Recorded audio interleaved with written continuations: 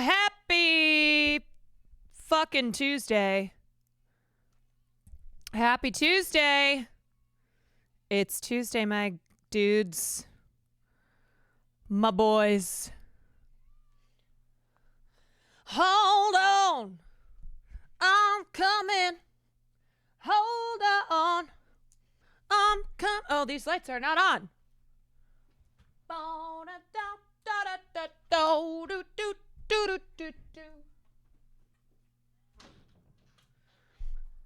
Whoo-wee, everybody. Hello. Welcome in. Welcome in, y'all. Yo. Yo. How we doing? Carlos, thank you for the 24 months. Hogan, thank you for the gifted sub. Manong Hassan, thank you for the 17 months. Raft, thank you for the prime.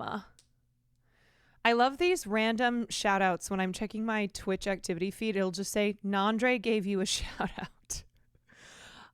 I wasn't even live yesterday. Oh, okay. Wait, I meant to start off the stream by being like, look at my shirt.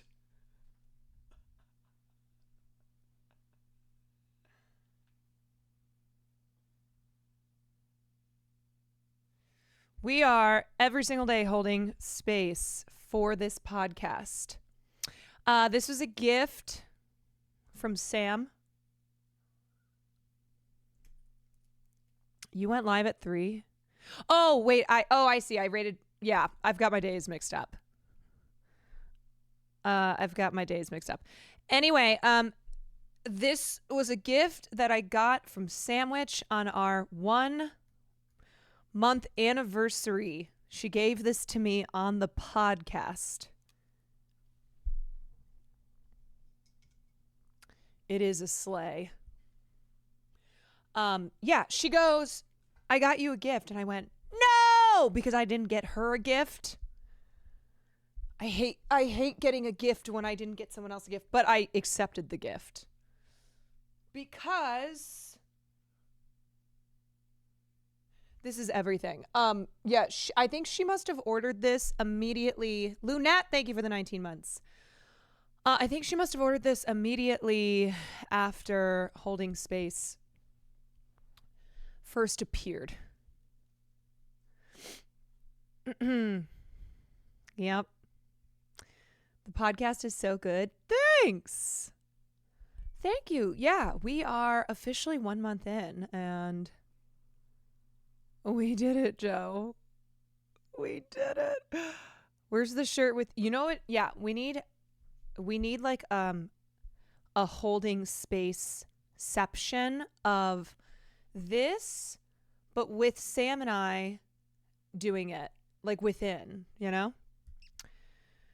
Bad Critic, thank you for the 19 months. I am Spam, I am. Thank you for the 4 months. Thank you for the hype train, everybody.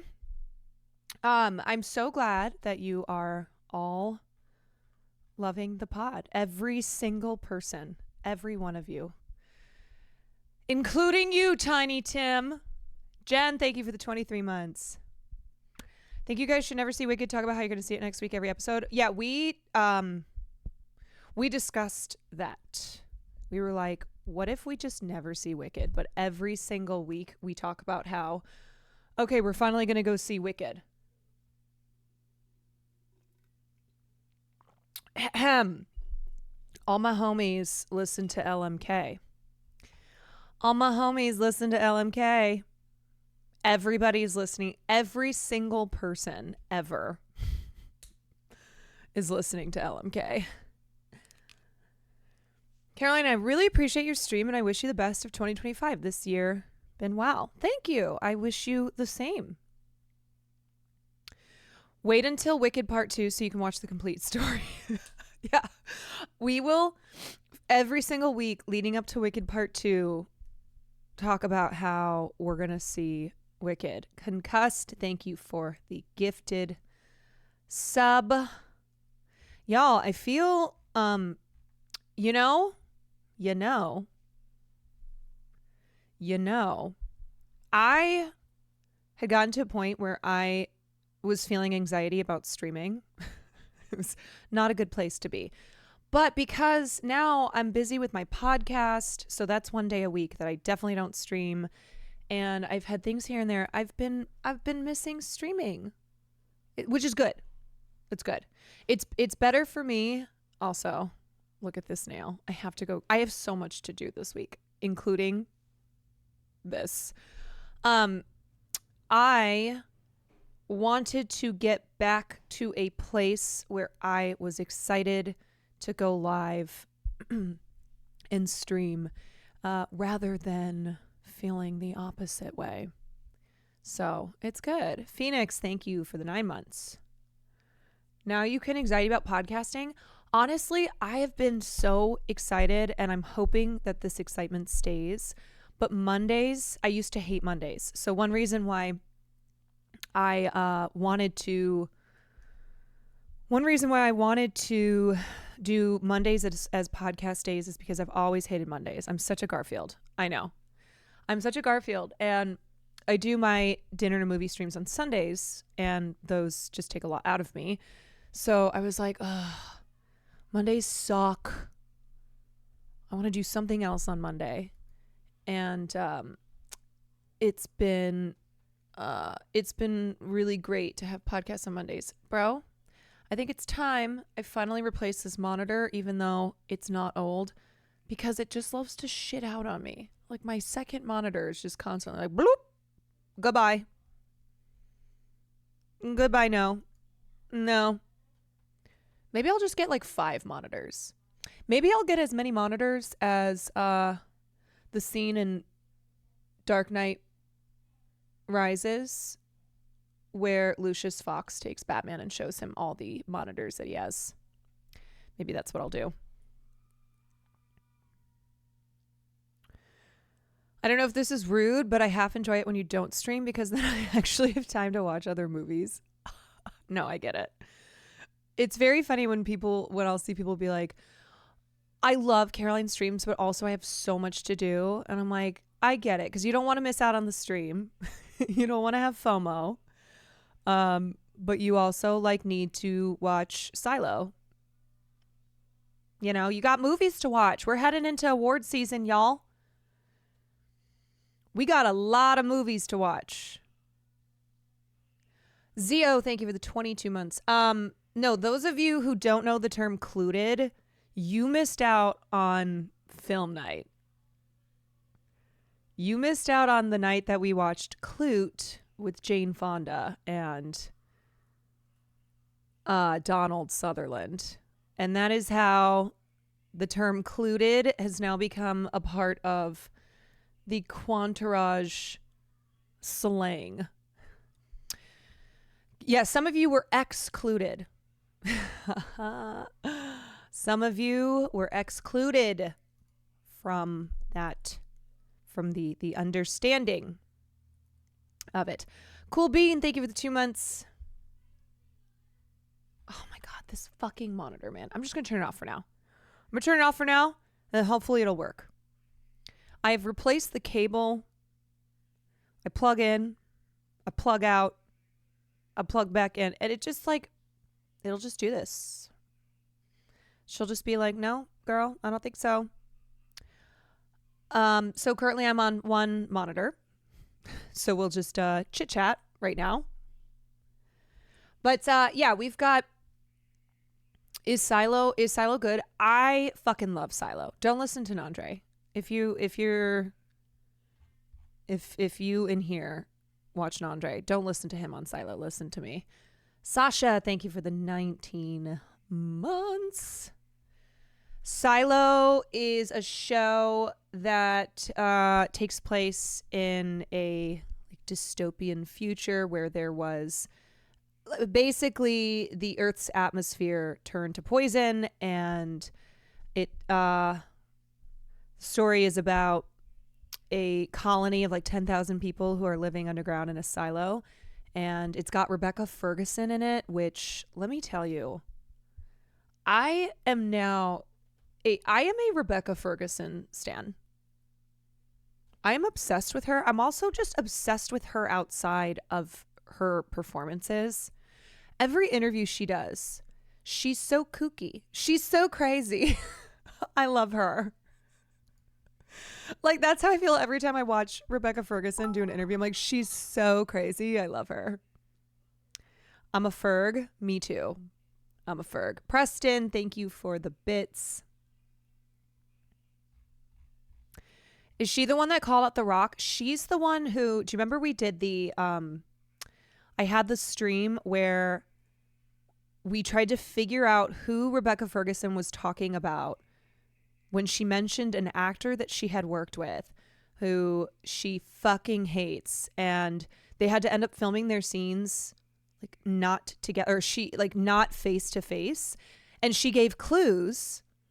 She gave clues and the internet was trying to figure it out. And then we came to the conclusion that it was Hugh Grant.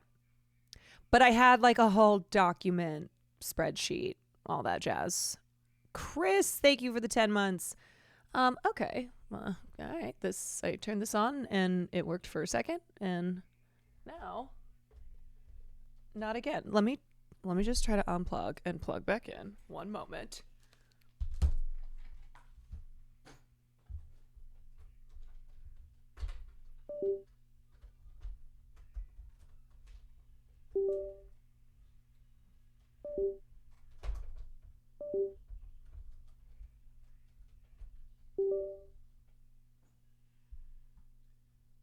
Okay.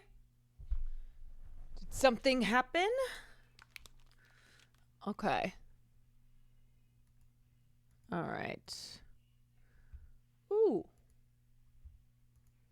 Ooh-wee. Ooh-wee. Oh, nope. Support. Nope. No. Not yet.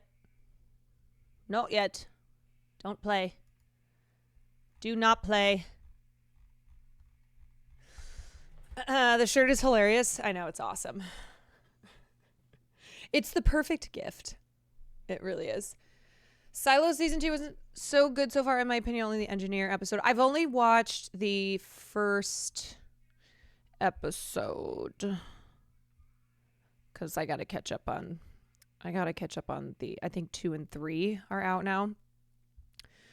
If Dune 2 was released at the end of the year, do you think she would have gotten a supporting actress nom? Well, the Oscar nominations haven't come out yet, but do you mean would her chances at getting Best Supporting Actress be better? No, I don't think so. But yeah, I mean, we don't know. Award season has just started. We're going to talk about it a little bit tonight because I want to talk specifically about the documentary No Other Land, which I've previously talked about. And I also have been, so I'm on my reaching out to people stage of like, I finally typed up a thing. That's like, hi, I'm Caroline Kwan. I'm a streamer on Twitch who covers pop culture and politics, but specifically the intersection of the two and the effect that it has on our world. Hi, I'm Shelley Duvall. Hi, I'm Shelley Duvall. I also don't know if this is true, but I said I'm the largest Twitch streamer who covers film awards, which I think, like, does anyone else even do that? You know what I mean? So I just need to, like, I need things. So kind of by default, I think it's me, but it's got to be true.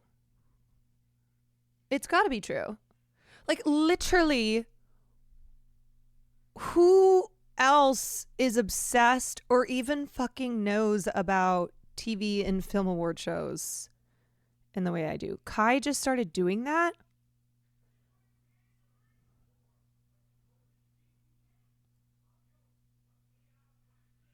Huh? Like, did he talk about the Gotham Awards?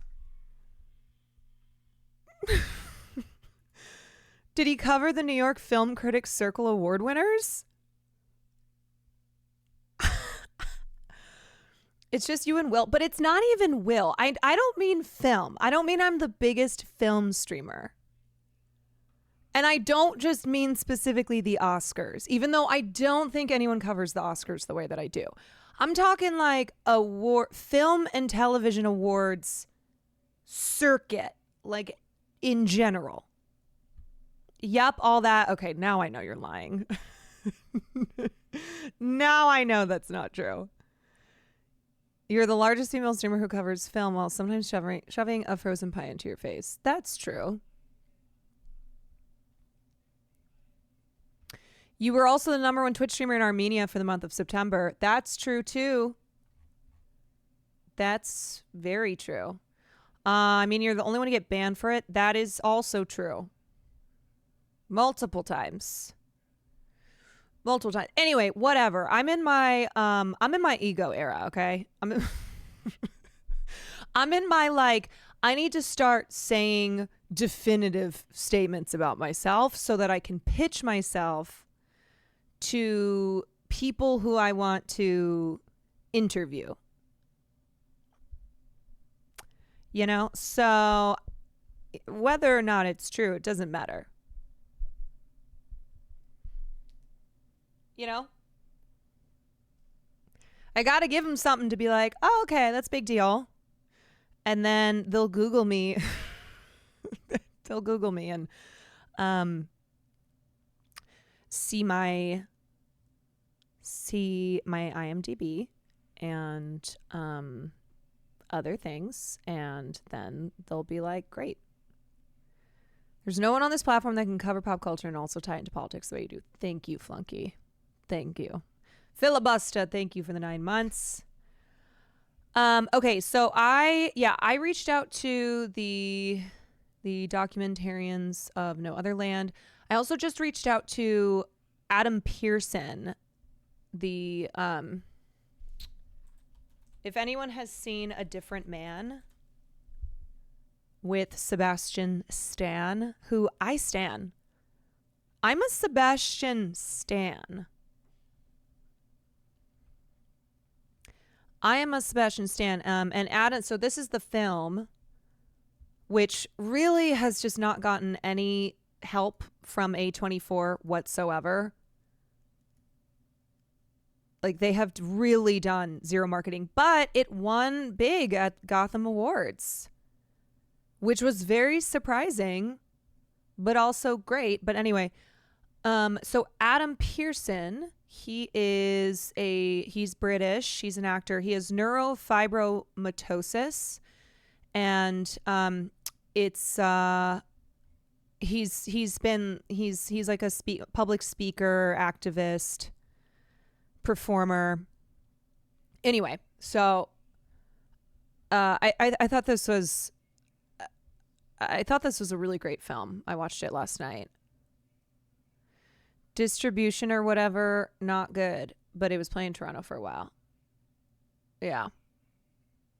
And you're right, he was in Under the Skin. Yep. Indeed. So I'm in my reaching out to people era with my pitch, which says who I am, what I do on stream, and why I would like to have a conversation. A24 didn't push it at all. 132 theaters at its peak. For 1 week, it was gone. Yeah, and this happens all the time with great films where they just get lost in the sauce. And, you know, the thing about award season is marketing is such a huge part of films getting attention. Sometimes films sneak through. Sometimes at smaller film festivals like New York Film Critics, because these are people who are watching these movies. But at the bigger ones, you know, the voting body of the largest award shows, often those people are not watching most of these movies.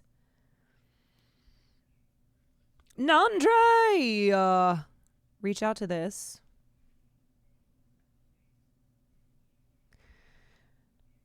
Thank you for the 22 months. Hugh Grant is in Heretic. Yeah. Yeah. SAG strike coverage might be worth including your pitch. Mostly, it's just a small pitch. It's basically like, I'm a streamer who does this. I've had on journalists, activists, filmmakers, politicians, and it's one of those like can provide, examples of interviews that I've done. But anyway, also a podcaster. I'm a podcaster now. Dude, I have been wanting to see Sing Sing so fucking badly, and they're finally re-releasing it in January because it did well at Gotham Awards. So like this is how this shit works, where you have a great film that people just did not have the opportunity to see, and it's not available anywhere. And then luckily it's able to break through at an award show. And then the studio is like, or the distributor's like, ooh, we should extend the release on this, or we should re-release. No, it's not on streaming. Unless it was for like a moment. But I have not been able to find it on streaming. I have not been sent a screener.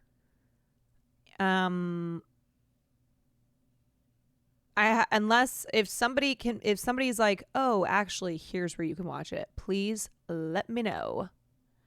Apparently it leaked on streaming 2 months ago and got pulled. Bro. Yeah, A24, get your fucking shit together. Bro.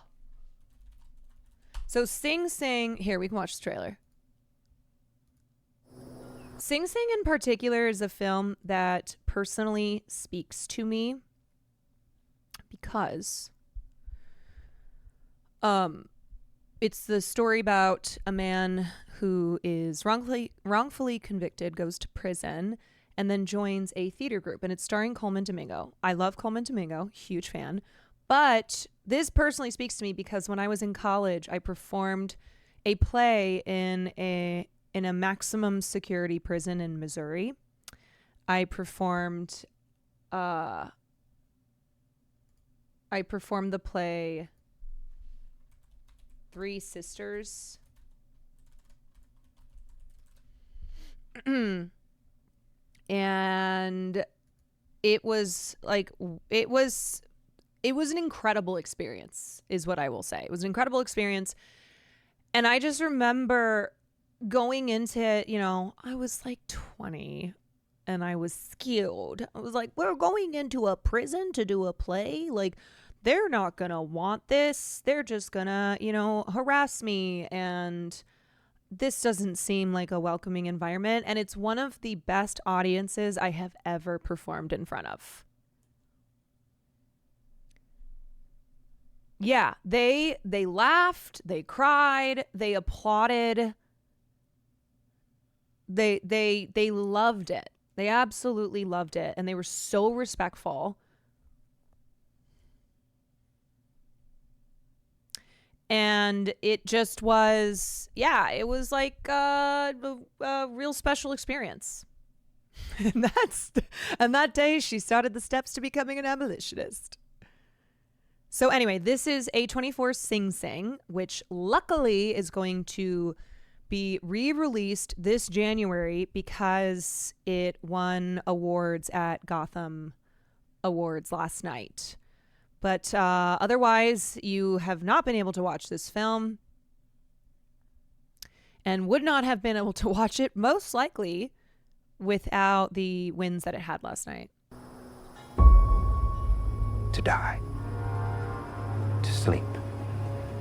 To dream. To die, to sleep, to dream. This is a clemency hearing for your conviction, 25 to life. Since you've been in custody, you've been involved in a theater program. Gentlemen, let's go. It's been a program that was established to help people get more in touch with their feelings and truly get some rehabilitation. I am Gladiator Goliath. I am Spartacus. I'm Prince Hamlet of Denmark. And it's turned into something of, wonderful. What part do you play? From time to time, I do act, like we all do. So are you acting at all during this interview? Hey, lady. Hey. We here to become human again and enjoy the things that is not in our reality. I think you guys are becoming real with each other, and vulnerable. Listen, I already know what you're doing, know who you are, what you about, bro. What? You don't get to tell me what I need in prison. You don't get to do that. And don't bring me in those dark corners no more. The world expects brothers like you and I to walk in with our heads held down. Nah, what you gotta walk in like a king. Everything is yours. I'm divine now. Yeah. This is my theater. Now give him some love, give him some love. Go to your most perfect spot. Do you hear anything? Are you with somebody? Are you outside? Hold that feeling.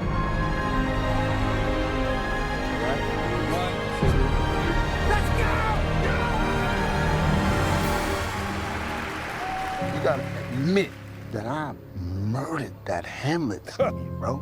Shakespeare is in his grave right now. He rolled over. You did your thing, beloved. I can't wait to see it. I cannot wait to see this movie. I already know I'm going to weep like a baby.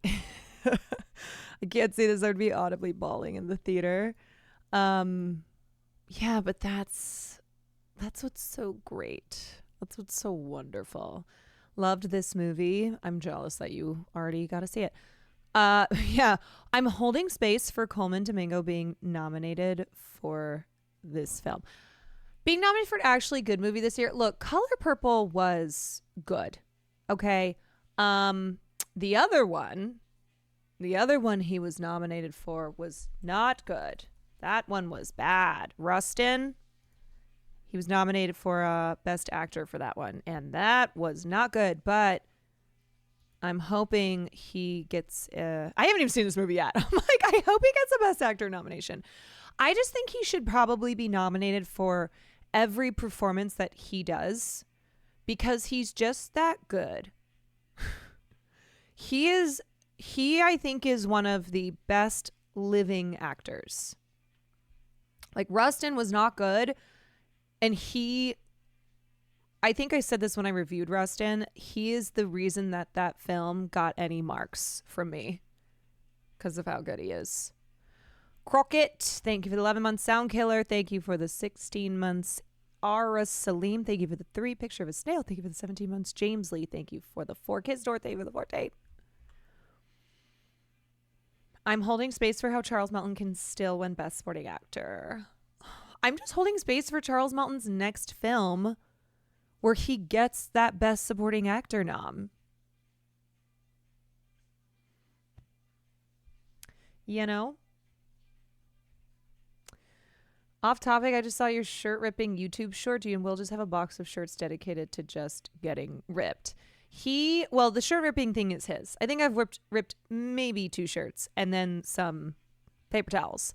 But he orders, he just gets like really cheap shirts that he'll do if he gets 100 subs. And it's like, I don't know, been his thing. I'm still holding space for Wicked. I can't hold much more space. Look, holding space is not something that there's a limit to it. You got to defy gravity. You got to hold space in a way where you are defying gravity. Coleman needs to win an Oscar for always being best dressed. Yeah, let's talk about it. Let's talk about it. That man knows how to dress. I mean, obviously he's a stylist, but he is somebody who, when he shows up, it's like, oh yeah, men, fashion doesn't have to be boring. Men, you can show the fuck up. Look at Coleman Domingo. All of his outfits from last year's award season, impeccable.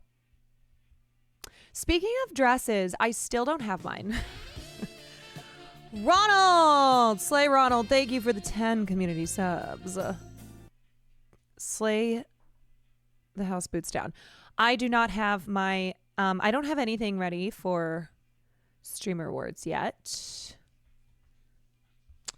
So, gotta do that. Gotta get going on that. That is coming up. Oh my God, I forget that Coleman is in... I forgot he was in Euphoria. You know what? That show needs to no longer. We cannot be having people... And he's so good in that show. But... I think... I think Sam Levinson needs to be stopped. I think I'm putting him up there with the ranks of really powerful showrunners who need to be stopped. Yeah, and all those do those actors know that Euphoria is happening? My question is, because they have all outgrown Euphoria,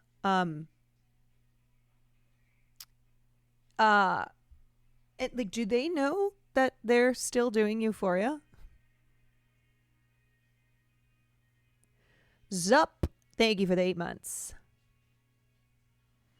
Right, like how long is this contract? Is this something when they signed a contract that it was like, oh, by the way, this is for the rest of your... If we want to do 100 seasons of Euphoria, you're doing 100 seasons of Euphoria. Season 3 is eyeing a 2026 release. 4 years after season 2. Why? Why?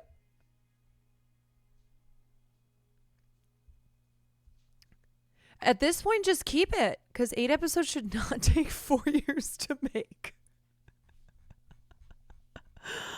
Oh my God. Yeah, is this like Degrassi Next Gen situation? Bro, I don't know. Zendaya's too big. Okay, Zendaya has moved on. She has moved on. Speaking of Euphoria, Zendaya was a B-roll on a Boston news channel.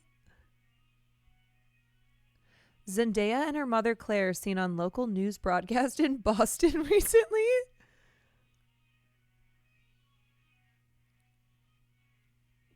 This is so funny.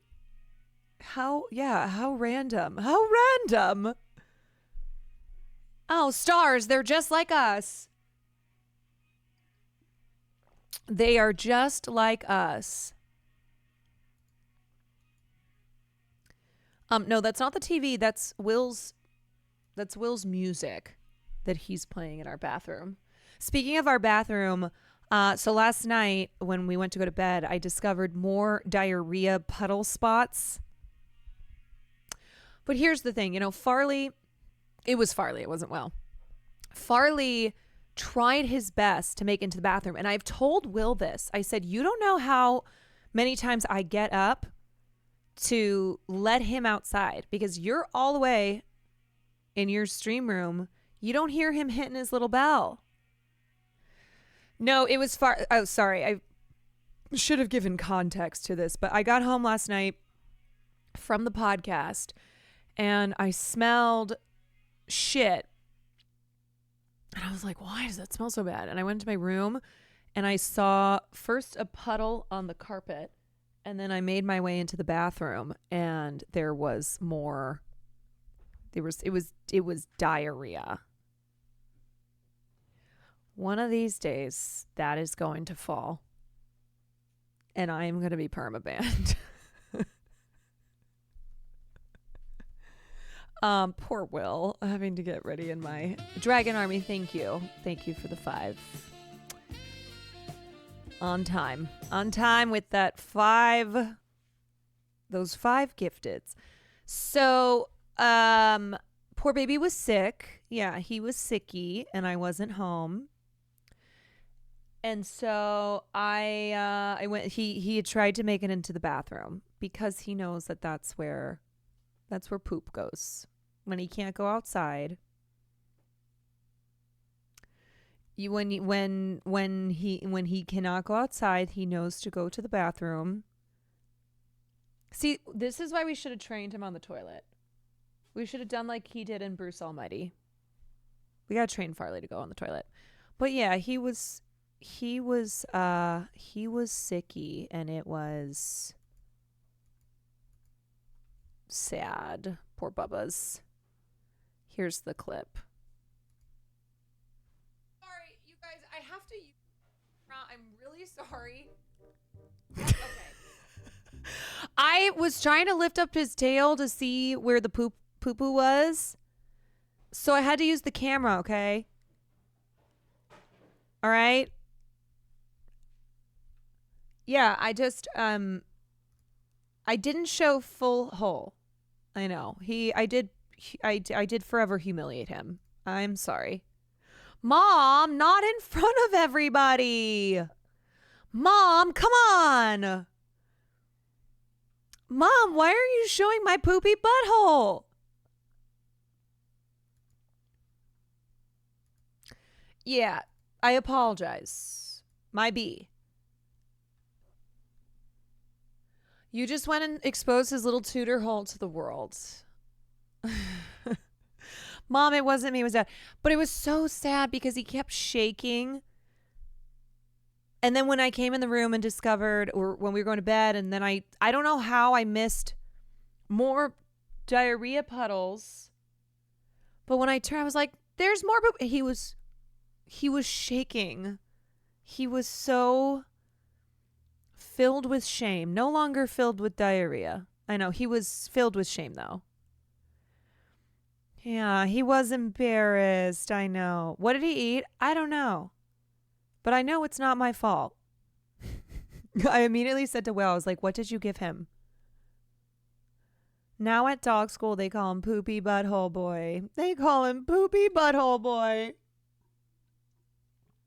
Oh my God, that is so sad. He thought he was in trouble. I know, but even when I was speaking to him soothingly, I was like, it's okay. It's okay. It's not your fault. He was still like, he was just so sad. Be honest. Be honest. Be honest.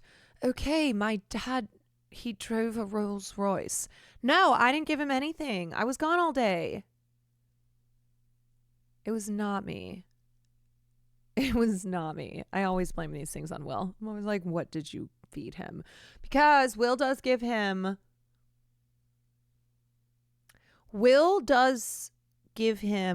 things that can produce diarrhea. I would never. I would not. This is an emote of the entire Shrek movie. Wow. Oh my God.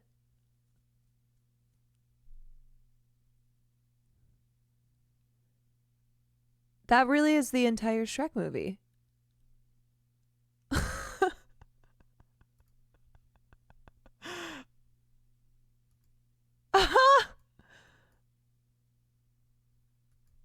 That's so funny. Okay, so we have lots of things to go over tonight. Yeah, I'm gonna be the first person to get a DMCA strike for a fucking emote. All right. Lots to cover. We got Jane Fonda. We got this documentary. We gotta take a look at that. We need to talk about how the internet does not want women to do anything, including get a PhD. You know, that's how things go. We got a Kate Winslet thing, got martial law. Hopefully we get through all of it. Hopefully. I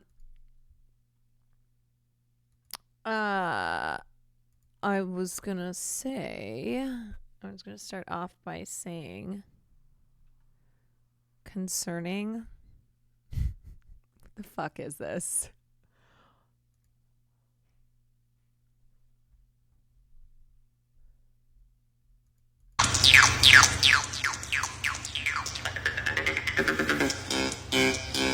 Where do you fucking find these?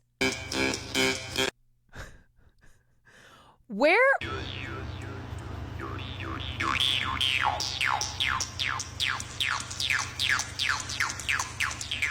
Please. It's the Goosa. It's the Goosa. This is why I'm not on TikTok, okay? For this reason, this is why I am not on the talk. I'm not on the talk. All right. Let me start off by saying that I decided to... I haven't listened to Pod Save America in a while. Used to be a big listener. Do not listen to them anymore. But I was just... Maybe I was just looking to get mad. So I decided to listen to the episode where they cover Joe Biden pardoning Hunter. And I was immediately mad. And here's why I'm so fucking pissed off. Because I feel like we're being gaslit in the way that libs, like the Pod Save America boys, and pretty much all of mainstream media, are acting as if Joe Biden is a rule follower, like holds up abides by international norms. These were literally the words that they were using, where they went, look, we get it that like you want to pardon your son and blah blah blah blah, and we would do, we get it, like Joe Biden, like his family's gone through a lot, but why did you lie about it? Like, why did Karine Jean-Pierre lie about it? And so the Pod Johns were hung up on the fact that Joe Biden lied about it. Like, Joe Biden's not a fucking liar, okay? Like, I'm going to be that person. Do you think that Joe Biden, that like this is the lie? Like, this is the lie, capital L? That is the problem?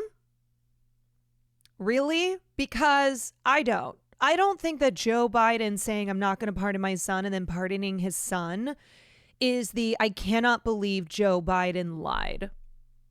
Yeah, it's funny where they draw the line. The other thing that they like kept saying was how, look, we're not saying that Donald Trump is going to, that this is going to give him leeway to buck the rules and do things how he wants to, because Donald Trump already does that. I'm like, yeah, that is true. They're like, but Biden, has always been somebody who really upholds norms and is very respectful to like international law. Like, they were saying these words. I went, really? Because I don't fucking think so. Joe Biden lied, people died. Literally.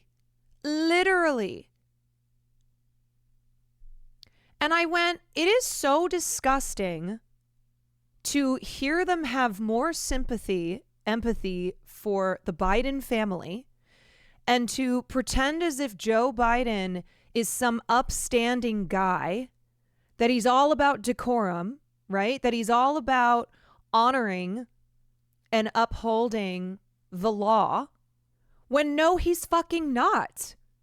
No, he's not. I was so pissed. Yeah, I knew I was going to be pissed. But it was so blatant how the Pod Johns do not give a shit about Joe Biden violating international law and American law repeatedly so that he can help his best friend Bibi carry out a genocide. And it's like, I know that Tommy Vietor has talked about Palestine, and of all of them is the one who I think has had the most empathy. He's got like the Pod Save the World. He's the host of Pod Save the World. So like this is, foreign policy is his thing of all the Podjons.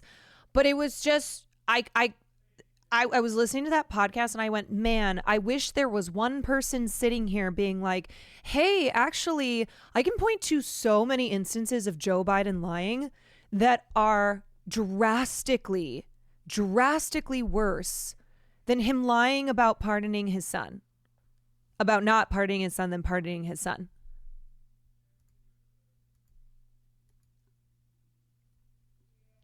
Yeah. And the other thing too is like, okay, why don't you talk about the fact that Biden actually is showing that he is capable of still doing things? That Biden's not just totally checked out, because here he is making sure to pardon his son, which I don't give a fuck about, right? It's not about Hunter Biden being pardoned.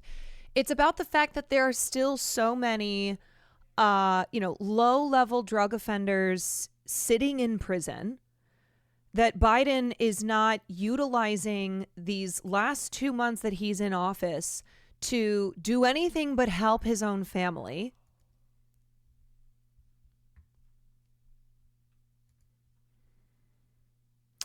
And that we're going to sit here and pretend as if Joe Biden is some upstanding guy who, Lord knows, he's been through so much and we have so much empathy for him.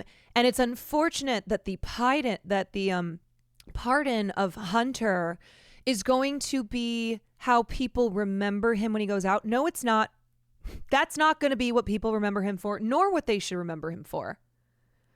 Biden wrote the laws that put those people there, and he doesn't think that law was a mistake. Right. But the Podjons are not interested in getting into any of that. And of course, this is not shocking at all, but it's why like seeing them on this quest to have these conversations about what went wrong with the Democratic Party and act as if they are here legitimately trying to improve the lives of people who live in this country. Yeah, fucking right, man.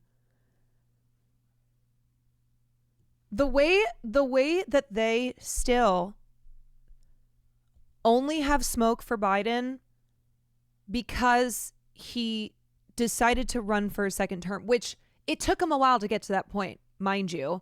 But the Podjons are doing this thing where they're trying to, I mean, it's not just them, but they're trying to come out on top. They're trying to have their cake and eat it too, right? They're trying to blindly support the Democratic Party, like the sycophants that they are. And then when push comes to shove on certain things, like Biden shouldn't have run for a second term. He should have dropped out way earlier than he did. Now it's like, oh, well, they were always on the correct side of that matter.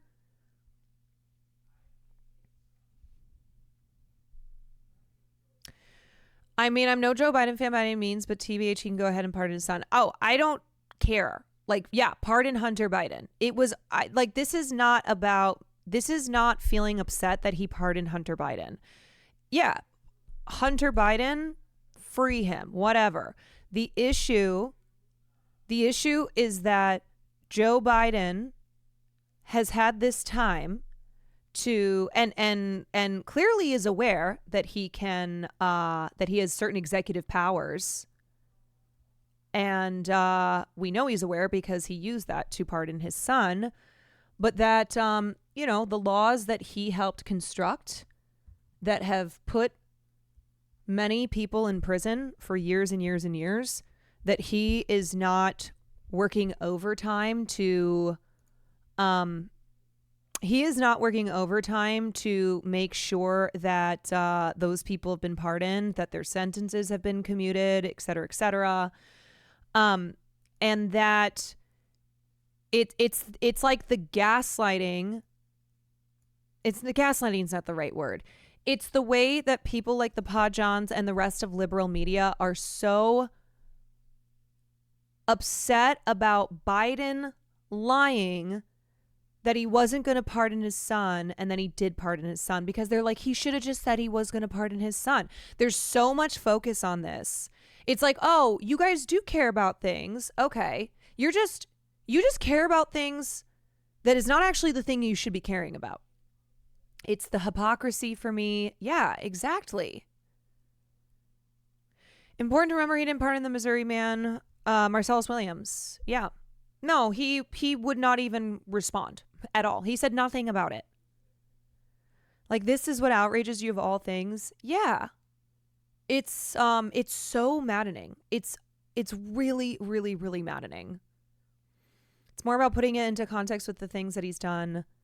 Yeah, the things that he's done, the things that he's not done. And to me, Joe Biden is a fucking war criminal. And that's what I think is deserving of retribution, deserving of lots of attention in the media. You know, that he is a fucking liar. He is a fucking liar. And he's a war criminal. Yeah, but he's our war criminal. And anyway, I'm just not surprised, but still maddened at the response from liberal media over the Hunter Biden pardon, where it's like, oh, this is the thing that gets y'all up in arms because you're upset that Biden initially said he wouldn't pardon Hunter Biden, but then did. You have some real fucked up priorities. You have some real fucked up, like the things that you care so deeply about.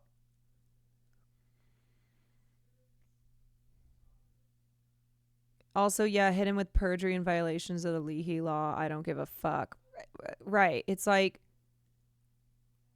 of all the things that Joe Biden, that's going to haunt Joe Biden, it's not that all the things that are going to haunt him and should haunt him, it's not that he said he wasn't going to pardon his son and then pardoned his son. Like, that shouldn't even be on the fucking radar.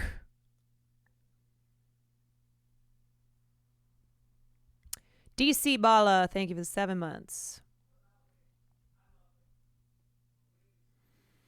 Man, and I'm so... I am already exhausted by the myriad pieces that are going to come when Biden is no longer in office, when the transfer of power goes to Trump.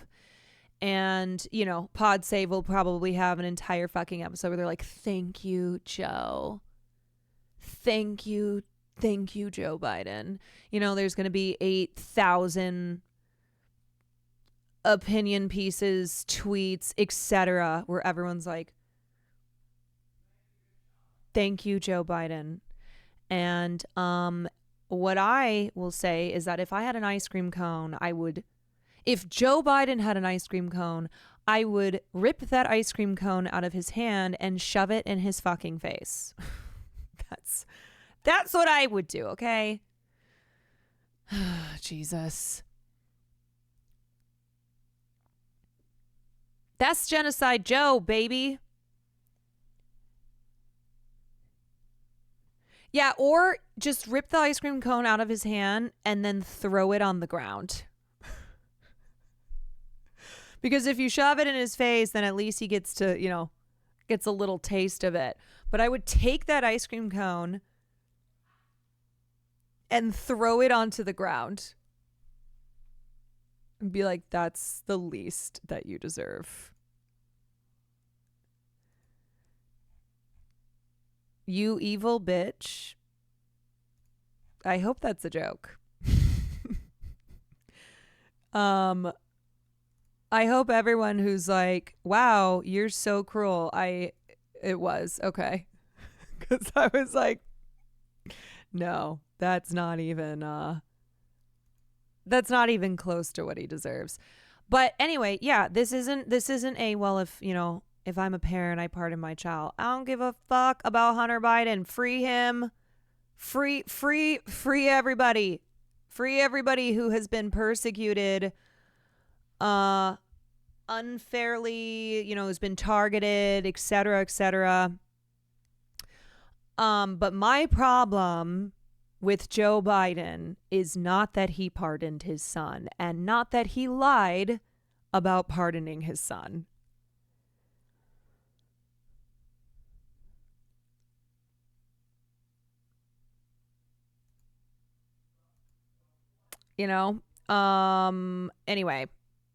Anyway, yeah, I was, I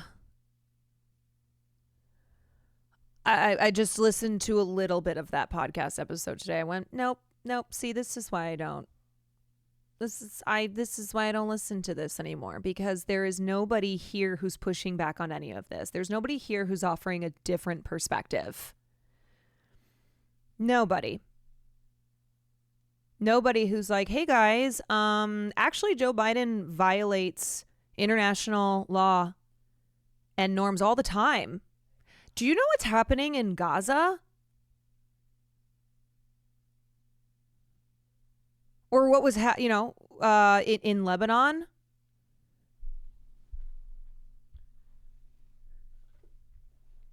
I'm not from the U.S. and from the outside, it's always incredible to see Democrats glorifying literal war criminals, Obama and Biden alike. That's because there are war criminals, as the chatter said.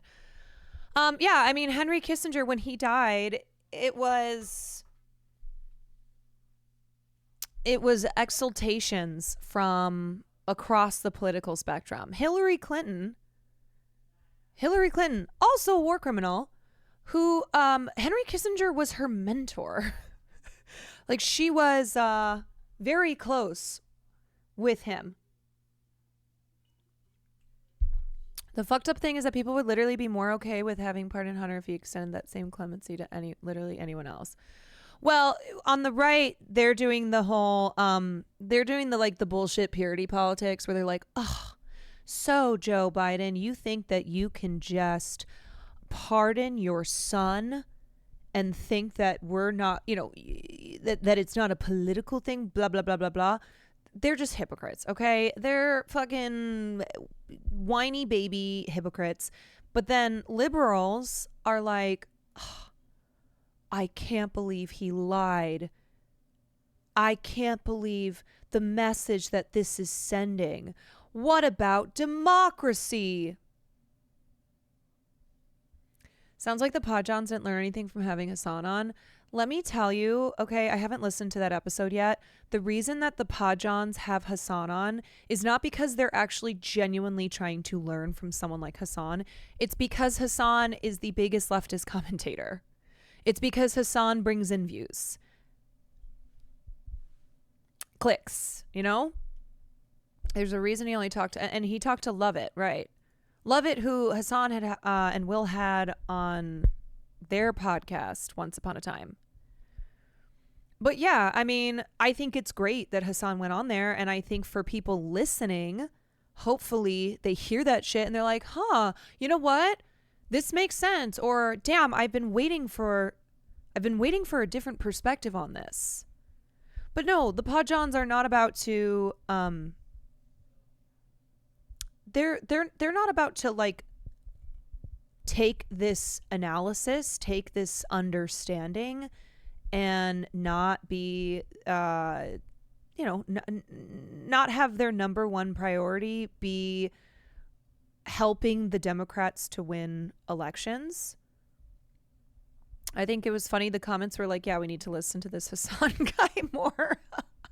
Yeah, why don't you bring him on as a permanent host? How about that? Because I know for a fact in that episode where they were talking about the pardon, somebody with Hassan's, way of thinking would have pushed. There were like 100 instances in just 5 minutes of that conversation where it's like, oh, here, oop, oop, oop, oop, oop.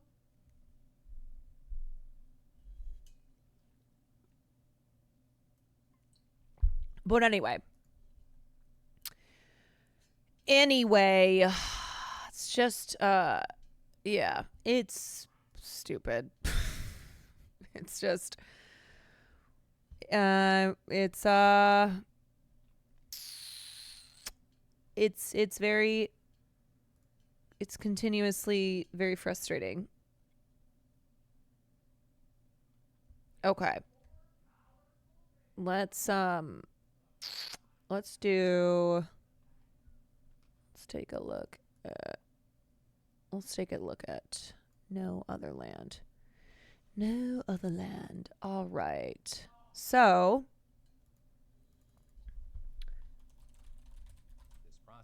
since we are talking about film.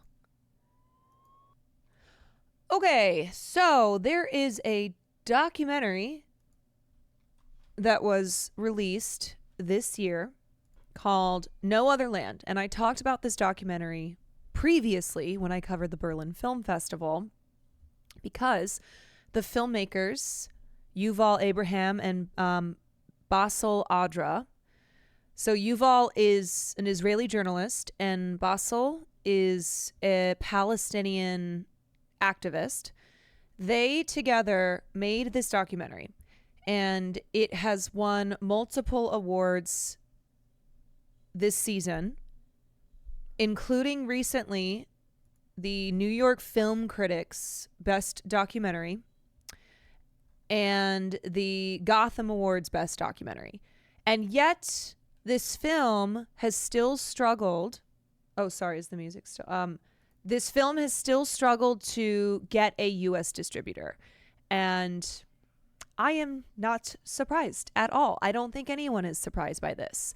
So this is a multiple award-winning documentary that is incredibly relevant to what is happening in the world right now. And it has been critically praised.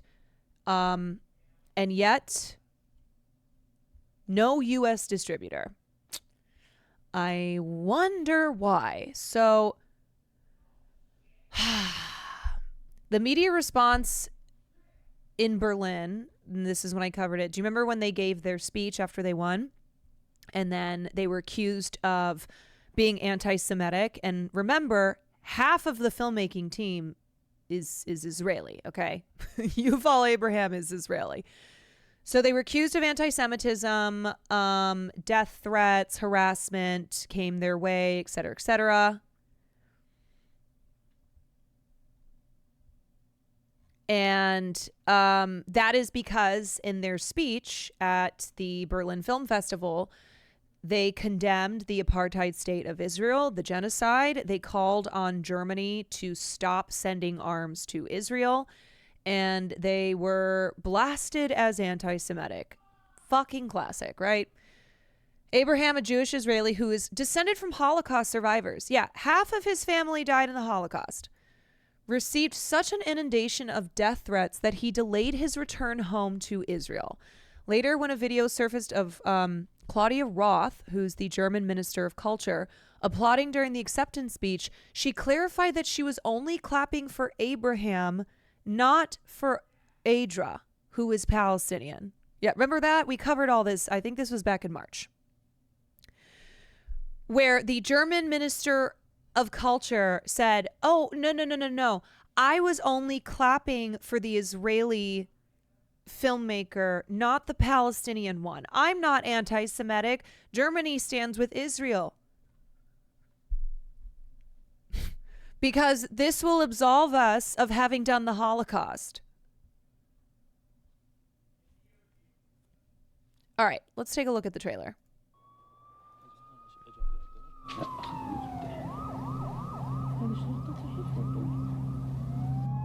1,000 Palestinians face one of the single biggest expulsion decisions since the Israeli occupation of the Palestinian territories began.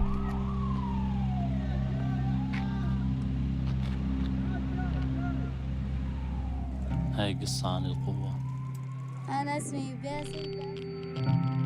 مسافر يطا هي المكان اللي كبرت فيه. بداية تصويري هي بداية نهايتنا. Germany stays being on the wrong side of history, truly. جرافات؟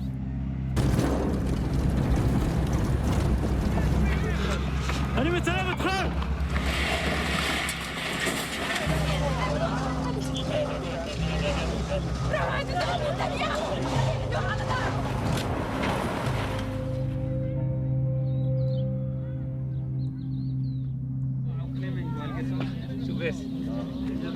ولد 48 لا يهودي عندكم اياه في صوت بيطلع يعني مش ناس قاعدين يعني فيش بني ادمين شوف دخلوا This is what's happening in my village now. Soldiers are everywhere. سلم يا باشا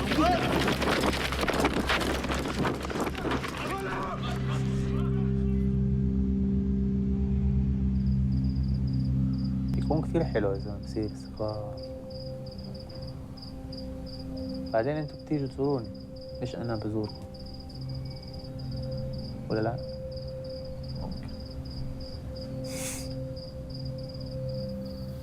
ولا شو بتفكر؟ لو أنت مكاني شو بتفكر؟ Yeah, if you were in my place, what would you do?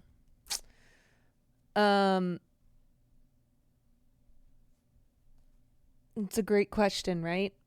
Because there's a lot of people who will never be in a place that Palestinians are in, who certainly have a lot of ideas and I'm not even going to call them opinions because they treat them as fact for how Palestinians should act, how Palestinians for the last almost 80 years should behave. So anyway, this is obviously a very powerful documentary, one that I think would be very important for Western audiences to see. And unfortunately, right now, we can't see it because there's no distribution on this. It's not available. It's not available streaming. There's no place that you can watch it, and that sucks. It absolutely sucks. And to know that, like, I mean, I'm hoping that this film continues to get recognition at film festivals and during awards season. It's online if you know where to look. Well, you guys know I'm a person who doesn't know how to find things like that. Who doesn't know how to find things like that.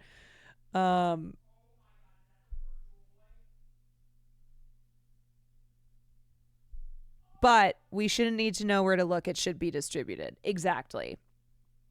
This award-winning documentary should be distributed in the United States. And it is getting to a point that it is just it's so glaring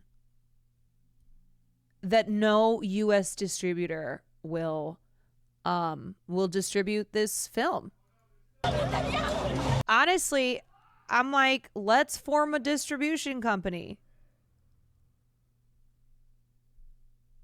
Let's form a distribution company so we can distribute this film ourselves. But this won Best Documentary at Berlin Film Festival. It won the Film Critics, the New York Film Critics Circle Award. Also at the New York Film Critics Award show, The Brutalist won Best Film. The Brutalist did very well. Let me see what else here. Best Film, The Brutalist. Best Actor, Adrian Brody. From The Brutalist. Best Director, Nickel. Okay, I really need to see this movie, I guess. Anyway, what I obviously, like, when we think of awards shows, when we think of the big ones, the ones right now are not the major award shows, but they're really important for other reasons. So the New York Film Critics Award show is really one that you should look at if you want to know what the critics think is great, because these are literal film critics who have given these awards out. And these are people whose job it is to watch movies. So this isn't a like, oh yeah, I saw Dune 2, Gladiator 2, and Wicked, and like maybe a Nora. So I've seen the films that are the big, the big ones that everybody's talking about on a place like Twitter.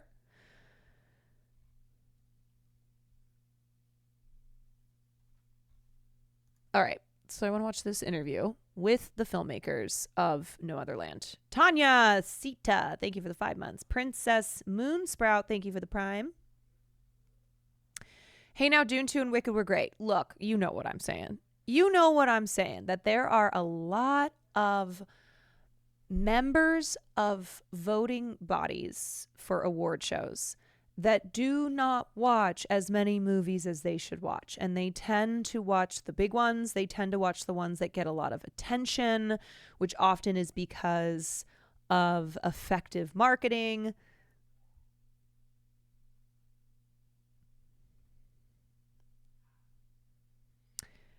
I could be completely ignorant, but could they put on YouTube so people can see? I could be completely wrong. Yeah, I don't know. I don't know what their strategy is going to be here. But the main point of this is that not a single U.S. distributor will pick up this film, and it's because it's a film that is empathetic to Palestinians. Do I need to watch actual? No. في صوت بيطلع يعني مش ناس قاعدين يعني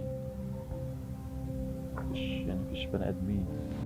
Hey, I am Basil Adra. And I'm Yuval Abraham. We are the directors of No Other Land, and we are here in the IndieWire studio in New York to talk for the Toolkit podcast. So I reached out to these guys to see if I could interview them. And that's what I was talking about earlier, because they are people that I would love to speak to about their filmmaking journey, and then also, of course, talk about No Other Land, and then talk about the difficulties of distribution. Thanks for watching. I think maybe the easiest place to start, and it sounds like pretty mundane, but Basil, can you tell me a little bit about your hometown? It's a town called Masafer. It's in the southern occupied West Bank. It's on the border of Green Line. It's farmers' communities, like small villages separated in this town. Mainly people are shepherds. This is how my grandfather grew up, and my father as well. People used to live very simple life, making caves in the mountains, and lived in it. Speaking about the history of the area. And cultivate the land and work with the sheep, and very, very different than a life in the city. And it's in the West Bank. What's happened there? Because I just want to give some context here. The West Bank generally it was under the occupation and control of Israeli military since '67, and in the '80s. As a German, I always knew the stance on Israel of our government was insanely bad, but the open support and denial of the genocide even shocked me. Sorry if my English is bad.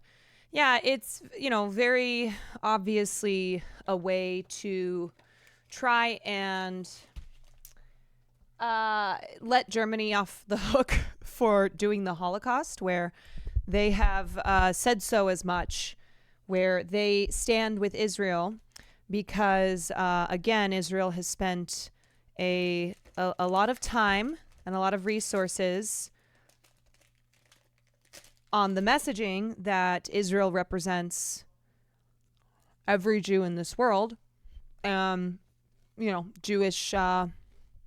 Jewish pain and the history of Jewish persecution is why Israel must exist. And so Germany has been a stalwart supporter of Israel because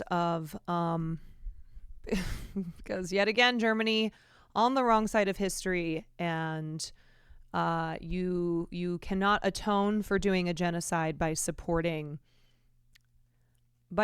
another genocide. They start the policy of building settlements quite before in the 70s, but mainly in the 80s. Kind of they has clear plan that they go building settlements in our area. For example, Masafer settlement started in the 80s, And in the policy, it was like kind of sneaky and malicious. I hear a story from my grandfather and all the people in my area. They said like the army came like and told them, we're gonna build a road for you here. We're gonna just have some caravans on this mountain here and this mountain for the workers and for bulldozers that is making the road for you. And which is today the settlements are in this place.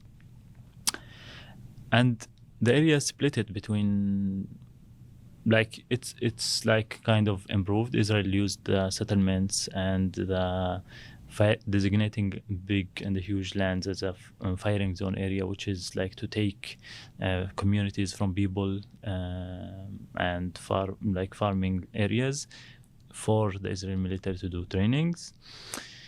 And another, they call them military firing zones. Military firing zones. That's the yeah. excuse for Yes, it's 20% of the West Bank, the total, and part of this it's 14 community out of 20 in Masafer Yatta was designated as a firing zone back in the 80s, as well. Same years they start building settlements.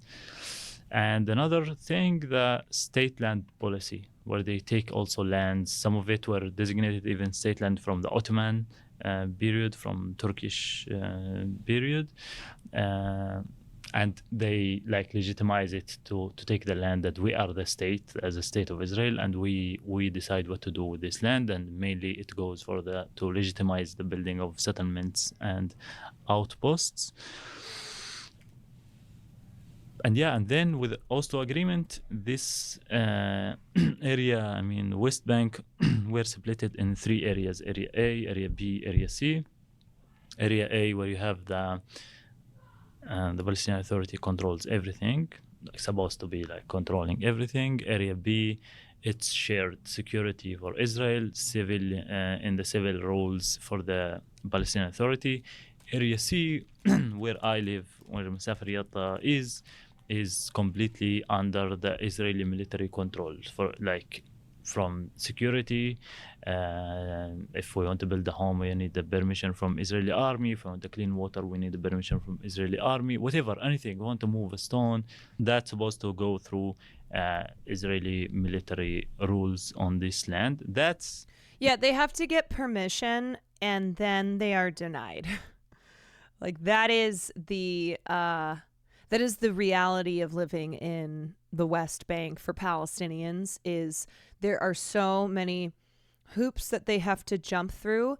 And of course, there's never a priority on, they're requesting a building permit. That shit takes a while. But if you're Palestinian, you may never even get an answer on it. And then when you do get an answer, it's no. Yes. As described, I think it was Ta-Nehisi. This has been written about before, but in the message, he talks about how Israel owns the rain, and they talk about how they own the rain. So everything in the West Bank, from the land to the water to the air to Palestinians themselves, is under the control of Israel. And I think that's something that is so is still lost on people who get they'll go, okay, yeah, settlements not so good, right? Okay, kicking, they might have one opinion on Gaza because of Hamas, but then they're more likely to be a little more amenable when it comes to the West Bank because of how blatantly illegal and morally reprehensible the settlements are. But I think it's still not being able to grasp just how oppressive it is in the West Bank. And there's a lot of things that when for most of us who will never have an experience like that, you can really only understand as an outsider, but there's still we can try and understand as much as we can, but still we'll never even fully get it because that's not how we that's not how we have to experience things. According to Oslo agreement, that should be a temporary situation. But And in the last few years, it's gone through the largest displacement. Is that right? It's the largest. Also, the other reason why film festivals are important, award season is important, is because it puts a spotlight on a film like No Other Land, where, here they are sitting down with IndieWire, getting to talk. Here's a Palestinian activist getting to talk about his film, but really what the film is about, which is life as a Palestinian. After they won the Berlinale Documentary Film Award and the Panorama Audience Award, so they not only won the Critics Award, but the Audience Award at the Berlin Film Festival, they sat down with Variety and interviewed with Variety. But like, none of this happens without these awards being, in the critical acclaim of a film like this. And even still, they will be ignored and dismissed by outlets whose job it is to have these interviews. It's been in the last 5-6 years, right? In the largest removal of people from the area. You are talking about the court decision. Well, I'm also talking about the actual removal. Yes, the actual move. Yes, that's right, and that's mainly happening for two reasons. When I lived in the West Bank, the IDF would cut off water and electricity all the time in the late 90s. Yeah, just imagine that at any given moment, you do not have water, electricity, and there is nothing that you can do about it. Reasons. One is that in the past decades, Israel made the Palestinian life in these areas unlivable. Anything we build, it's illegal, so they will come and destroy it. Preventing people to have clean water to drink, water for their animals, preventing people to access to land where they can cultivate and feed their animals, preventing people to have homes or schools, and safety from the soldiers by invading homes, arresting people, attacking communities, doing trainings for soldiers in a lot of communities with tanks, with putting targets in the roads and shoot at them, preventing the movement of the really making the life miserable when you live decades under a situation where they bulldozer the road that you go from it, where they confiscate your car because it's civil car, can't move in this specific area, where you can't have home and you rebuild your home, they destroy it 5, 6, 7 times, 10 times, and your life become to build a home. That is literally what you are trying to do, is to have a home and you can't. So, and the other thing that plays a big role in the recent years is the settlers' pogroms and attacks under the support and the facilitation of the Israeli army, where they go in Masafer Yatta to burn homes, cars, attacking individuals, cutting wires of electricity, stabbing water tanks, and in Hawara, in Tormos, and they murdered a number of Palestinians in those communities during the pogroms. So there was people felt unsafe and their life became unlivable in this situation. So yeah, it's since October till today, 6 communities in my area just fled, and across the West Bank there's thousands of people who fled from their homes in the recent 2 years, 3 years. And you met Yuval, you're a journalist who's been coming into these areas to report, right? Yeah. That's how you met. That's how the two of you met. Yeah, I'm a journalist. I write for Plus 972 magazine, which is an Israeli-Palestinian media outlet that's left-leaning and has been covering for many, many years the military occupation. And for me, that was, I've been writing about this mainly in Hebrew for many years. Trying to report on things that almost do not appear at all in the Israeli mainstream media. And a big part of that for me was being on the ground, because it's not, often journalists will come after violence had happened and do interviews with people who suffered from that. But I thought there's a lot of power in being there and actually seeing, with your own eyes what happens, in the morning when the community wakes up and you have, the little children looking at the road and seeing this line of cars approaching the community. And it has like 2 bulldozers, 3 white cars, and then like very large military jeeps, and they move in a straight line. And you look at it and you never know, you literally don't know where they're going to turn and which village, because as Basil said, Israel deems anything Palestinians build in that area, even though they're on their lands, illegal. So theoretically, the military can come and destroy almost every house that they want. There are thousands of people who don't know if it'll happen today, tomorrow. Yeah, and this feeling of dread, you watch this convoy and you don't know, will it be your turn or that? Also, to be clear, this is part of the strategy. The strategy is to make Palestinians constantly feel that fear. This is intentional. This isn't just, this isn't like, oh, well, that's what the policy is type thing.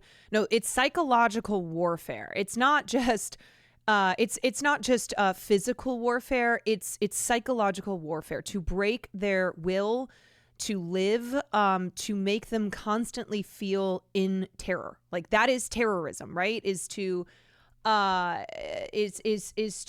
create this constant feeling of terror, right? Whether you are using physical violent means or intimidation or whatever it is, with the aim of a group of people feeling terror. And these are things that what I just described to you, these are things that you can, I think, in a way only write about either if you live that situation like Basil is and has been writing for a long time, or if you come and witness the things as a journalist. And as an Israeli, this was very important for me over the years to do. And that's how me and Rachel met Basil and Hamdan, and we formed this Israeli-Palestinian collective of at first we were doing this for journalism, but then we began working on this No Other Land, on the film 5 years ago. But we met through journalism, basically. You're a journalist. Yeah, 5 years ago. Okay, 5 years ago. Just another example of how history did not begin on October 7th for Palestinians. They've been working on this film, and of course, this is primarily looking at Basil's home in the West Bank, but it's just there's so many moments when you see an old Guardian piece from 2001 or, a book on Palestine and ethnic cleansing from the 60s, etc. And it just reminds you that this has been going on for a long time. And I think a lawyer too, right? Do you have I studied law. Yeah, I didn't practice in the court. But instinctively, you've been picking up the camera. Maybe it's just, maybe that's just the world we live in. But you've instinctively been picking up the camera and filming. Your parents are activists, I believe. I know they are. Thank you, Drew. But that's something, because I want to talk about the move towards filming, but that's something that you've just kind of instinctively been doing is documenting this from since you were a kid, right? Yeah, it's so in Masafer Yatta, the camera came like earlier, like in 2000.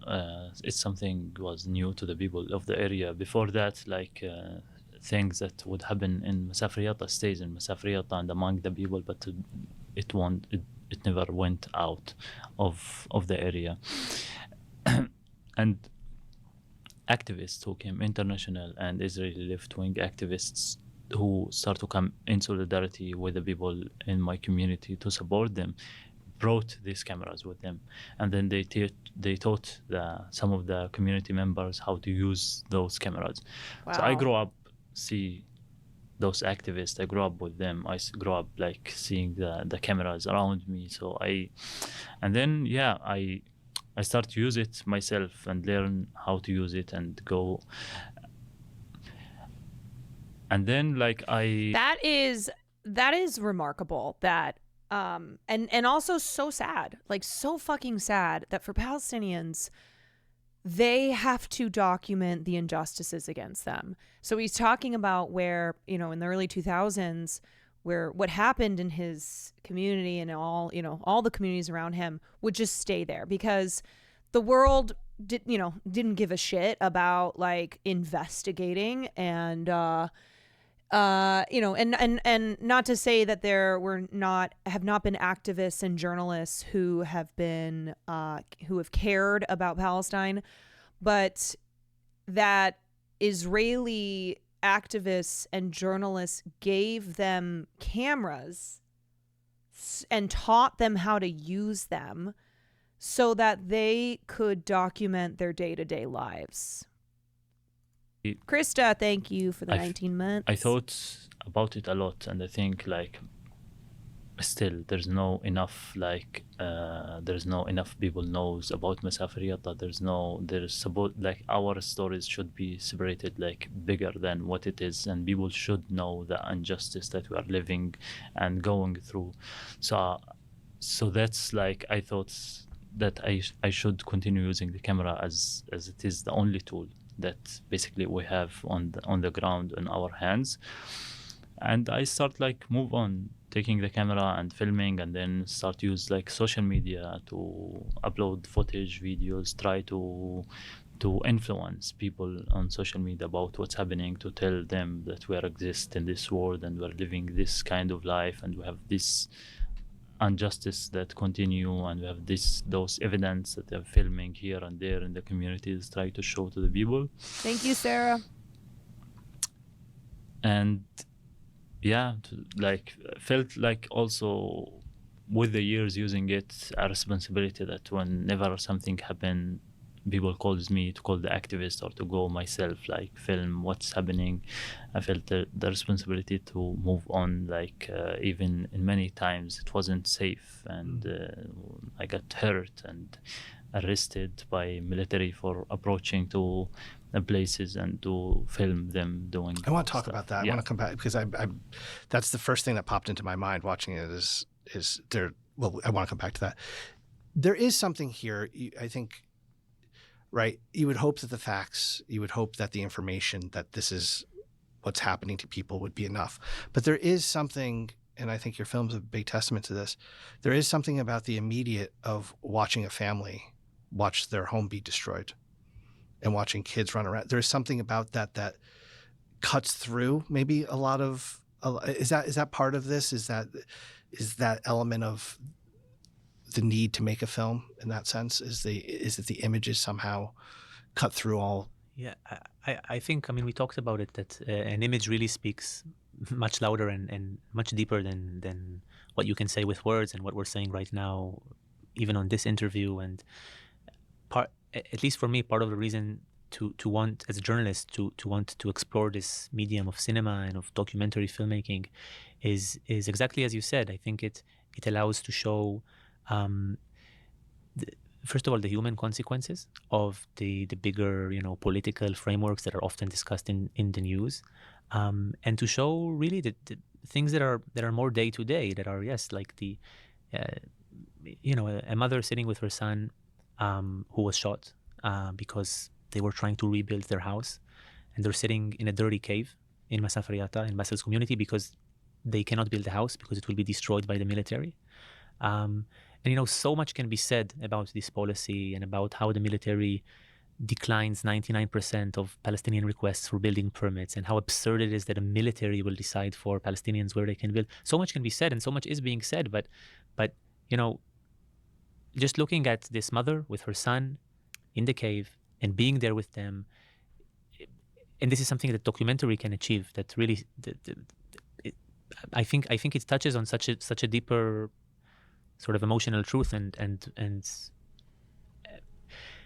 when things are repetitive, and the military occupation is repetitive, and when you keep seeing these snapshots of violence everywhere, like all the time, and it's again and again, people get really desensitized to it. And I think we were really, really frustrated because we are both, as activists as well. Like we really want to make a political change. Like we really think and we've been thinking this, for years before October 7th and for years before of like all of these atrocities that are happening now and all of the violence. And we've lost people. Like I've lost 3 people that I know on October 7th. Basil's cousin was shot. Like people that I know in Gaza that were killed, entire family. So we've been for years calling for a different path. We were saying, look, this is not sustainable. Like you cannot hold millions of people with no rights. There has to be a political change. And we were writing about it, and you feel this desensitization. Nobody's listening. And that was the urge for us to try to explore a new medium, to sort of, through a film, maybe help people see again things that they became sort of unable to see. I don't know if that makes sense. It does make a lot of sense. Yeah. And I think when you see the film too, I've been reading, I just say this because I've been reading a lot about the history of the West Bank recently. There's always been good writing about, but there's been some big pieces, and even just going back through the history with Rabin and then him being assassinated, and it for people that are interested, the history makes it that. Do you have an idea of how much it costs for decent distribution? I'm curious if this is something that could be crowdfunded. I know I'd donate. Well, the way distribution works is as a filmmaker, like an indie filmmaker, because otherwise, if you're making a studio film, then they handle all distribution. Often they have their own distribution, but you have to secure a deal with a film distribution company who then negotiates with the various cinema chains and books screenings, how many screenings for how long. So you can't just go, hey, I've got a bunch of money. Can you distribute this film? Like, it's why it's difficult, because if you don't have a distributor, then you can't secure a deal with any of the theater chains and can't get any distribution on the film. So like, for instance, peak season, it took them a really long time to find a distributor. And that is how the film ended up on, it had like a very limited theatrical release and then ended up on streaming services.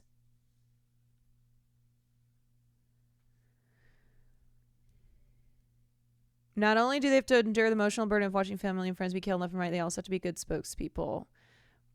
Right. Yeah, they are witnesses, but then also the conduits, the bearers of the message. It's witnessing, but then also the challenge of getting the world to witness as well. That much richer. But the truth of the matter is, there's something about right from the start with this film.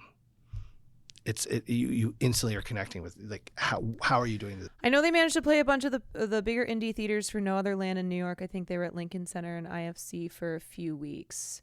Yeah, because I know that some people have seen this film. It was so limited, and so to have a wider distribution so that people who don't live in New York City even not just living in New York City, but like it was only available for maybe 2 weeks, can see this film so that it can end up on a streaming service like Amazon Prime, etc. This mother and this mother and this daughter, how is this? And and maybe that's just human nature. This sounds like a really mundane question, but I'm wondering, and because it's going to lead somewhere. We see you the first time or at least the first time in the film, come in and you drive off. How do you get there? Do you know how far away? Like, where do you? It's funny, especially since October 7th, I've started to learn about this region, and it's like some of these areas are so much smaller. But there's also this idea that you have freedom of movement, and we just see you drive off. Like, what is like going to this area for you? So it's interesting because like the West Bank. This might be a stupid question, but if they really want the movie distributed, what's stopping them from just uploading the raw file somewhere and letting anyone? So there are many reasons why uploading a film to YouTube is not ideal and is not really something that filmmakers want to do, even though it seems like it's the easy thing to do. So potentially limiting the release still. YouTube can block stuff. It's not available everywhere. It also gives the perception that the film is lesser because it's on YouTube, as opposed to having a distribution platform like one of the streaming services. It undercuts your ability to have a theater. Right. I mean, like basically releasing a film on YouTube is the last play.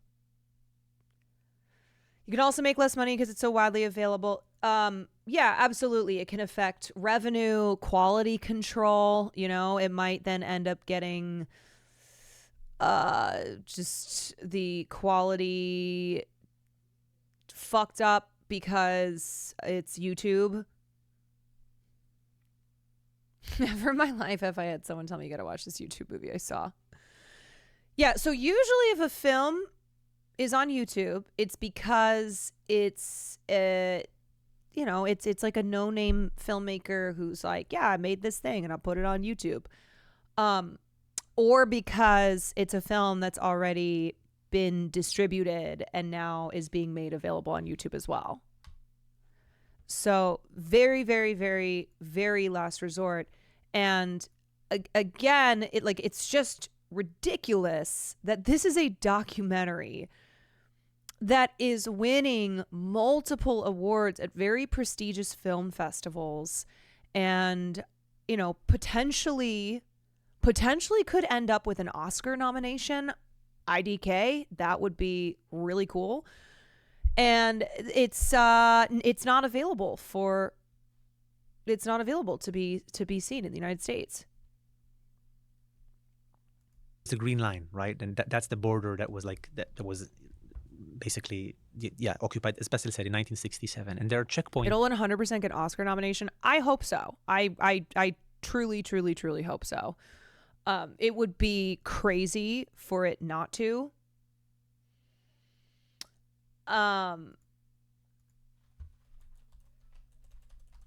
It's one of those where I don't want to be like, this is absolutely getting nominated and then it doesn't get nominated. The documentary branch, I agree.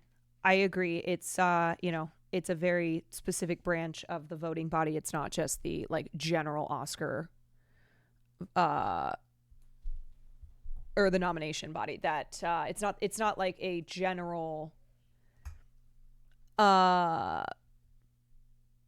part of the nominating body that is doing documentary. It's broken down very specifically. So it would be very exciting for this to and deserved for this to get an Oscar nomination, but it's all across we the will West Bank. see soon. And these checkpoints are, for Israelis like myself, invisible checkpoints. Since my car has a yellow license plate, I can just cross them freely. It's like the toll booth to go up north in New York. Yeah, I just pass through it, and you don't even realize that that you were in Israel. You're now in occupied territory. It's completely seamless for the Israelis. But when you get to the West Bank, you start seeing cars for the first time only in the West Bank that have green license plates, and this is like Basil's car. And for the green license plates, for the Palestinians who are living under the military law in the West Bank, these checkpoints are not penetrable. The cars cannot leave. They see a green, they see it's a Palestinian, and for me, I live in Jerusalem, in Western Jerusalem, a town called Nayot. It's a neighborhood, and I just get into the car with the yellow license plate. I drive south on Road 60 for an hour. It's literally a straight line, and I turn left and I enter Basil's village. And this trip, which is so mundane in a way for me, I can do it, listening to music. Have you seen a lot of confidence. Hadid's Nothing film will happen to distribution me. company? To do it the opposite way, for Basil to live, just to take the exact same road that I took, is impossible. Literally, it's impossible. He will be stopped at the checkpoint. And this is something, of course. Yeah. Okay. I'll get to what he's talking about in a second. One, I always forget about the other Hadid, too, which is not good because she seems super rad. Is doing like really important work out here. Her production distribution company is the one that did what's that recent film? Is Israelism. Gaza Fights for Freedom, From Ground Zero. No, I know it's not solely Alana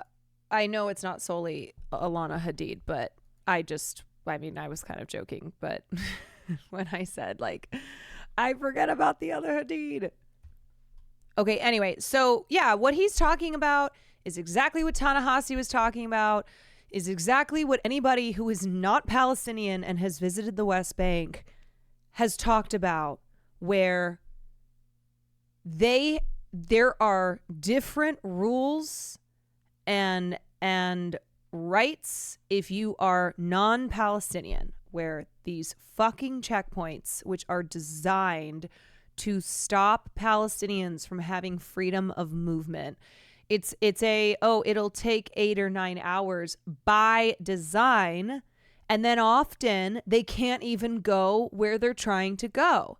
And how somebody who, like Yuval, going through the same checkpoints doesn't have to deal with any of this shit.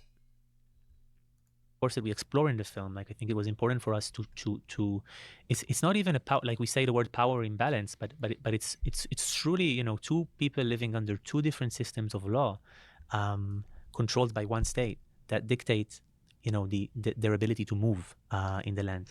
I mean, obviously you're journalists and filmmakers with a common goal, with a common vision, and so the idea that you would collaborate. But that is part of this, right? Is there's a conscious effort of wanting the narrative of two people, I guess four, because there's, and this idea that almost through this different lens, not the different lens, but the different experience of this occupation, there's an element here of almost like you're trying to set a model to a certain degree. I think somewhere it said a proposal of an alternative way to live. Like that's like building that into the narrative, right?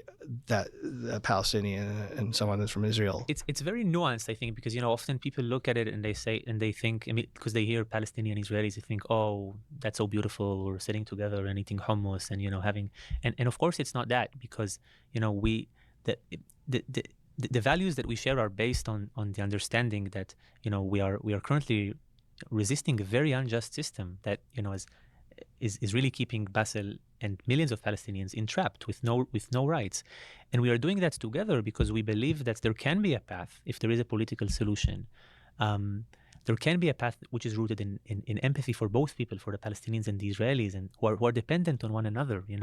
I believe that security is always a mutual endeavor, and that you cannot destroy lives of people living 20 minutes away from you, 30 minutes away from you, and that energy just will stay there with them, the destruction. No, it will obviously, turn back to you, because it's a cycle of brutality, which is, it's not a symmetrical cycle because it exists in the backdrop of military occupation. That's the political framework in which this cycle of brutality exists. And we believe it can be replaced with a cycle of empathy and understanding. But if the brutality is... Right. So this, what he's talking about, apartheid and occupation do not keep the civilians of the state that is committing said apartheid and occupation safe. That's the reality of it, right? We're like, white supremacy is bad for white people. The patriarchy is bad for men. You can't have these systems that are predicated on a supremacy and not have backlash against the people who this system is purportedly supposed to be protecting. That, is not just protecting, but elevating, right? Fueled by this unjust political framework to reach that position where we can have, better lives for everybody. We need a political change. one that is based on power sharing, that is based on equality.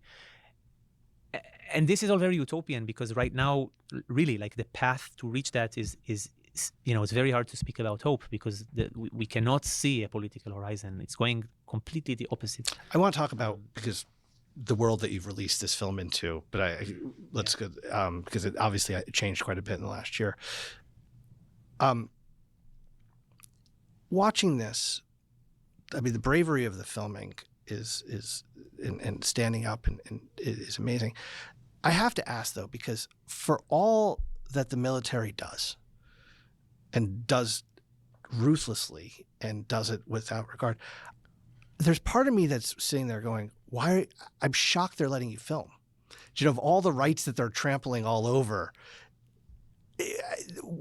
I don't know. It's just... Has this guy seen the IDF soldiers posting on TikTok? I know what he's saying. This isn't a slight against him, but yeah, it's this. It's like it's going, well, how can they be letting you film when it's so objectively and egregiously unjust and like crimes against humanity? The IDF soldiers post their own fucking war crimes on TikTok, man. You have the heads of the Israeli state out here saying the most genocidal shit. So, yeah. It's just right, they'll knock down your home, they'll do whatever, but it's like they let you film. That's the part that's shocking to me. Well, I think part of it, like, first of all, it's not that easy. Like, you're seeing it doesn't look easy. I don't want to say it does. Like, it's not easy. Like, you're seeing it's also complicated. Like how, like, they killed like 160 journalists in Jenin. Also, they killed like Shirin Abu Akleh from Al Jazeera. Right. You want to know why they ultimately are allowed to post it? Because they just use the claim of anti-Semitism. Okay, that is exactly what fucking happened with this documentary. That these filmmakers got accused, of course, of being anti-Semitic, of supporting terrorism. That's how you that's the thing, right? That's what they do. Where, okay, you document, you report as fact, and you will be called a terrorist lover. You will be called an anti-Semite. They just dismiss it all, and then the power keepers and the media run with this shit. Like it's the strategy, and the strategy is paid off over and over and over again, and it's why people are still fucking terrified to say Palestinians are human beings, because they'll get called a Hamas lover, they'll get called anti-Semitic. But that being said,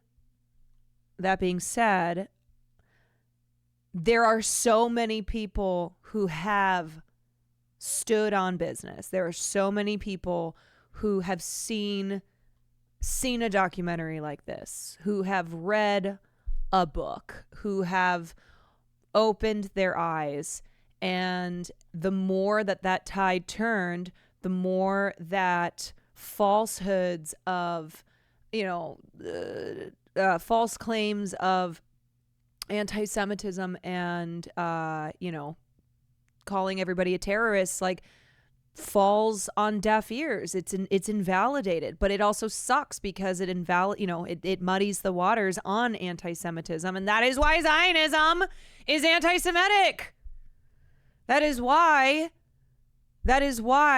calling criticism of the state of Israel anti-Semitic hurts Jewish people. Hurts Jewish people who are actual victims of anti-Semitism. Anyway. And they're like Not designated Christian. Al Jazeera Thank you for the illegal gifted. to cover, and there is many Palestinian journalists are like in Israeli jails from the West Bank. See, this is kind of what I'm getting at, is that I read about these things, and then I watch you sitting there within 5 inches of a tank driving by as they're about to knock down a house, and that's the part I'm having trouble comprehending. No, the point is not. Bro, IDF soldiers are posting TikToks of themselves wearing the like lingerie, underwear, etc. of dead Palestinians.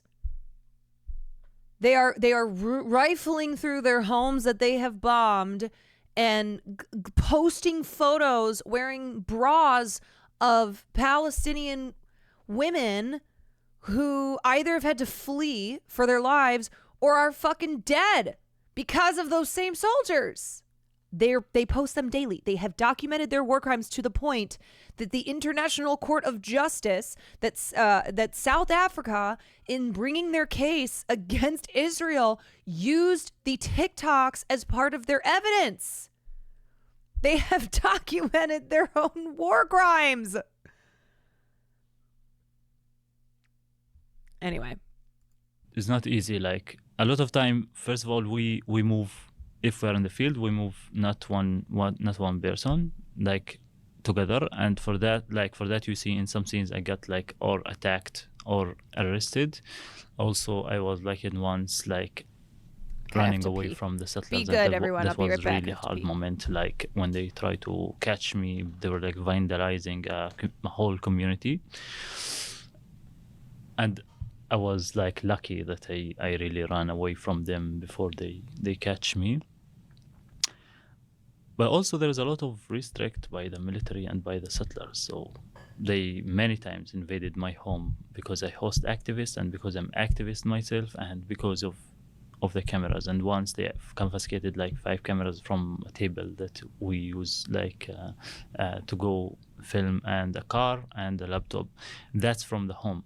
Many times also activists have been like harmed, their cameras get broken. Myself also the same thing happened to me, and arrested by soldiers for like filming. As well, they a lot of time put checkpoints, like flying checkpoints, to block us from accessing areas they are demolishing or settlers are committing crimes. But again, it's not like according to the military law, it's not like they don't have legal thing in their hand that they can prevent anybody. They try to pass a law where they want to prevent filming of the soldiers, and that didn't pass.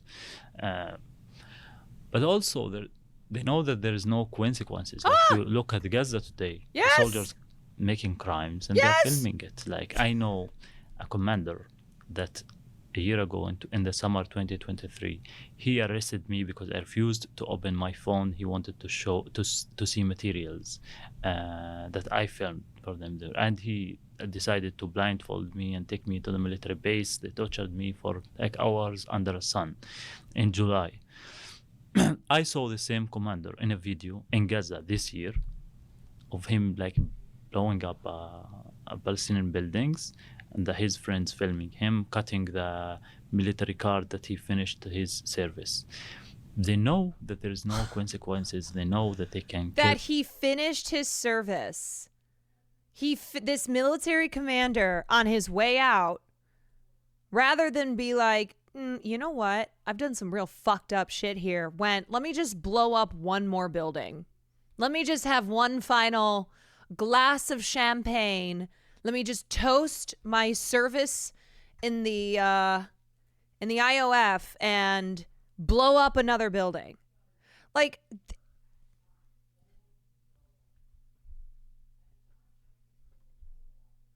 kill journalists, they can kill children, they can blow up. And we saw like what they are doing in Gaza. It's live on soldiers' Instagram, TikTok, whatever, because they know there's no consequences and they can do it and publish it. Your father's an activist. Did I read somewhere that I think you document in the film watching things happen to him as a child. Did something recently happen to him while you were here for the festival? No, before I got here, like the day before we come here, he was like arrested from home. And that, like my little sister like saw a group of soldiers walking next to the home, and she took a picture of them with my father's phone. And they said like to my father, you let her take a photo of us, you come with us. And they blindfolded him and they like handcuffed him and they took him to the illegal outpost, which is like 300 meters away from our community, which is very clothes, and they make him sit in the sun, and like they were sitting in the shadow, drinking and eating, and they like left him for hours there under the sun, and then they released him. Once you started to get really into filming and started collecting footage, did you need to protect this? Is this something they put in your trunk and quickly are dumping up on hard drives? I mean, how, I imagine, considering what you're describing, I imagine you feel a need to quickly get this someplace safe, right? Yeah, a lot of time we like, there was like invading of the community as you saw in the film. So we really, if we are working and they are invading, we stop work, we collect the materials, like mainly hard disk, and go hide them.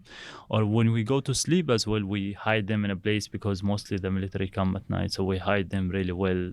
They won't be found by the soldiers when they come in the community to do it. And it was like, no, we needed this materials in the place, because it's the only place where we can meet together and do editing of the movie. Where did you edit the movie? In my home, like in the village. Okay. Let's talk about the editing.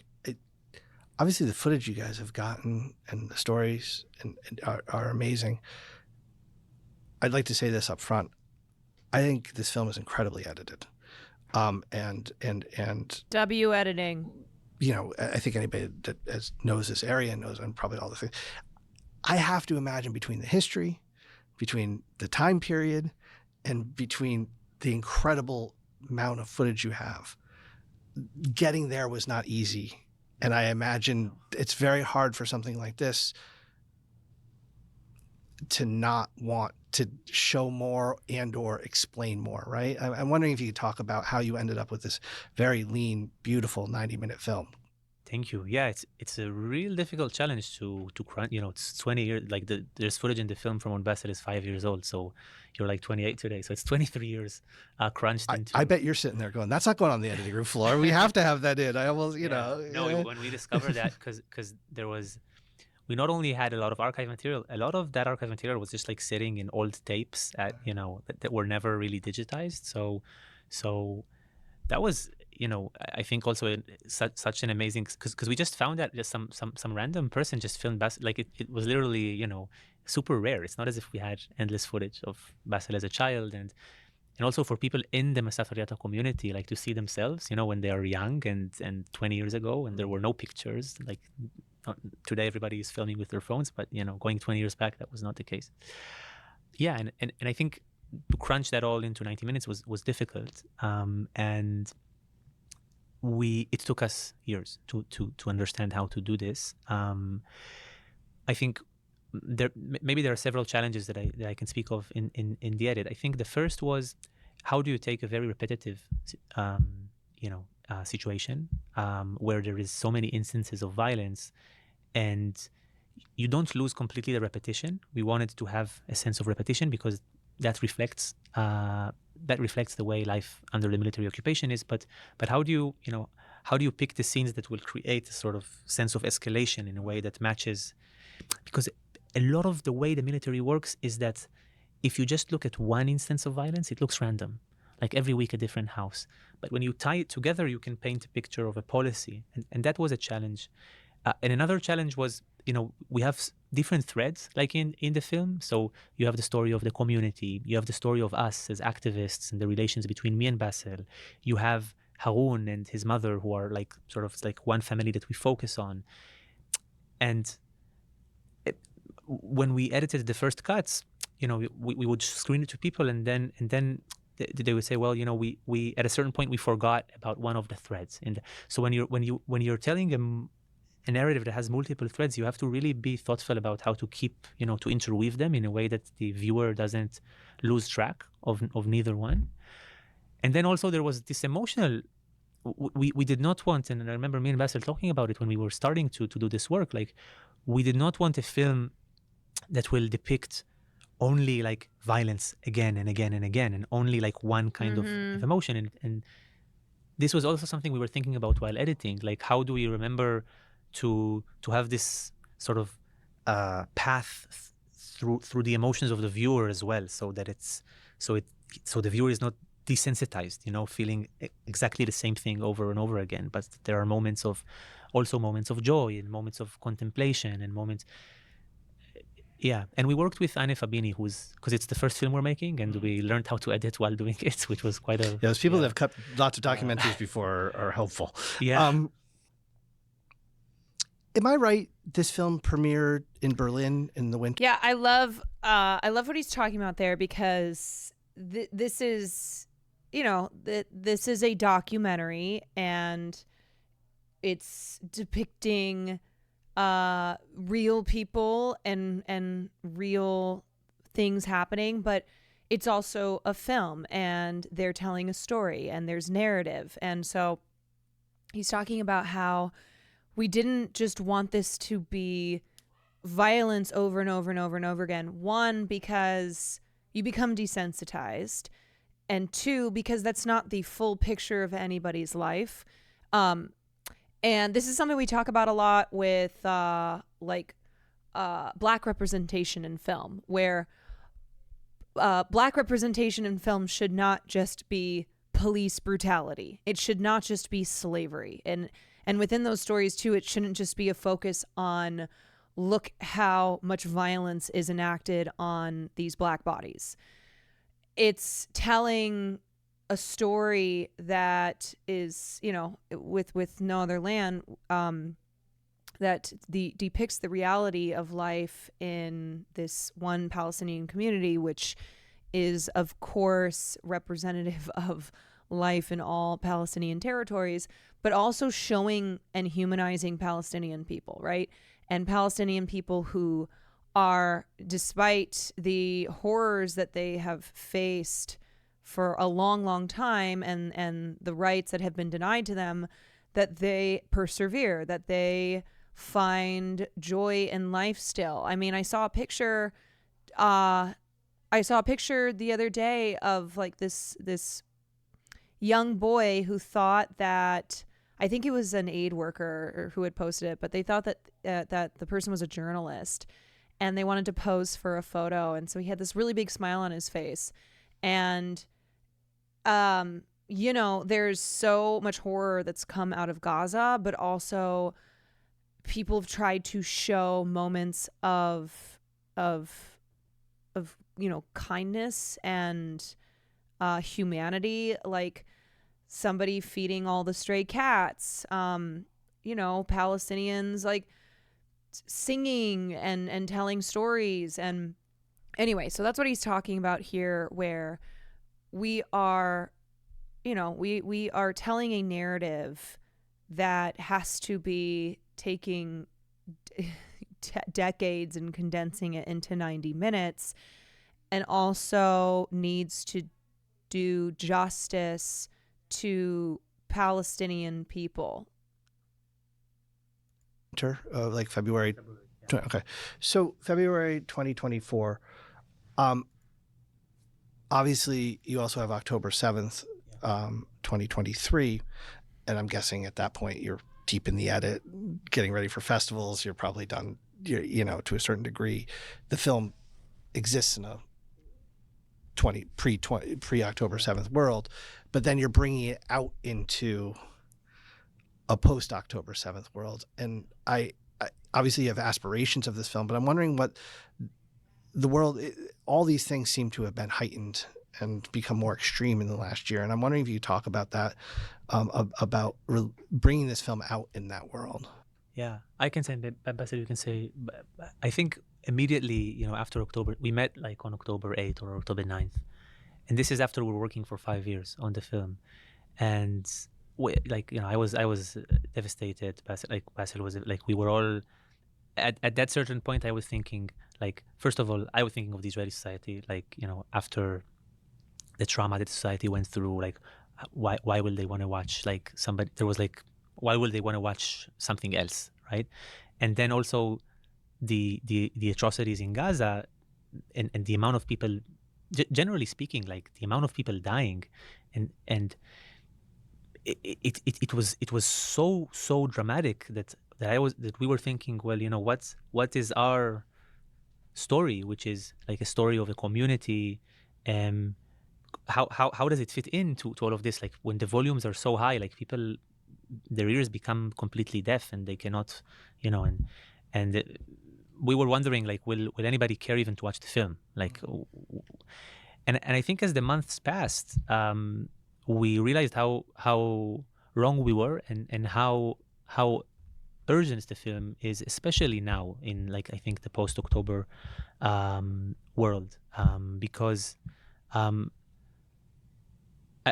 I think after you look at the 1,200 Israelis who were killed, you look at the 41,000 Palestinians who are killed, and numbers will reach more than 100,000 people. It's literally like the annihilation of the Gaza Strip. Everyone is uprooted.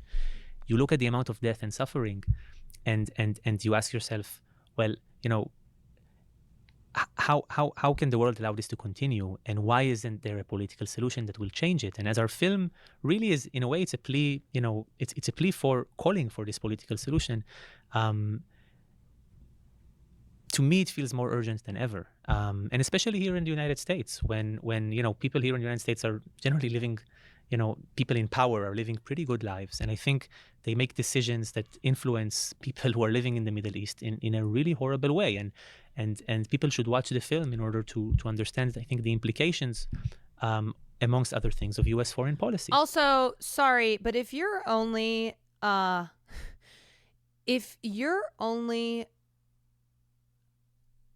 understanding of people in the Middle East is from like American films.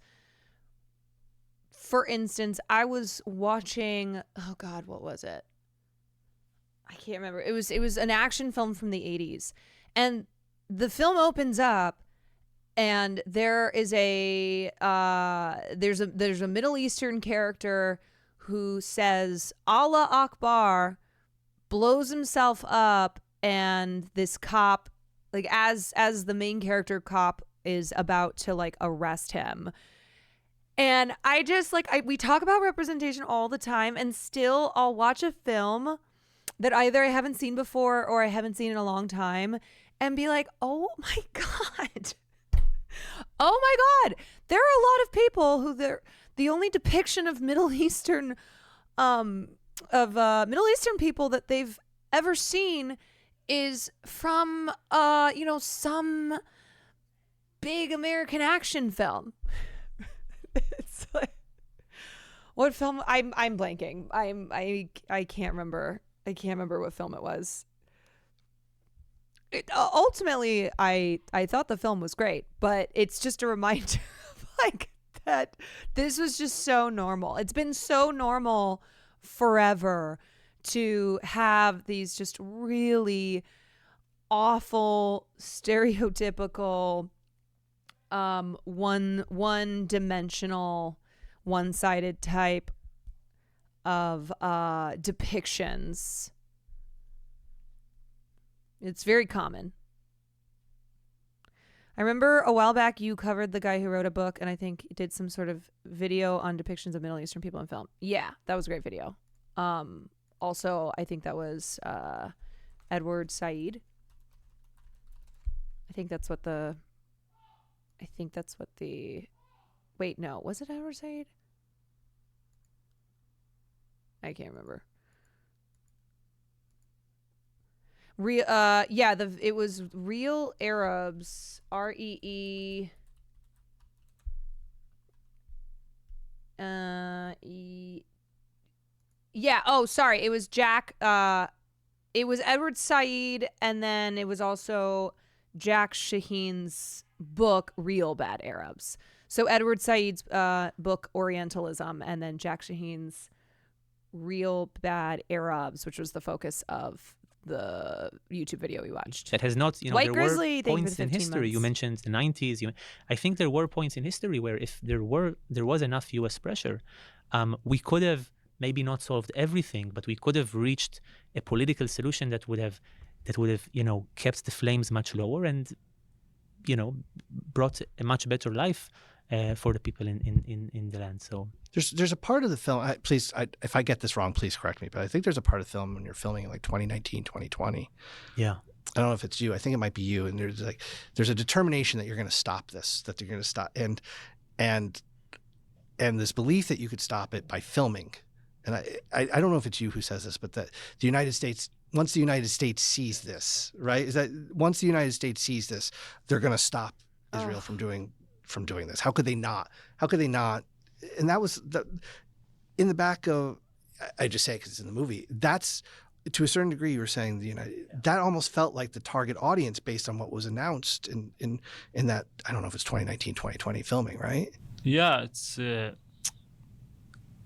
I mean, because the main supporter of Israel is the US, the money, the weapons, the diplomats cover the impunity that Israel got and like when it's violating very clearly international law, it's the US. We all know the US is also using a veto against Palestinian state all the time. So other countries I know, but mainly it's here. And I still believe that if there will be a change, must come from here, from this power to that power to stop it. Because if, like, I'm not saying this just to blame Americans and America, because this is the truth. And the truth, like, we've been filming and doing this movie and filming before, that we really want these people to see what their money is doing to us. Whatever the words are, like, different, like said by Biden, by Obama, by Trump, by I don't know, whoever, but the actions are completely opposite.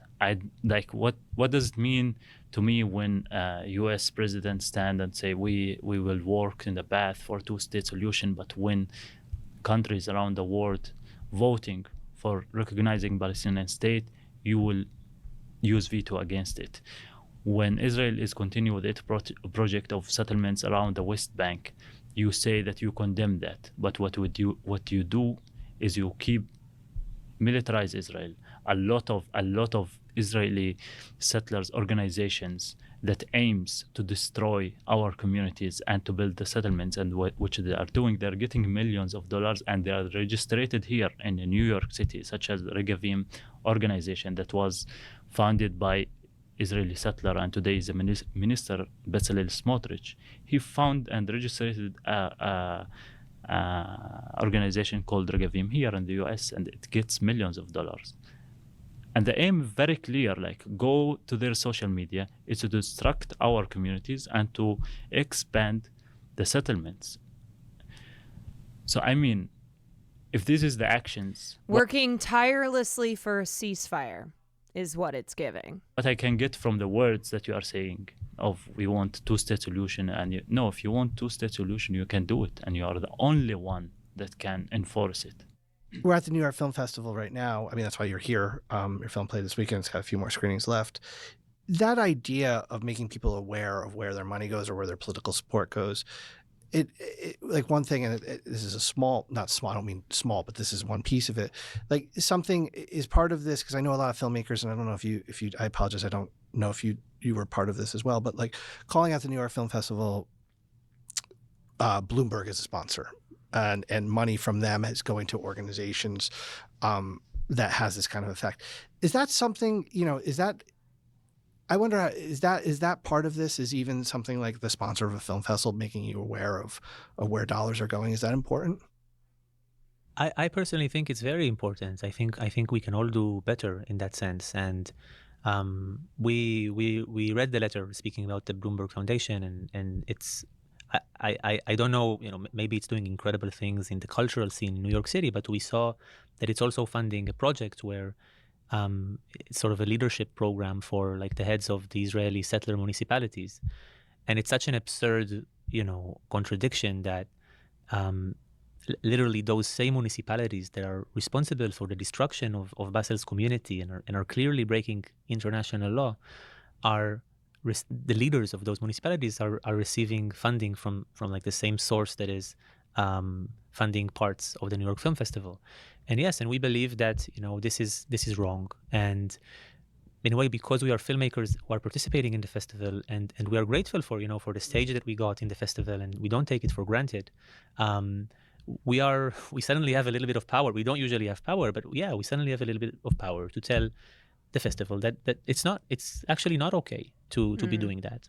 And I think that you should, any festival or any person in the cultural scene should make sure that or should tell the people donating them not to donate to or organizations or individuals who are clearly breaking international law. And just recently, the highest court in the world, the ICJ, ruled that Israel's occupation of the West Bank and East Jerusalem and Gaza is illegal, that it's permanent and it's illegal. So and we don't have time to waste. Like, really, people are dying, and this is harmful first and foremost for the Palestinian people. But I believe that on the long term, this is also harmful for the Israelis, and those of us who want a political solution based on justice and equality and freedom really should ask from the US and from the festivals to check themselves and to do better. Like, we really, we need to move past this. This really cannot go on.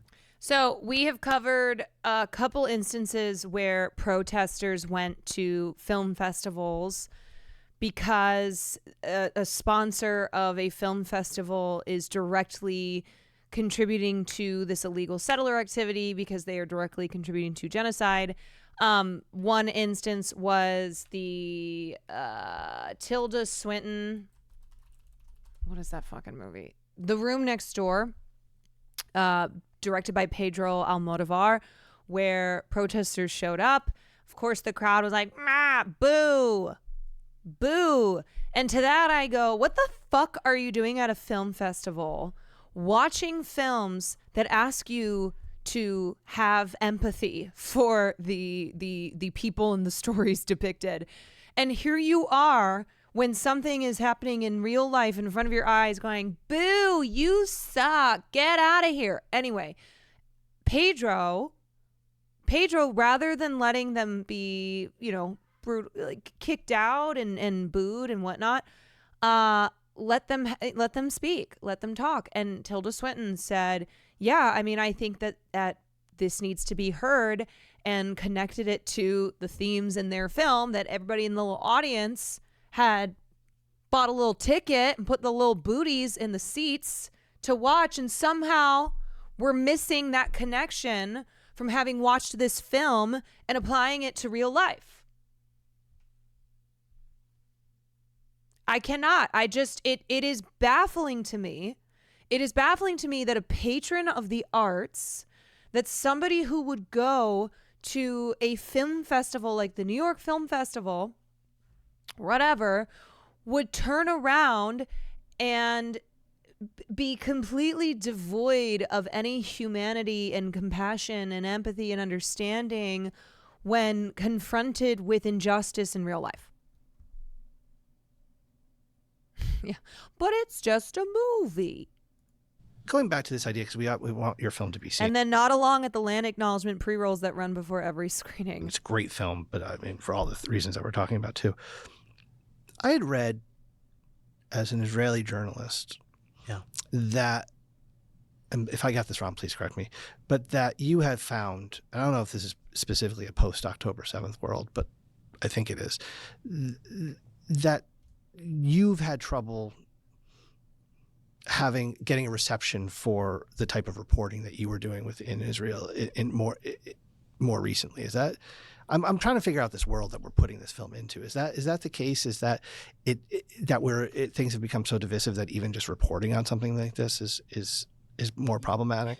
Yeah, I mean, it's, I think it's to me, I felt a sort of, I don't know if it's in like a identity crisis or a professional crisis post October 7th, because for me, not to mention the fact that all they wanted to say was that the sponsors or whatever contributing to genocide, that was it. They just want to be heard. Right. And let me explain something too, where what are their options, right? What they are doing is nonviolent resistance. What they are doing is nonviolent, political action. And the only way that gets any attention, and people be like, well, that's not the way to do it. And of course there's the tweet, guy who hates your cause says you're doing your cause wrong. But what people need to understand is that that's how then those protests get reported on. That's how then people are made aware from reading something like Variety or the New York Times or Bloomberg or whatever, that this company that sponsored this festival is sponsoring these illegal settlements in the West Bank. So that attention only happens when you have protesters who show up and bring attention on themselves. There will never be a correct way to do it. Exactly. It's like, excuse me, actually, there is one correct way, and I, somebody who does not give a shit about your cause, or pretends that I give your shit about a cause, as long as you are respectable in the way that I think you should be respectable, I have the way that you should be doing this.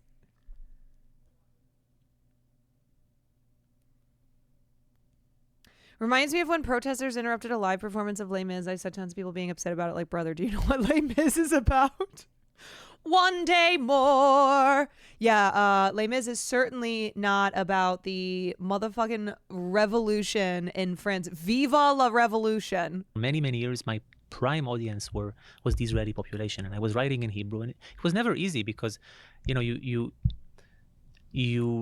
write to people or to large parts of a society that sort of don't accept what you're writing about and would get angry at you for writing about it, and I still felt it's important, and I felt it's moving people, and that it's and that I'm able to make some change, and I think it's my responsibility, first, like, as an Israeli, this is my community and the people where I was born, and it's my responsibility to try to change that.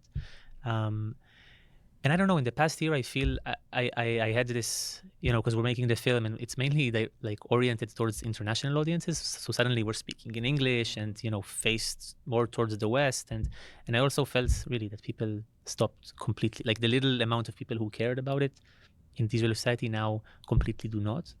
And I don't know what, I still write in Hebrew. You're right. Like, there's a lot of pushback. I've written a lot of investigations for Plus 972 magazine, mainly about Israel's bombing policy in Gaza. So I spoke to Israeli whistleblowers from inside Israeli intelligence who sort of spoke about the kind of tools that they were using and like the amount of civilians that they were authorized to kill per suspected military target, and like that the numbers were sometimes in the hundreds. And there's these things they draw a lot of attention internationally, but now in Israel, not so much. Mm.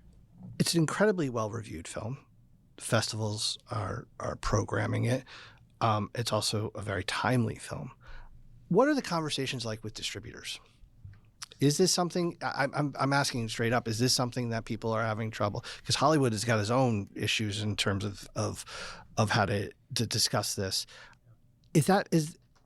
I'm sure, I just know some of these people in the world. I'm sure there's fans of this film out there. Hollywood, you can't spell Hollywood without a double L, okay?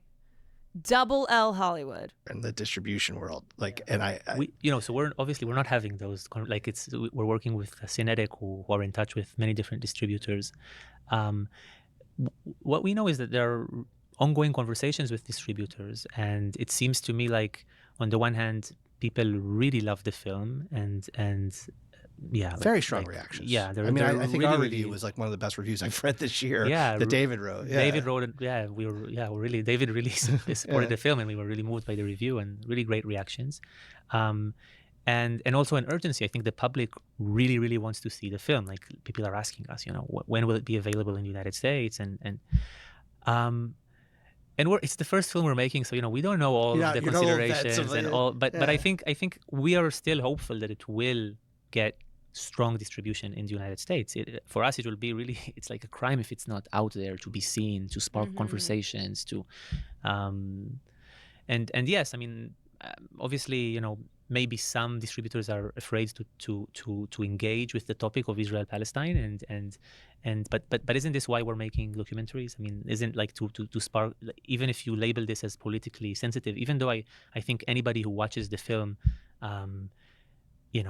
it leaves it feeling that there's a very deep truth in the film. But like, this is why we're making documentaries, to spark conversations, and I think this is so urgent. And we hope that. Yeah, what's the fucking point of art then? What is the point of film as a visual medium to tell stories of this world, and to ask the questions, and to get people to feel and to think about things?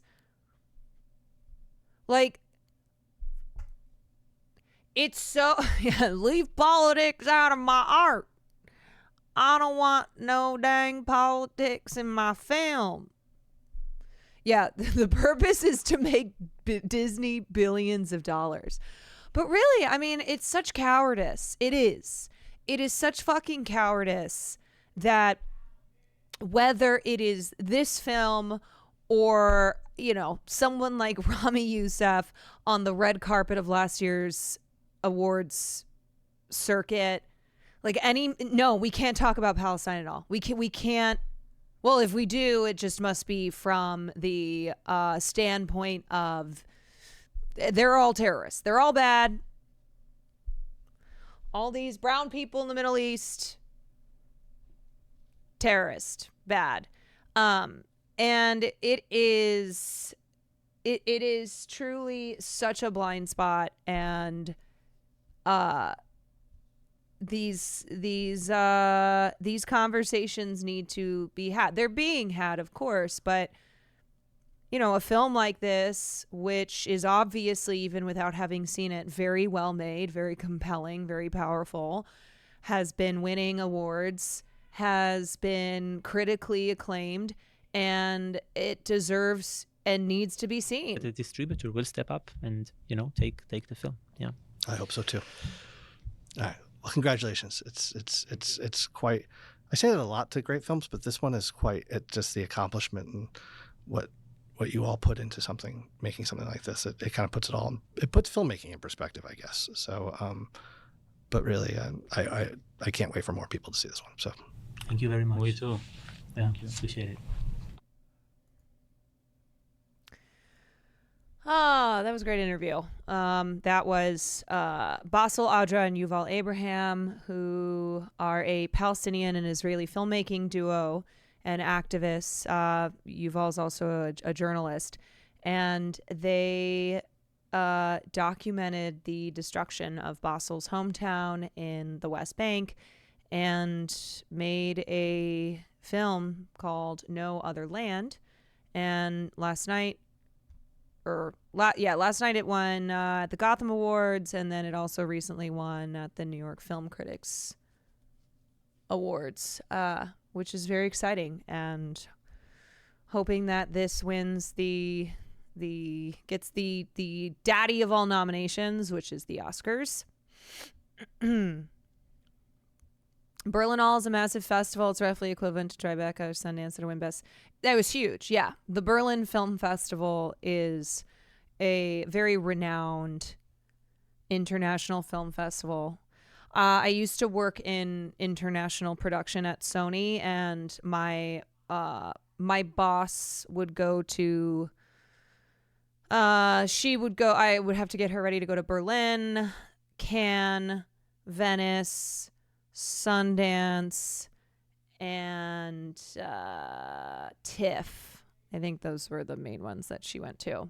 But yeah, it was a really big deal when it won there, which is why there was a lot of outrage and condemnation when the filmmakers got on stage to accept their award and called out the apartheid occupying state of Israel and said for Germany to stop sending weapons.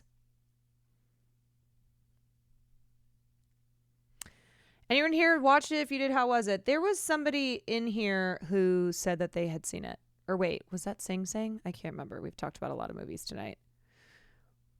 What is art/cinema if not a medium to cause strong emotions and spark special social conversations? It's just to make Disney billions of dollars. Yeah.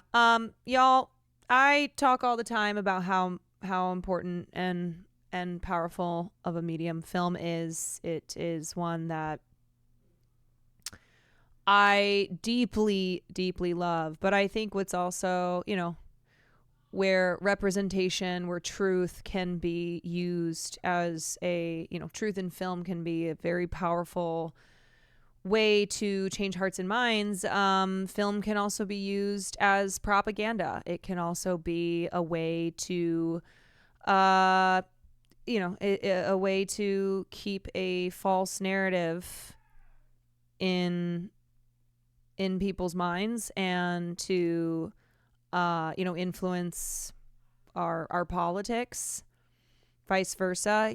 This is why we always look at the interconnectedness, the intersection of politics and pop culture. And here in the United States of America, where we have the biggest film industry in the world, how our government and how our military has had its hand in the film industry for a very long time. And it's, it's why we have just tons and tons of propaganda throughout film history. But it's really important too, recognizing filmmakers and films that try to cut through all of the propaganda and the noise and show a different side of the story. Can't make Marvel movie unless Uncle Sam gets the final cut. Yep. Yeah. Yeah, but I love film. I love film. I believe that it is a really important tool for, it's to me entertainment, but also a way to ask questions and have you search for those answers. Related on the documentary circuit this year, but have you heard of a soundtrack to a coup d'etat? No, I have not. Soundtrack.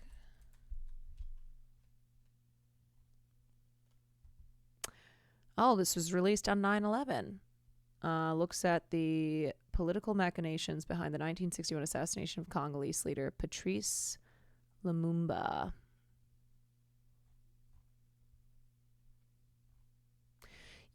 I think I said this last Oscars season. I was like, one category that I am usually not super up to speed on is documentary.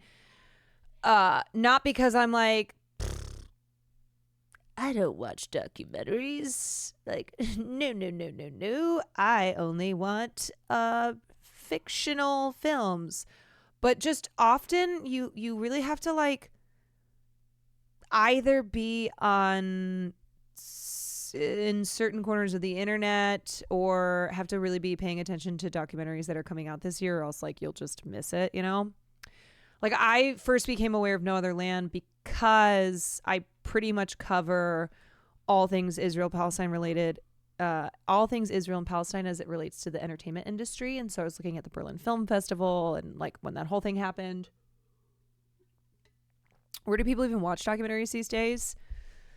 Usually streaming, I think. Sometimes it can be hard though that's the other thing. Like foreign films, documentaries, short films can be hard to access. Usually these two have really sparked my interest because of how interesting they sound. Yeah, this looks really good. It has a 98p on Rotten Tea. We watch docs on Cinemarxism stream all the time. Oh yeah. He's been really involved with screening films about Gaza, excuse me. Toronto has a documentary theater, but they've run into some financial issues. I don't know what the state of it is now. Probably not good, if I had to assume.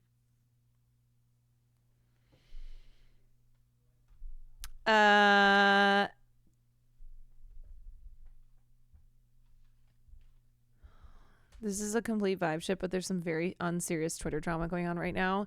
Is this Sabrina Carpenter and Barry Keoghan? Because I got 3 texts from Sam, all in caps. She also cannot. She spells Barry's name Berry.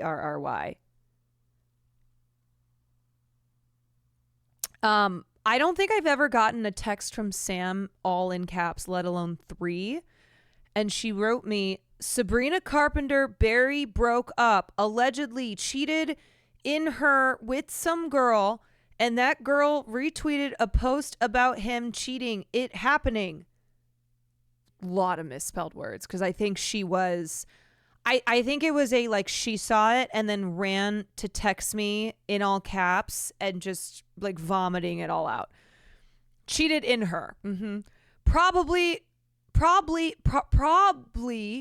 all wrong, but also Barry. No, he got that Irish dick. Keep tat dick to yourself, Barry.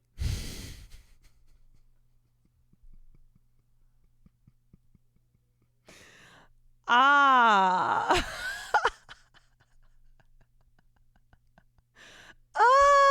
crying. Oh, I'm dying. That is so funny. She's in shock. She went into shock. What I just said is about Maddie Healy versus Azalea Banks, but I just have to say, okay, I don't even think I covered this on stream, but Azalea, for a while we were like, yeah, she's often horrible, but then we'll say something super profound and based, and so it's one of those like problematic faves types thing. But then she had those tweets about Palestine, and it was just so it like that was it, right? Like that was fucking it, where from that point it was like, oh,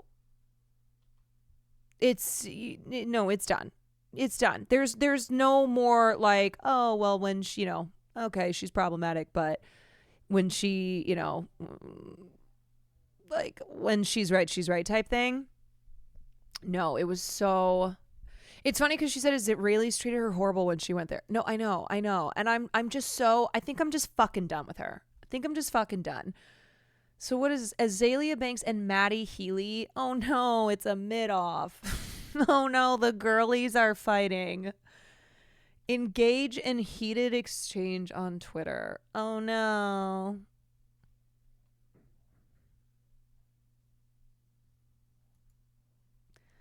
Oh no. Yeah, this is one of those everyone sucks here.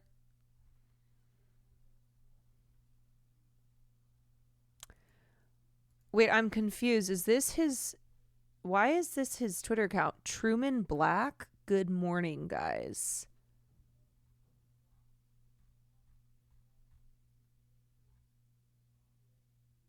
Okay. I need like a TLDR. I need a TLDR on this. But also like fuck these two. Let them be each other's ruin. Let them be each other's ruin, and we'll watch from the sidelines.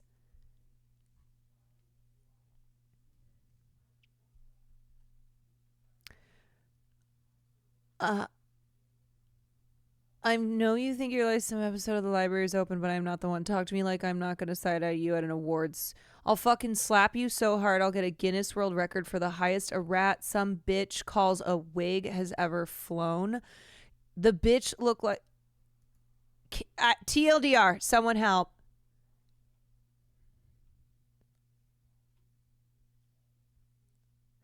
It's the WeHo drag queens and this eye tape shit. Sis was already fab, and it really be the WeHo girls trying to turn fish to drag. Like, they're actually the biggest haters on earth. I've seen them turn mad of my pretty artist friends into shells of themselves. What did these words mean?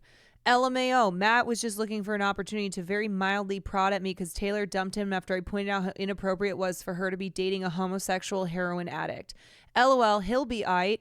Yeah, that's why Taylor dumped him, for sure. Okay, Azalea's tweeting a mess like usual, but why the fuck is Maddie coming in on behalf of women? I'm question mark. Right. I mean, these are two people where it's like, both of you suck. Maddie Healy brings a unique twist to greasy white dude with rich parents. Okay, so Azalea came after Charlie's looks. Classic. She fucking loves to do that.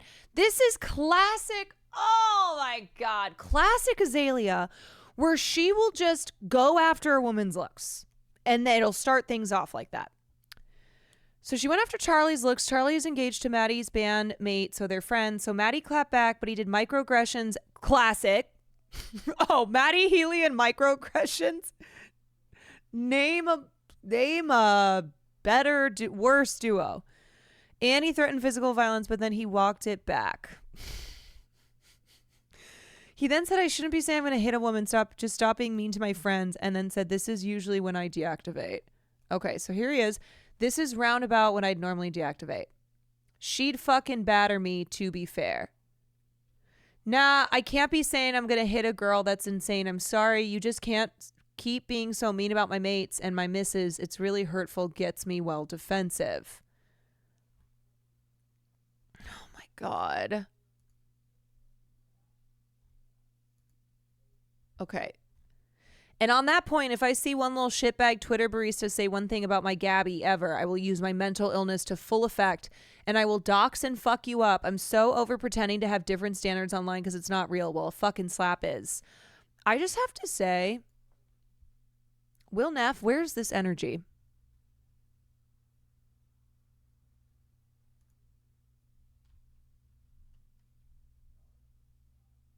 Will Neff, why have you not said, if I see one little shitbag Twitter barista say one thing about my Caroline ever, I will use my mental illness to full effect and I will dox and fuck you up. I'm so over pretending to have different standards online because it's not real. Well, a fucking slap is.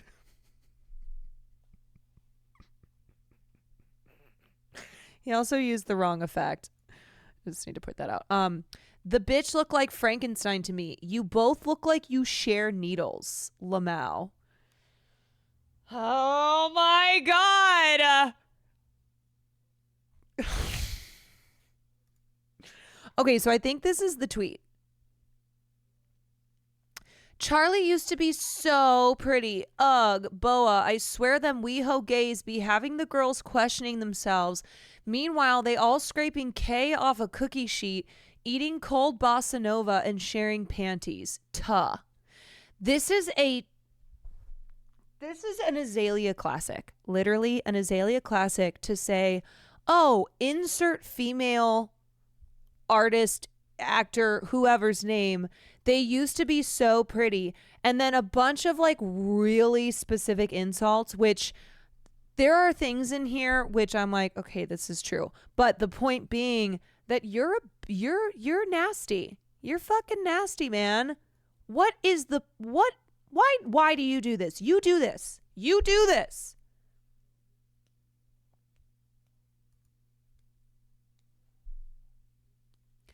You do this because you live for evil chaos. Babes, Maddie apologized to you. Thoughts? At least he admits he wants to be my friend instead of hiding behind fake outrage. But if he wants to be my friend, he has to come to Miami for a surprise York peppermint patty party.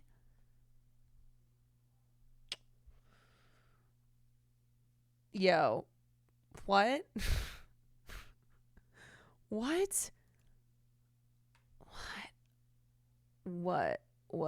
Okay, so then someone said, she didn't say anything wrong or false. Charlie does look different. I'm sure some filler / nose job.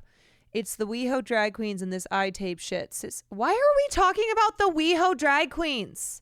You know what? It's time for the WeHo drag queens to fucking drag Azalea Banks. Every WeHo drag queen, get together. You've got the numbers. The power is on your side. The power is with the WeHo drag queens. Yeah, because all she said was that Charlie looks different and didn't say Charlie used to be so pretty and then insulted the WeHo drag queens. Now, that is an Azalea show I would attend. Yes. I would attend that show as well. Sis was already fab, and it really be the WeHo girls trying to turn fish to drag. Like, they are actually the biggest haters on earth. I've seen them turn mad of my pretty artist friends into shells of themselves. Lamau, Matt was just looking for an opportunity to very mildly... Okay, then that's the Taylor thing. Oh, my God. And then here's a little, okay, LMFAO, a man could slap the shit out of Gabby. You wouldn't do a damn thing. You're too busy kissing men on stage for clout. Yeah, I forget that, like, Azalea loves to be homophobic as well. It's so classic. It's so fucking classic, Azalea. Okay, her implying that she's the sole reason Taylor dumped Maddie is funny because it's an iconic Instagram story about the Coochie Mountain. What the fuck? Okay, asterisk. Retired supermodel girlfriend. Taylor, this guy's going to give you scabies. He's not on the level of powerful puss that you worked hella hard to build. Ugh, so many much cooler people in music to work with. You should really tap James Mercer from the Shins. James Mercer is honestly one of the best lyricists ever. Yes, Taylor Swift with Black Wave, Australia by the Shins vibes is the tea, sis. Ugh, this dude is a full incel. You cannot be letting him climb the rich white coochie mountain, sis. Azalea will speak to people like they are actually taking her advice. It's a shame she's a hater because she's funny as fuck. So, right. What I said was that old before like the Palestine stuff where I finally was like, you know what? That's enough. Her being transphobic and homophobic as well, considering that her whole early aesthetic was taken from ballroom culture. Right. It was okay, she is so problematic and does all these horrible things, but sometimes she's really funny and sometimes she's correct and goes after goes after people and dresses them down. But I'm done. I'm just there's no more yeah, but with Azalea.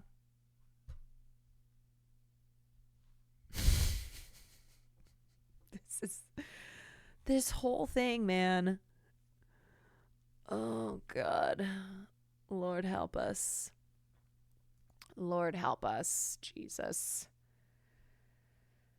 Can we watch this next movie night? Grain Husband. The husband oh my God. It's Would You Love Me If I Became a Piece of Grain? The husband had become a grain, and the three brothers who held the secret. Included in Barack Obama's annual Top Films for Women 2017 list? Yeah, I feel like that's not true. Grain Husband was included on Barack Obama's 2017 Top Films for Women. Somebody get me this and we will watch it. Also, I'm dying at this Target sticker. Suggested film wine pairing. Dr. Aroused. Cabernet Sauvignon. Oh. Yeah, I would love a glass of Dr. Aroused's boxed Cabernet while watching Barack Obama's Top Film for Women 2017 pick, Grain Husband. Yeah, $20 boxed wine. That's a crime. That is a crime. What if we do movie nights on niche lost medias that you only get on DVDs? I mean, this is amazing. How do we watch this? The more you look at it, the weirder it becomes. Ask a Target employee which aisle is wine aisle.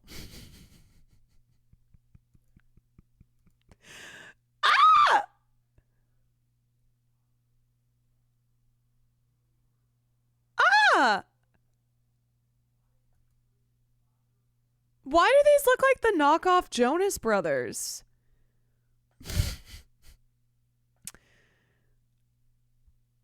These are like the no bros.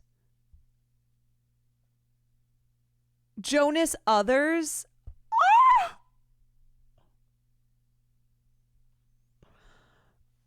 The Jonas Others. Wait, it's not real. Wait, hold on. Is Grain Husband movie now? I did not at all think that this was on Barack Obama's top films for women 2017 list. But I absolutely would believe that this was a movie. No!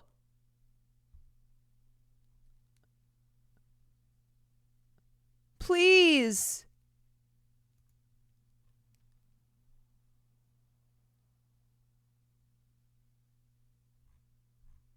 Please say it's not so. The comedian's social media bio on Patreon says, I'm Alan, I make comedy, I make videos, I make things. And he said, I make all this stuff.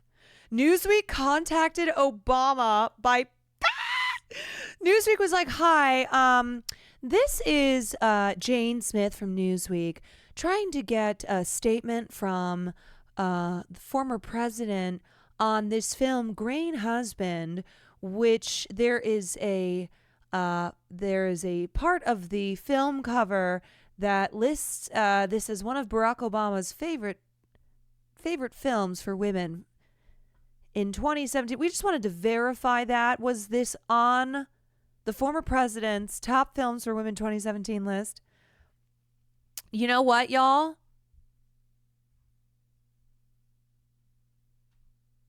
I can't believe Grain Husband isn't a real movie. I'm sad.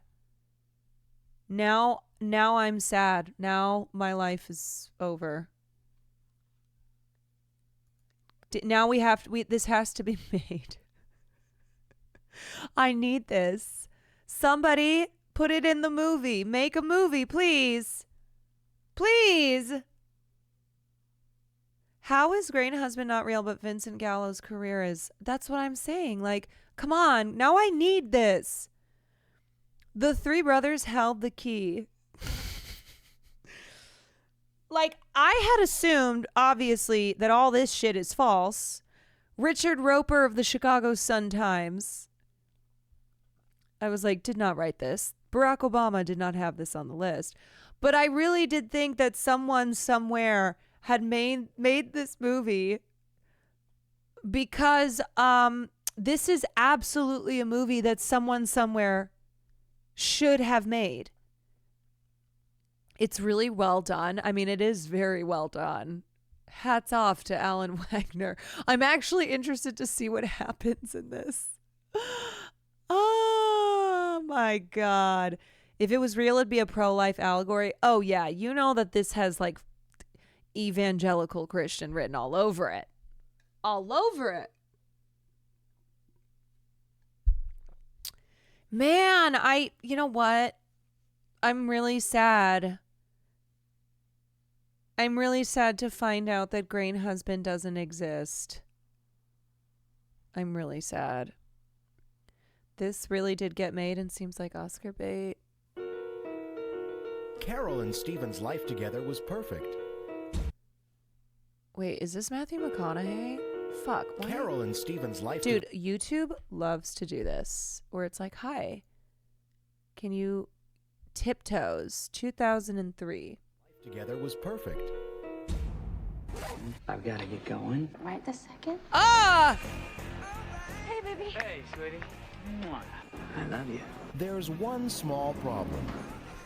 Hi, I'm Ross. I'm his brother. We're twins. I'm sorry. Did Kate Beckinsale drop on her knees in the first scene to blow Matthew McConaughey? Are your parents, Yeah. It can tear them apart. I think you gotta let me know that everyone in your family's a midget.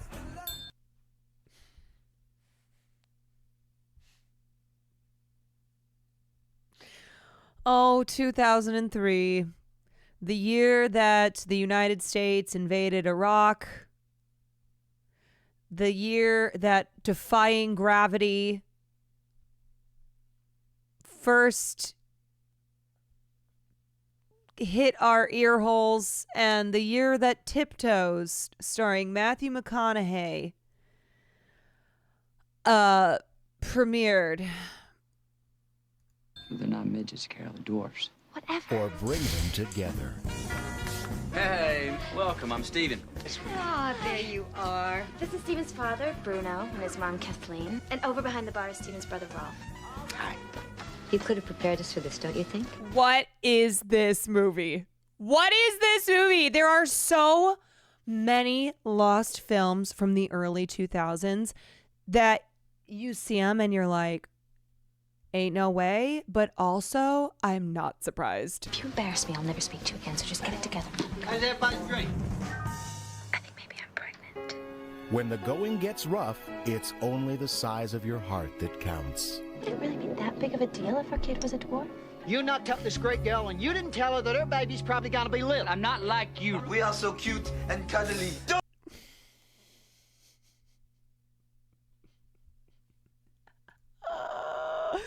Of course, Peter Dinklage is in this film. Of course, because there were like no other roles for him. Don't discriminate against us. You said these parties got a little wild. I never expected this. There's sure a lot of midgets around here. You better back off, Goldie Hawn. My man can do what he wants to do.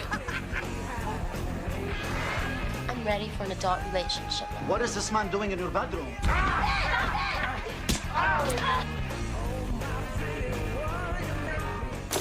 A walk down the aisle Steven's he's a very lucky guy. Just hope he's smart enough not to screw it up. is just a beginning. There'll be rough patches, there's no doubt about it. Canal Plus and Langley Productions proudly present command performances from Kate Beckinsale, Matthew McConaughey, Patricia Arquette, and in the role of a lifetime, Gary Oldman. No!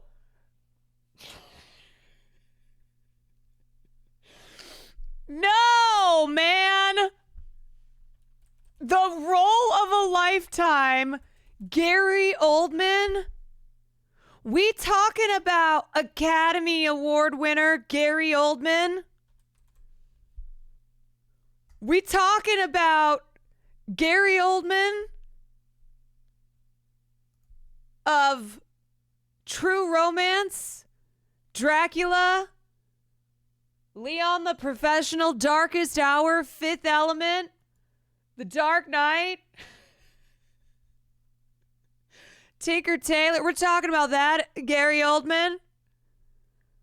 The role of a lifetime, Gary Oldman in motherfucking Tiptoes. Yeah, maybe the role of a lifetime movie. Oh my God.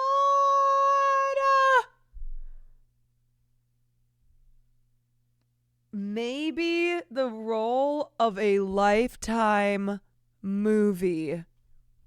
I can't. Tiptoes. No. Yeah, the role that he has spent a lifetime trying to forget about. Gary Oldman, Academy Award winner Gary Oldman trying to forget about Tiptoes. Just see the tagline for this film. Yo. A man is reluctant to tell his fiancée that his parents, uncle, and brother are dwarfs. Ah! Gary Oldman plays a little person. Matthew McConaughey is his twin brother. Their father is the dwarf from Twin Peaks. Peter Dinklage is a French motorcycle-riding Marxist misogynist. Patricia Arquette stole Gary Oldman's hair from True Romance. Kate Beckinsale stole Gary Oldman's hair from Dracula. David Alan Grier has sex with dwarf porn star Bridget Powers. Best movie ever. This film might be under investigation for war crimes.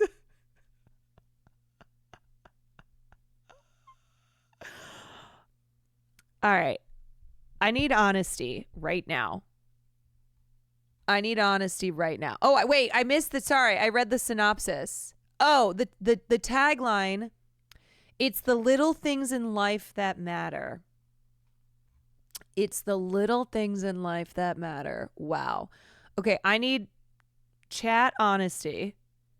Who has seen this movie? Be honest. Be honest. Have you seen Tiptoes? I saw part of it. Okay. Anybody? Has anybody seen the full thing?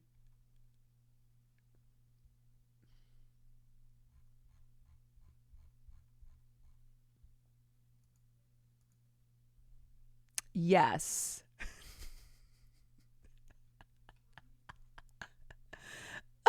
Okay. Okay. We've got a couple of people who have said, yes, I have seen this.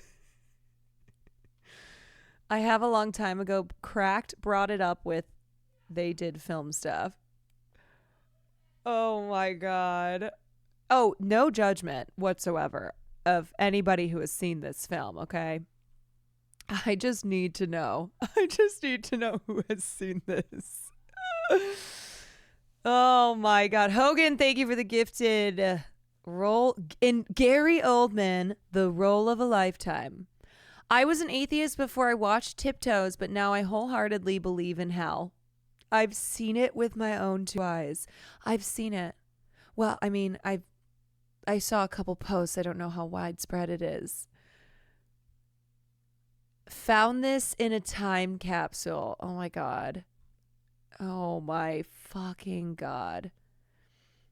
As a consolation for Green Husband being fake, this is actually real.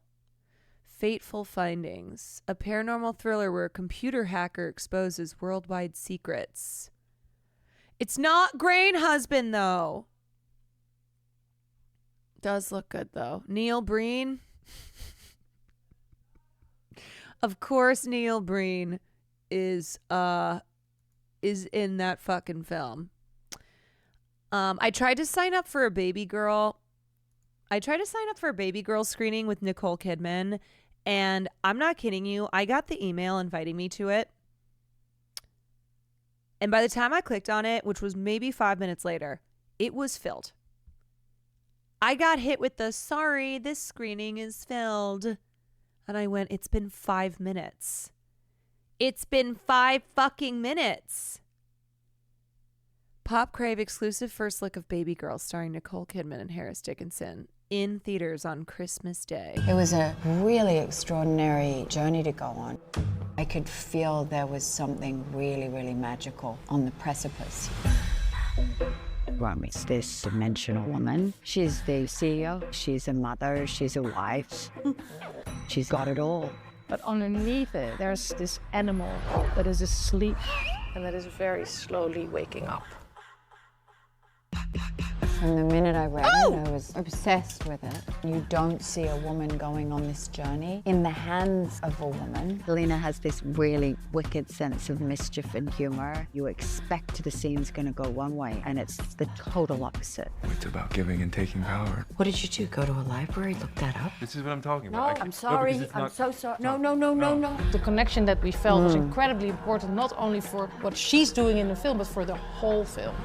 It's like a spiritual experience to see her act. I just wanted to give over and be completely open. I was so grateful for Harris. As soon as he walked in, I was like, oh, good. Here's somebody who's gonna play with me. For me, he'll this movie play. is a tribute to liberating yourself. Men, women, for everybody. It's a very hot movie. This Christmas, get exactly what you want.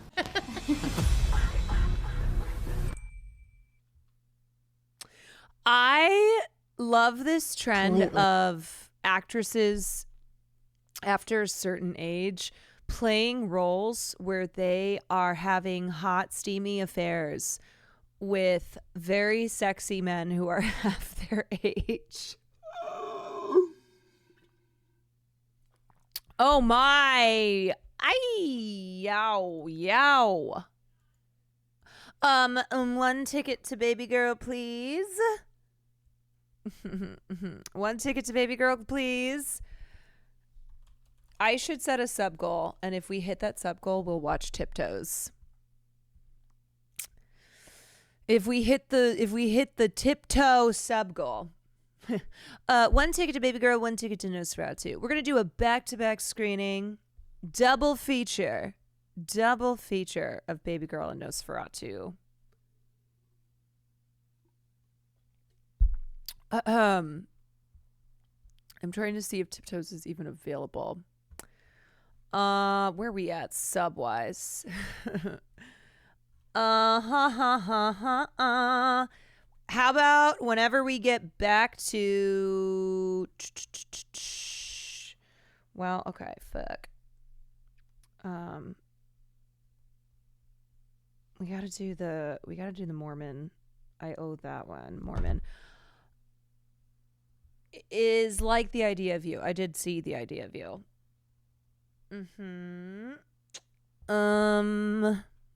How much for you to watch a Neil Breen movie?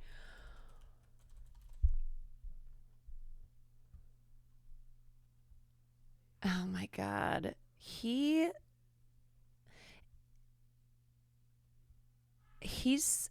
a king. He's a low budge king. We love that. Okay, I still have a lot of things to talk about. I've gotten to one thing. I've gotten to one thing on my list here. How about if we get back up to 3,000 subs, we'll add Tiptoes and we'll do like a double feature movie night whenever we get back up there. So just remind me. just remind me and we'll do a double feature. Okay. Let's look at the next story that I have here, which is let's watch the Kate Winslet 60 Minutes interview, because I wanted to talk about this on the podcast. Basically, now that I have the podcast and my stream, it's great because topics that I have for the podcast that we don't get to, I can cover on stream and vice versa. So this is Kate Winslet, who did a 60 Minutes interview.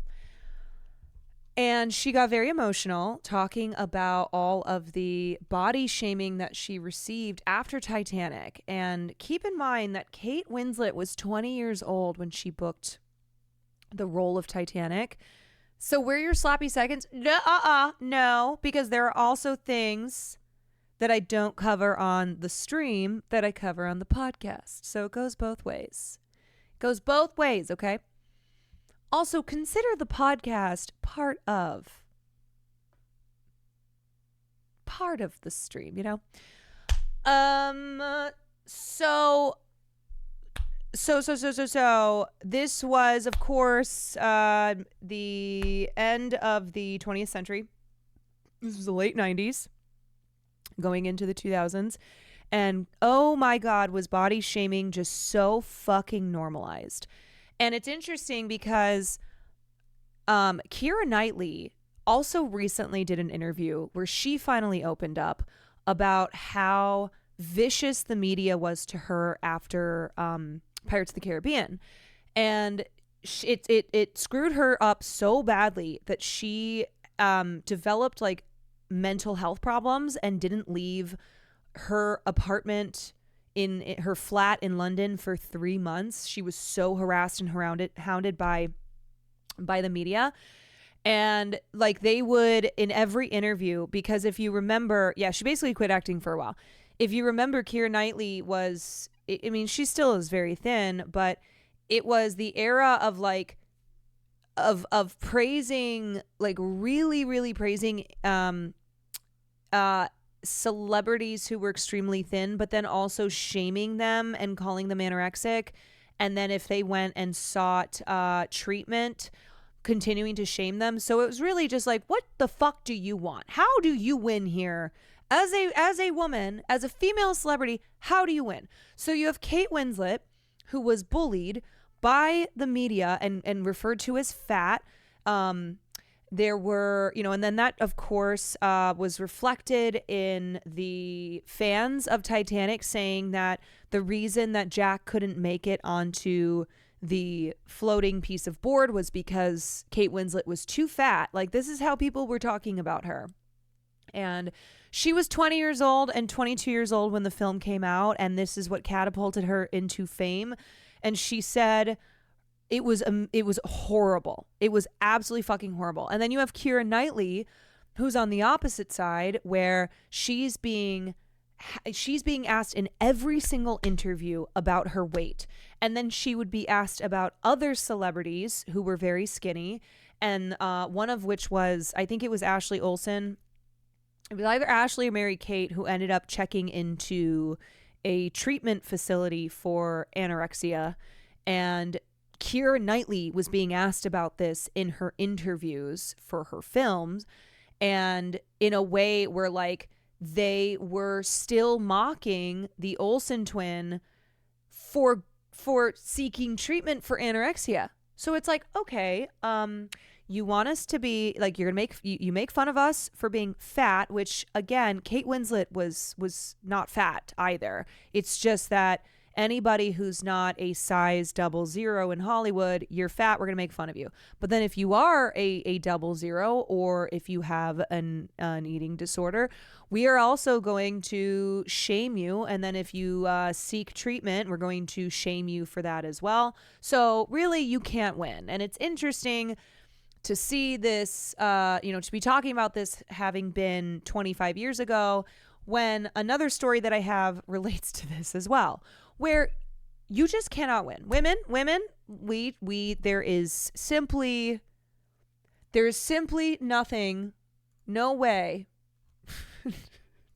for us to win. This is what Fan tweeted. Last night, my feed was filled with people shitting on women for having an OnlyFans, getting a PhD, working at McDonald's, being a stay-at-home mom, speaking up against slander, investing. So what do you want us to do? Die. Truly. Just fucking die. Yeah, it's really awesome. It's really very cool. It's just impossible. It is impossible to exist. Do you ever feel weird about still standing actors who've never spoken up for Palestine? Well, first and foremost, I say repeatedly, do not stan celebrities, right? Even though I will jokingly, of course, be like, sorry, I'm a Chapel stan, okay? Because what I mean is you need to have a healthy relationship with celebrity and celebrity culture. And I think celebrities, especially those who have used their platforms to advocate against injustice that is not Palestine, but have stayed silent on Palestine, are like very intentional in that. Very intentional. But also remember, celebrities are not gods who we should hold up on a pedestal. I do think it is, I think again, there's layers here where you have people who like go on and on and on about, about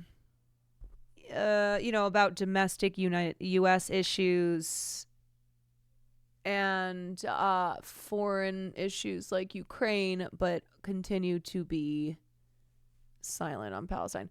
I didn't mean literally stand, more like support, like praise them openly or pay to see their movies. I mean, look, at the end of the day, it's like, if you were to, if you go, I will not support anybody who has not openly spoken for Palestine, then that's going to be a lot of people, not just in Hollywood, but like in general.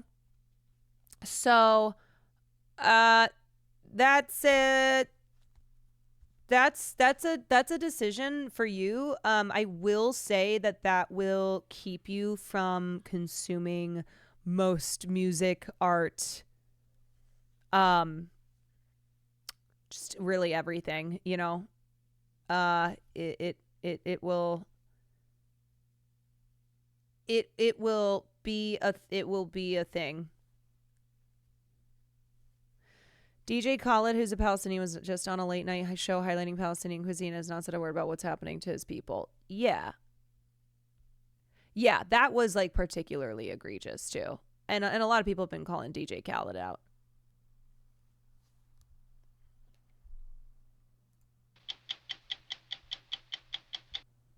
Kate Winslet was just 20. The other thing that I would say is that then that kind of gets into like, oh, we're not going to support this movie because this person hasn't spoken out. Well, there's a lot of people who work on a film, who work on an album, et cetera, et cetera. And I think there's a difference between this person is it has like actively committed crimes, has done something to the extent of being like a Roman Polanski, and then I'm, you know, this person hasn't spoken up on this issue. But again, you know, that's up to you. About a I love how many chat comments tonight have been, what the fuck does KLUTED mean? What is this KLUTED you speak of? And to that I say, you should watch every film night, every film class that we do, so you don't miss these references. KLUTED comes from the film Klute, starring Jane Fonda.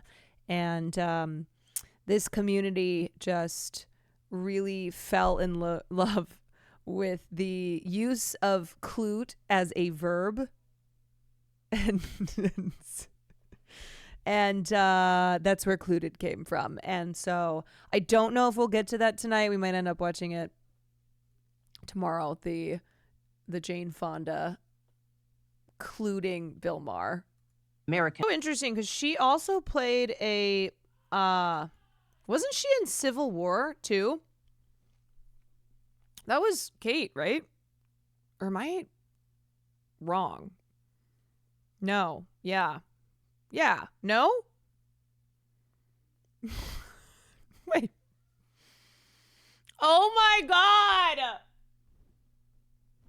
I'm so sorry. I'm so sorry, Kirsten Dunst. I am sorry. Not all white women. Oh my. The other white blonde woman who works with female directors. Yep. Yes. Yeah. That's right.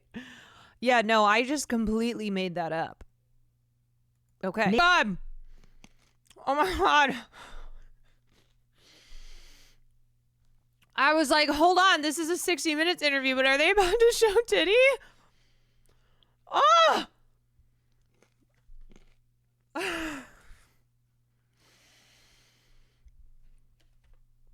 Wow. Okay.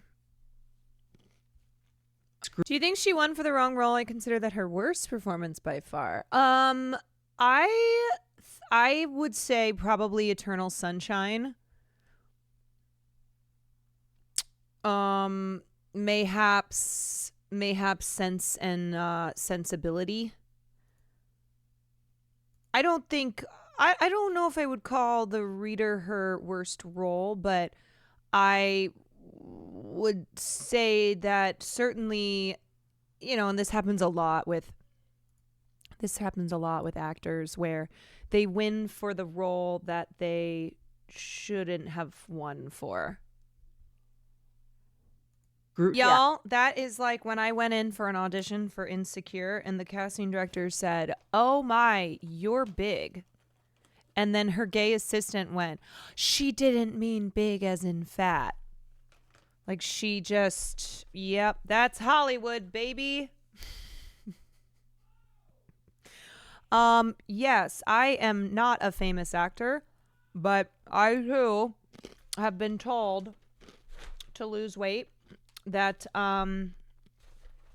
you know, that would be helpful for my career. You know what? Because in Hollywood, you can fat shame. It's encouraged. It's normalized. So it doesn't matter what level of acting you are at. You will be told you are too fat. Remember too that Hollywood has always been like the standard of beauty, right? When you think of Hollywood, it's beautiful, sexy, glamorous people. And so for us normies, for us mere mortals, it was always like, oh, if Kate Winslet is fat, then I'm disgusting, right? Like, oh, whew, well, certainly I should not feel good about myself if someone like Kate Winslet should not feel good about herself, right? If Keira Knightley should, if whatever. And to think little me was hearing that all the time about others. Exactly. I know. Yeah, it's the impact that is had on those of us outside of the entertainment industry to watch beautiful women be so scrutinized and criticized and labeled, or just really subjected to cruelty. And you're like, Jesus Christ, I hope that you're so brave for not wearing makeup. Oh my God. Men, you are not brave for not wearing makeup. Men, you are cowards for not putting a little sparkle on your eyelids. Yeah, I mean, I think the response that Kate had there when she started crying, she's like, it wasn't just for me, it was for everybody, right? And to see how, like, all these years later, the effect that it still is having on her, and how what she's talking about is what I had talked about, where, oh, if this is the way that Kate Winslet is talked about, if this is the harassment that she's subjected to, if Kate Winslet is fat and being fat is bad, and that's what a fat body looks like, all of these things where the effect that would, the trickle down type of effect that would have, and how when the media just so normalizes this cruelty and this scrutinizing and chastising and criticizing of a woman's body, and how that makes it it just normalizes and makes it acceptable. And it is, crew member came up to her and said, hey, you need to suck in, you might want to suck in because you're showing a little bit of a lump. Oh, you know what? Kate Winslet should take all these people. She should take all these people and put them on a fucking slab of wood, like the one that Rose was laying on in the middle of the Atlantic Ocean, and she should push them out to sea. All of them should have to fight for this one little raft. Yeah, name them and shame them, man. Thank you, Kate. Thank you, Kate, for being like, no, I'm at a point where I don't give a shit anymore. Why? I'm here to play a role, okay? I'm doing my job as an actor. Do I need to be concerned with emulating this character as best as I can, or should my brain space be taken up by, ooh, I wonder if I'm showing any lumps? What's happening? Why is a woman who got a PhD being told to kill herself? Why is she getting messages from men saying that they're going to rape her and kill her? That's a very good question. And there's no answer for it aside from just women are not allowed to exist at all. So here's what the story is. An unexpected post went viral over the weekend. In it, a University of Cambridge student shared the fact that she completed her PhD. Here it is. Thrilled to say that I passed my Viva with no corrections and am officially PH done. Great. Congratulations. Very normal post. And then this is what happened. So I think like her just like posting about her PhD in general would have led to an outcry. But people then read that her PhD says, Olfactory Ethics, the Politics of Smell in Modern and Contemporary Prose. So she got her PhD in English literature, okay? Not in biology, not in any scientific field. She got her PhD in English literature, which is why this is like what she did her thesis on. Okay. Then she said, since there's some confusion about the nature of my research, here's the abstract for my PhD thesis, which I hope will provide more context for anyone interested in learning more about my work. She was being very kind here by saying, since there's some confusion, which was people already being like, hey, go fuck yourself. Hey, you're a piece of shit. Like, just attacking her left and right. So she went, oh, let me just clarify. To be clear, this abstract was written for experts within my discipline and field. It was not written for a lay audience, and this is not how I would communicate my ideas to the average person. Yeah, that should be like a duh. So here's the abstract. I'll just read a little bit. This thesis studies how literature registers the importance of olfactory discourse, the language of smell, and the olfactory imagination that it creates in structuring our social world. The broad aim of this thesis is to offer an intersectional and wide-ranging study of olfactory oppression by establishing the underlying logics that facilitate smell's application in creating and subverting gender, class, sexual, racial, and species power structures. I focus largely on prose fiction because she's English lit. I focus largely on prose fiction from the modern and contemporary periods so as to trace the legacy of olfactory prejudice into today and situate its contemporary relevance. I suggest that smell very often invokes identity in a way that signifies an individual's worth and status in an inarguable manner that short-circuits conscious reflection. This can be accounted for by acknowledging olfaction's strongly affective nature, which produces such strong bodily sensations and emotions that reflexivity is bypassed in favor of a behavioral or cognitive solution that assuages the intense feeling most immediately. Olfactory disgust, therefore, tends to result in rejection, which harmful forms of olfactory desire may result in sublimation or subjugation.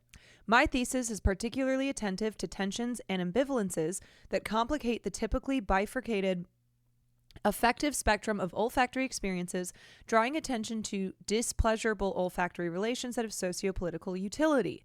I argue that literary fiction is not only an arena in which olfactory logics can be instantiated, but also a laboratory in which possibilities for new kinds of relations and connections can be fostered and tested. Okay. All right, great.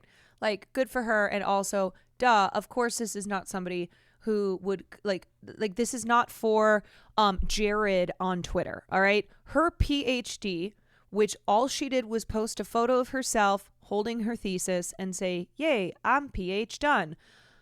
This is not for jackasses on the internet. Okay. Like most of us don't understand, would have a hard time understanding this because this is a PhD. Okay. It is very complex, and it would require further research and just like a base, a really specific type of knowledge, okay. All right, so at the time of the writing, the post has been viewed over 24 million times and angered boatloads of people. Guess why? Well, it's about her paper. It focuses on the use of scent in literature, because again, she's English lit, and a large Twitter/X community took umbrage with that. Sounds fascinating when you're not a fucking idiot. This is an interesting, if upsetting phenomenon, showing how online communities are divorced from reality and how social media can enable some of the worst sides of humanity. I just need you to know that this is what that I Googled. Woman got PhD and internet. I think this is what I Googled. Or maybe it was even just... No. Woman got PhD. I can't remember exactly what I typed in, but it was like... There was already like an AI generated Google response. Like, that is how big this has gotten. That is how big that this has gotten. Okay, this is not I saw a couple posts. This is not like I've seen it. Well, I've seen a couple posts. Well, it was one of my friends who posted the lyrics of Defying Gravity. Like, this was all over the internet. All right. So, you can guess the type of person who got so mad at this woman's post. At this point, this gained the attention of a supposedly right-leaning segment of Twitter and exploded. Now, we aren't going to share links to the specific tweets posting hateful comments, as that is highlighting and encouraging toxic behavior, but thousands of people questioned Dr. Luke's work on the politics of smell, saying that it provided nothing of value. Oh, okay. I didn't realize that all these people had read her thesis and therefore come to the conclusion that it was valueless. So it provided nothing of value, and it's a completely ludicrous waste of university resources, time, and energy. Oh, okay, cool. I'm in a PhD program right now. Your thesis is supposed to be really specific because you're researching something that hasn't been done before. Oh, no. No, your thesis must be something that jackasses online who are going to hate you no matter what your thesis is will believe has value and is not a waste of university resources, time, and energy. Okay. All right. Many went further, including gendered, aggressive, and vicious comments. Although there were some who were supportive and celebrated Dr. Luke's achievement, the vast majority of posters were negative. This meme from the aftermath summarizes the reaction neatly. Once again, I am begging you people to just be normal for once. Here's the post. Here's one response. Crow's feet and no children. You literally have lived in the most advantaged time in all of human history for women, and after 40 years have literally nothing of any real value to show for it, and your bloodline will end with you due to your need to stick it to the evil man by getting an education. For over a decade, you have spat in the face of your thousands of ancestors that risked their lives fighting mountain lions so that you could provide a better life for their children, and you will eventually die having been a massive net negative for both the world and our species. The witch hunts cannot happen soon enough.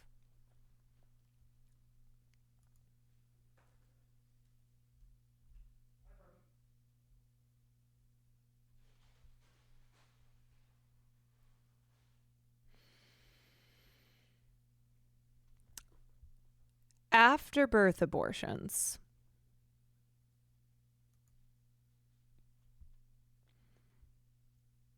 Afterbirth abortions.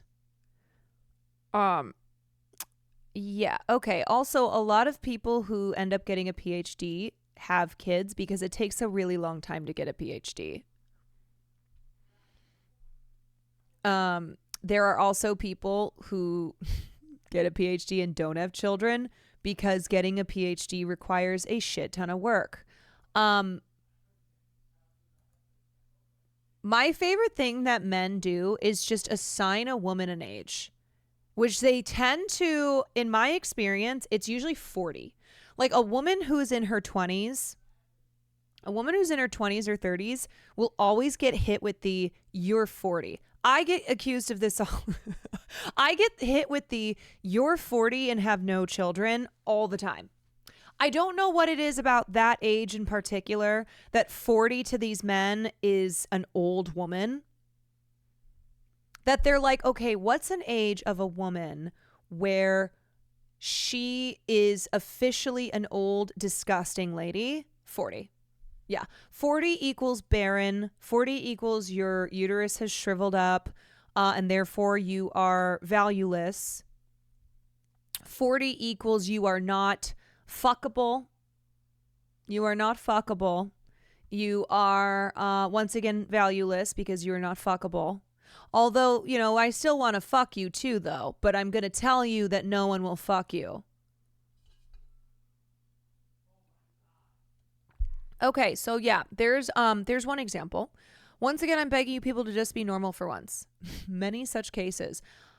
I like reading and writing. I fucking hate you and hope you die.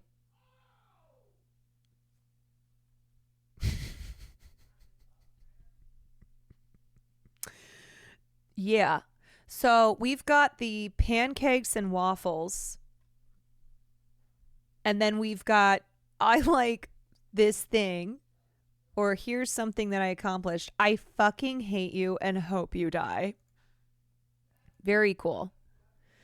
While it's upsetting that Dr. Ali Lukes has received such a torrent of abuse, it does provide a perfect example of how social media can divorce people from reality and encourage some of the worst aspects of human nature. What the reaction to the politics of smell PhD means. On the surface, it's understandable how some people might react negatively to a paper called Olfactory Ethics, the Politics of Smell in Modern and Contemporary Prose. No, I don't think it's understandable. I don't. I disagree, Forbes writer. I do not think reacting negatively to the title of a PhD that is this is at all understandable. Because that's exactly what this is. It's reacting to the title of a PhD recipient's thesis. So no, it's not normal at all. It's not understandable at all. And this is part of the problem. Somebody doesn't get something, or somebody thinks that they understand something to be a certain way. And so that's what they're fighting, right? They are coming up with they are creating what in their mind, this thing that then they are reacting negatively to. When the reality is here that it's people who are anti-intellectual, okay? Men who are threatened anytime a woman does fucking anything, all right? Whether she has an OnlyFans, whether she has a bunch of children, doesn't have any children, has a PhD, just bought a car, just celebrated her 30th birthday, like whatever it is, a woman just having thoughts, being able to breathe, it doesn't fucking matter. So no, this is not an on the surface. It's understandable how some people might react negatively to a paper called this. This could appear niche merely for the sake of it. You're a fucking idiot. Who wrote this? Who wrote this? Callum Booth. Oh. Callum Booth. Okay. Okay, Callum Booth. So do you not understand what a fucking PhD is, you dumb shit? Oh my God, I'm going to lose my mind. This could appear niche merely for the sake of it. You do not understand what a PhD is. And can I ask you a question, Callum Booth? If this were a woman who had gotten her PhD and posted about it, first of all, the fucking internet reaction would not have been this, okay? Second of all, Callum Booth would not be writing, this could appear niche merely for the sake of it. Or, here's in the next sentence, a borderline parody of academia.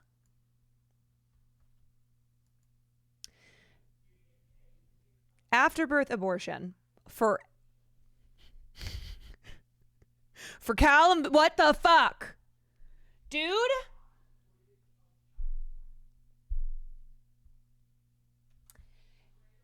A borderline parody of academia. I will bet all the money that I have that Callum Booth does not understand what goes in, what a PhD thesis is. Okay? I don't have a PhD. I will do something dressed. I don't have a PhD, and yet I have an understanding of how a PhD thesis works. That this is not writing about something that everybody has written about, and that Callum Booth and all the dumbasses online will understand. Right. So then here he is in the next line. But here's the kicker. This paper isn't for a wide audience. That's the kicker, Callum Booth? Okay. This is a piece of research intended solely for expert consumption, something that Dr. Allie Lukes points out herself. You want to know why she had to point that out? Because dumb fucks like you and all these assholes online don't understand that. They think that her thesis that she wrote and that she researched and wrote for her PhD is normally something that would be for a wide audience. And it required her pointing it out to be like, oh, okay, so her specifically, she didn't write that paper for a wide audience. No, that's just like in general, dude. Dummy. An academic paper intended for an like, I know, it's insane. it's insane. Oh my God, I'm losing my mind. Niche merely for the sake of it. No offense, dude. No offense. And I'm reading this piece and I'm talking about it on stream, but I'm not out here acting as if this that Dr. Allie Lukes is potentially deserving on the surface of people being mad at her. No offense, dude, but you write about internet bullshit, okay? So you're writing about things that are appealing to a wide audience. You are talking about something happening online where all of these cretins are, and you're looking at somebody who has just completed their PhD and being like, oh, I guess the kicker is that she didn't do her research for a wide audience like me at Forbes magazine. Hackerman's found his LinkedIn. He has a BA in English Lit. It's jealousy. Yeah, here she is having just gotten her PhD in English Lit, and he's writing about internet bullshit for Forbes.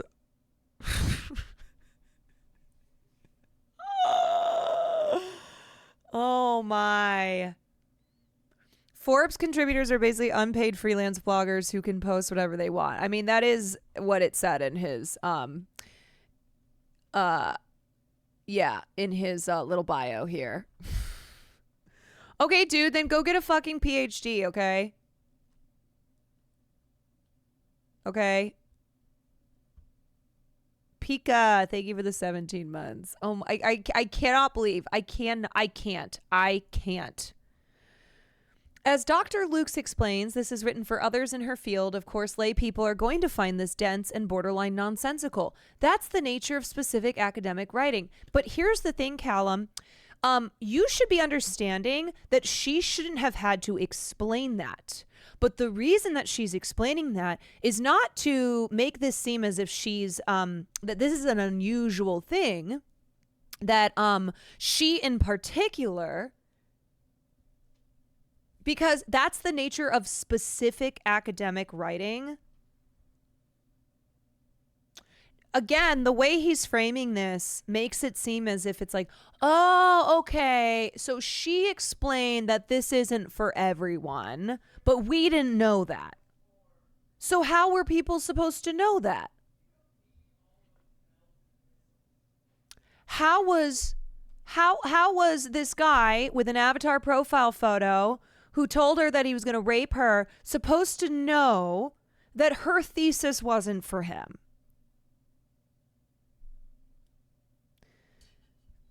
Coming from me, I'm working in physics. Even my work, which is very industrial application based, will come off as insane and abstract. Yeah, you see this all the time too. This response, when a woman does something in academia, and the response of men is men who don't understand, right? Men who she is speaking a language. She is in a world that they are not a part of, that they do not understand. And they will respond with anger.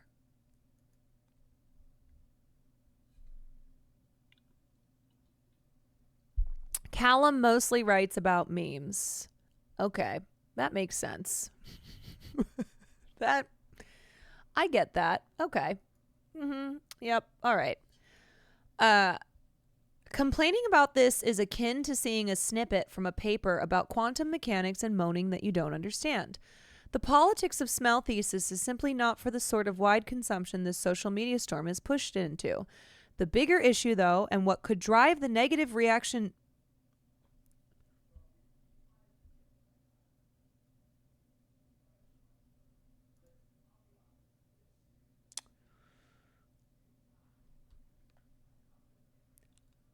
This fucking guy, this Callum Booth, go fuck yourself, dude. Go fuck yourself with your meme thing pieces. The bigger issue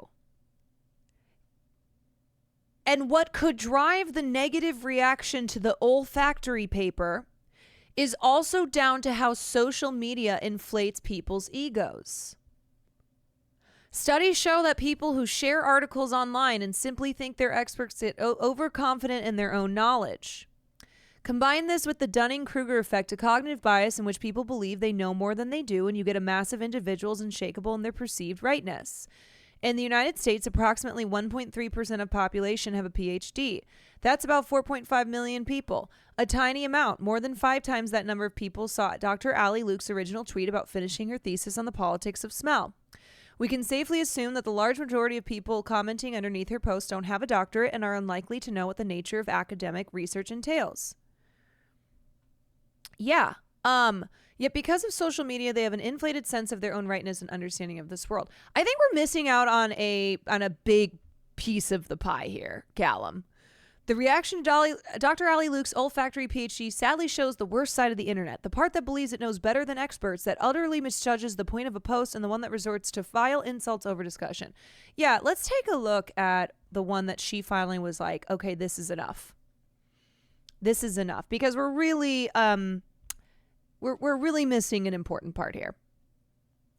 To be clear, this is where I draw the line. This is what Ali says. This is abhorrent and illegal, and no one should ever have to deal with this. Here's a message she received. You're the dumbest fucking bitch I have ever seen on the internet, and the perfect example of literally everything wrong with modern society. Imagine thinking you deserve taxpayer money for writing up that useless piece of shit thesis that nobody will ever read. Vegan, feminist, and queer. Your dues to society are many, and me and the boys will rape them out of you.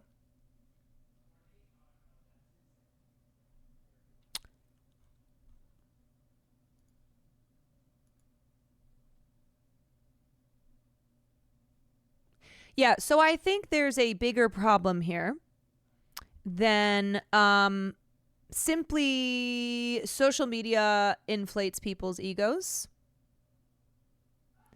That people believe that they know more than they do.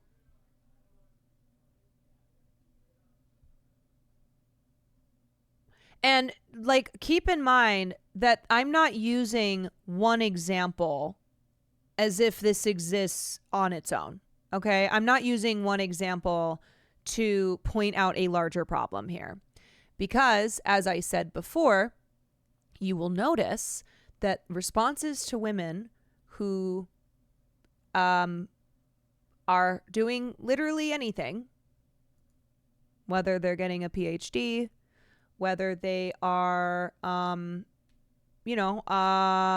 like posting about a promotion that they got, whether they are, have an OnlyFans, like whatever, just existing, having any accomplishments, especially accomplishments in academia, in journalism. I mean, like, I thought FanFan's tweet was that she herself had done all. Oh, no. FanFan FanFan tweeted, "What is going on?" I go on my timeline and I see, she's like, on my timeline, people are shitting on women for having an OnlyFans, getting a PhD, working at McDonald's, being a stay-at-home mom, speaking up against slander, investing. What do you want us to do?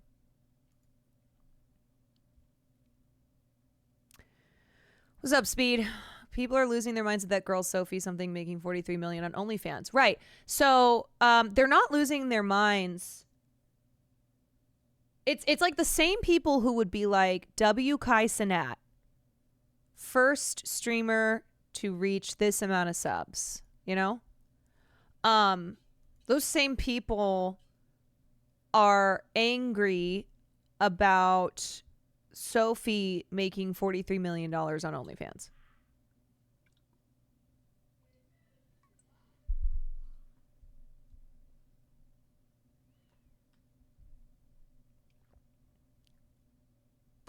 Yet because of social media, they have an inflated sense of their own rightness and understanding of this world. No, I think you're missing a really important aspect here, and acting as if, oh well, that's just how social media is, where we come to believe that we are right about things, and our bad behavior in believing so. Hello? What? Oh. What'd you say? Oh, no, I didn't. I looked. I didn't see anyone. The reaction to Dr. Ali Luke's olfactory PhD sadly shows the worst side of the internet, the part that believes it knows better than experts, that utterly misjudges the point of a post, and one that resorts to violent insults over discussion. While the internet has delivered us lots of positive things, the very nature and structure of social media doesn't prioritize understanding and nuance, something that's been made clear with the reaction to Dr. Ali Luke's thesis on the politics of smell.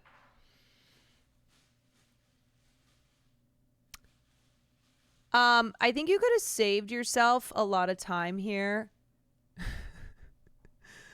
And just say, man, women can't do anything and not receive death threats for it, huh? Oh, yum. That smells so good. Thank you. Women can't exist, huh? Wow, that's crazy, huh? Like, dude, it is, I'm so tired of it. Here's this fucking crazy post where I clicked on this guy's profile. This guy has almost 1 million followers.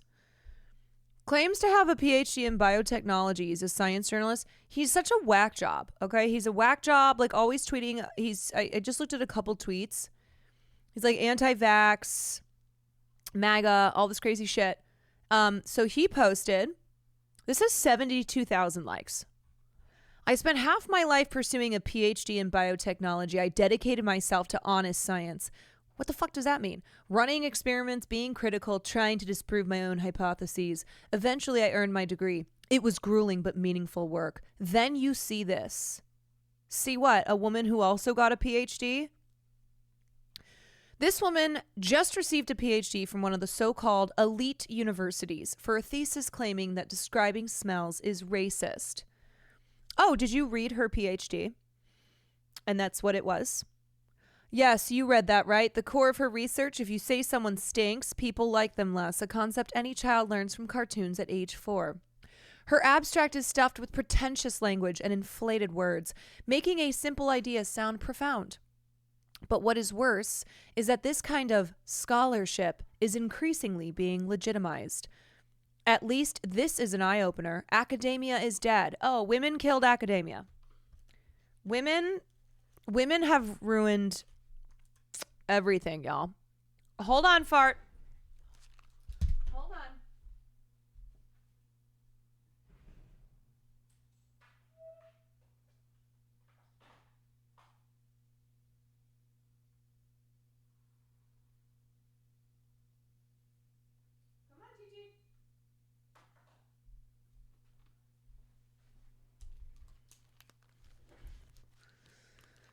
Okay. Academia is dead, and we can no longer take these so-called elite universities seriously. You know what?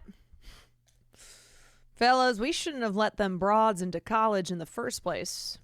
Am I right?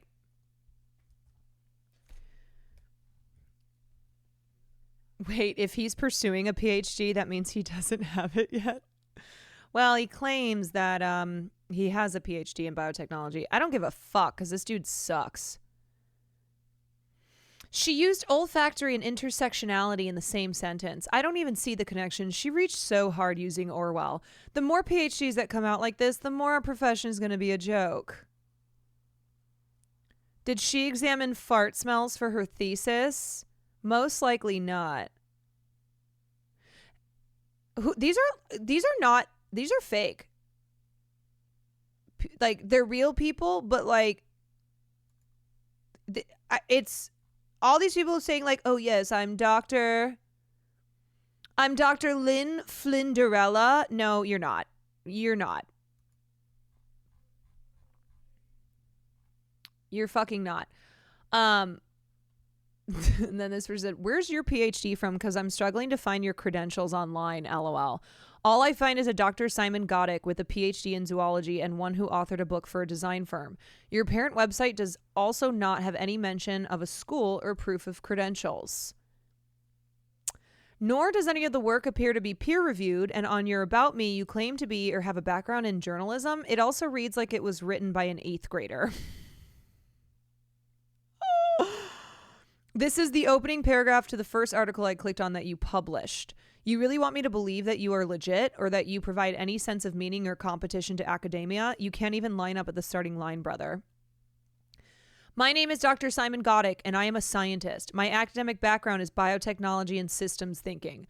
The latter I apply in many areas, such as complex ecological systems, but also the human metabolism. I am a surgeon! Within the last year, I have read hundreds of scientific books and papers to understand our bodies better. I learned that the input-output principle is the central issue to consider when it comes to our health. Within the last 20 months, the pre-2020 narrative has changed towards one that is contrary to what I have learned. I was wondering why all the doctors and scientists who are presented by the mainstream media are not aware of the factors that determine.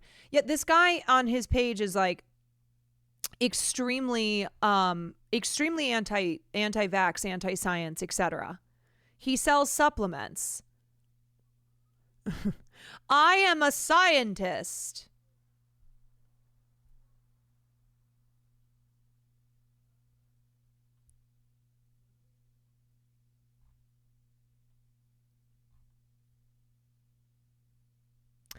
During COVID, they called me a conspiracy theorist for saying the plandemic was about population control, but in fact, they've been pushing that agenda for years. The child-free life. Yeah, no, this guy is the worst. Yeah. Okay, cool. Cool. Awesome. It's so good.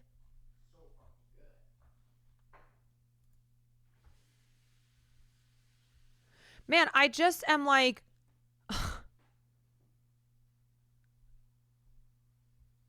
This is crazy. Hi all, I couldn't be more delighted that so many people have showed enthusiasm towards my work and would love to share more with you as soon as I'm able, but right now my first priority is my students. It's still term time here and they deserve my time and attention.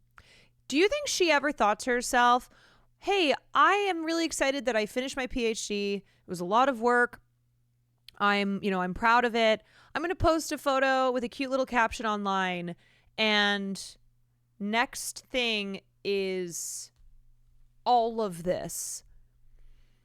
As you might imagine, I'm also fielding a lot of emails, messages, press inquiries, and trying to keep up with all the comments, though that's an impossible task, so I'm spread a bit thin at the moment, but doing my best to keep up. Lots of exciting things in the work now. Though I was initially a critic, I am now in your corner. Like, why were you initially a critic? I'm coming out of the closet as a supporter of the smelly PhD lady, despite my personal distaste for her research framework. Not the topic, nor even necessarily the substance, but the framework. You're not a hero.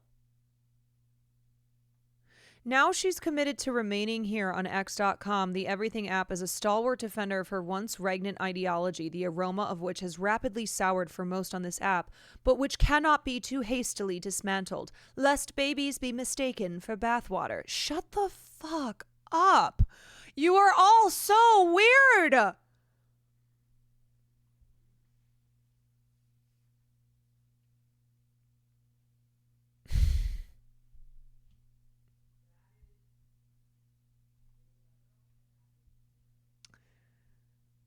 Oh my God. This makes me go insane because I have a PhD in actual systems theory. That guy's a total joke. I have an English lit PhD. I explored the connection between systems theorists and modernist literature. Whoa, whoa, whoa. What are these fancy dancy words? Clearly, you're utilizing these these words, these letters, because in fact, you are an idiot who has killed academia.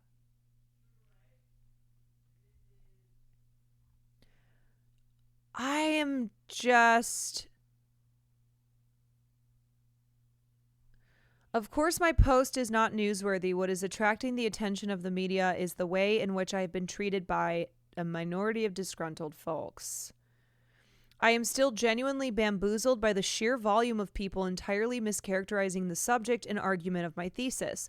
The words are there before them, but their interpretation is on a separate plane of existence. You know what? I can always bet on there being a Mike from PA comment saying L fascists. Fascists simply do not read.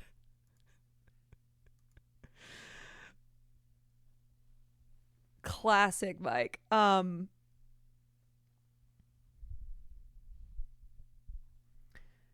Yo. I'm just and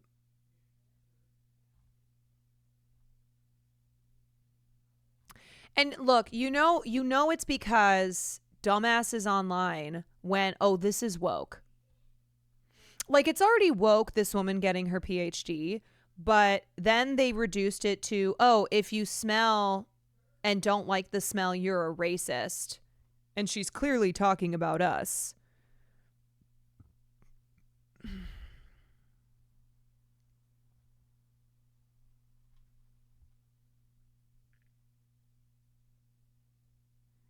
This woman is so dumb. She used big words in her PhD thesis. What a buffoon.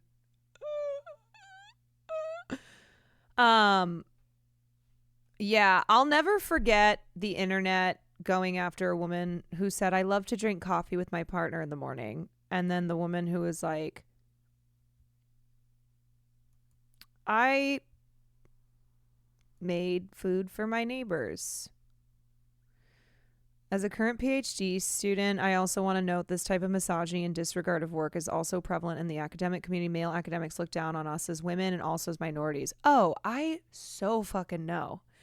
Like, this isn't even on I believe it. Like, I know. I know that is the case. So it's like the call's coming from inside the house, and also the call is coming from outside the house.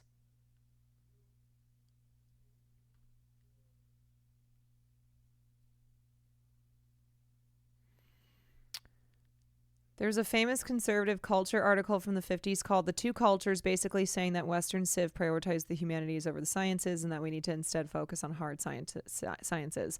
Whole argument was about wanting universities to make profitable technology for capitalists to exploit. Right, like a lot of these comments are so disdainful because one, they're just fucking stupid. They don't understand that she is an English lit got an English lit PhD, which is why her thesis is structured the way that it is, like the way that she approached this thesis. But two, because of the like arts element of it.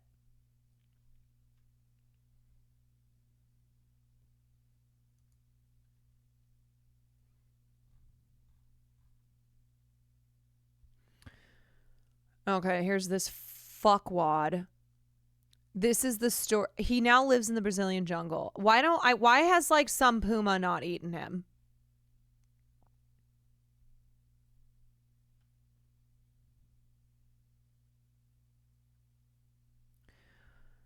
I deal with this on a daily basis as a post-grad learning advisor. Why is he living in the jungle and like the cast of the Jungle Book has not descended upon him?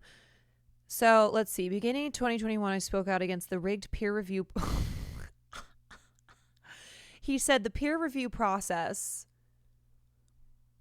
of Christian Drosten's COVID PCR protocol paper is rigged.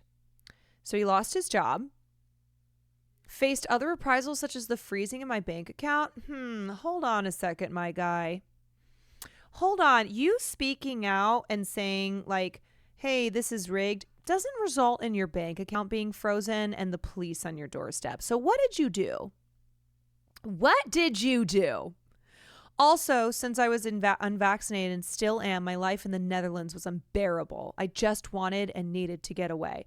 Okay, so he went to the Netherlands, or he was in the Netherlands and then went to the Brazilian jungle. Instead of being a researcher at a world-class university. Yeah, okay, dude. Okay, dude. My options at the time were very limited. A medical tyranny had taken the whole world hostage. Since I had already worked as a professor in Brazil in the previous years and Bolsonaro was critical of both the pandemic and the vaccination, my choice quickly fell on Brazil. To escape the crazed civilization, I bought a few hectares of jungle land on a 1,500-meter high mountain, 30 minutes by car to the nearest little village. After reviving my Adobe Illustrator and QR code generation skills, I prepared required...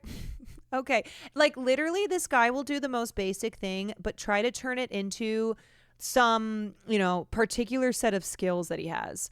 Okay, dude, you used Adobe... You prepared required documents, got on a plane, and escaped the societal madness. Great. Oh, and then you lost another job because of your tweets. Pfft, man. To be honest, life here is a bit lonely. Good. I'm glad. I hope you have no human companionship. Far from home in my Western culture. On the other hand, Starlink lets me connect to you guys, and which is equally important, I'm well prepared for the moment when the shit hits the fan. Luckily, I'm currently still allowed to travel until they implement carbon credit policies.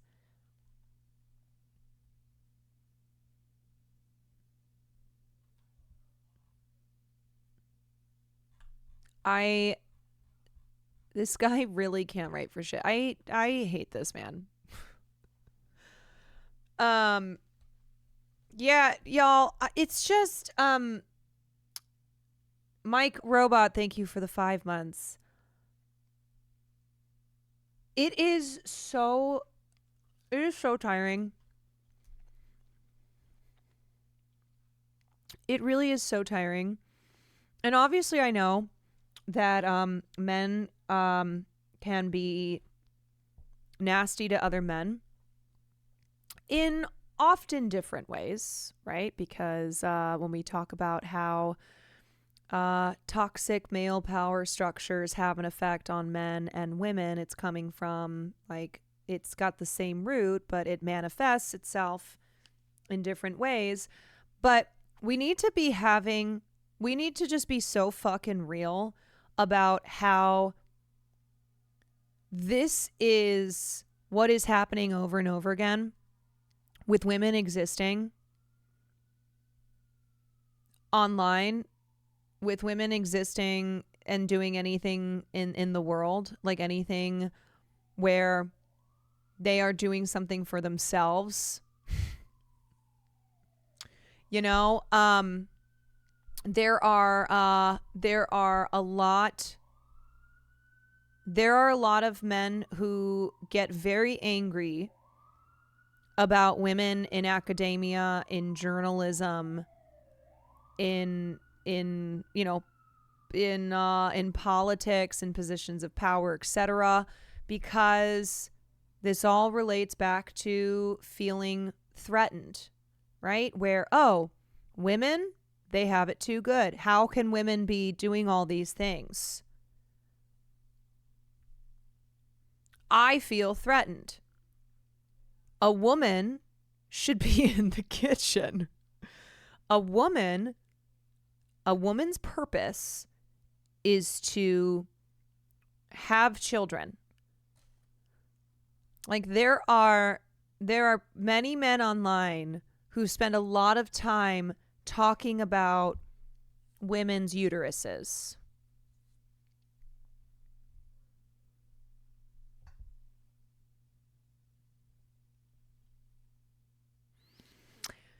Yikes.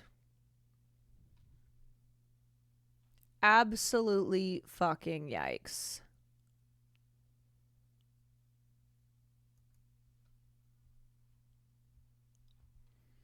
Women, we just need to exist but not exist. Breathe air, but don't breathe too much. Okay? Don't breathe too much. You don't get full air to breathe. Don't try and make any money, but then also be prepared to be called a gold digger. Don't speak. Don't talk. Shh. Unless it's to agree that with all these things being determined about women. If you are not 22, then stop. Simply stop it. Just stop. Why are you not 22?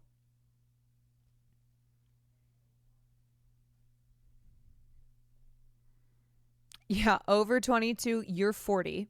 That's how math works.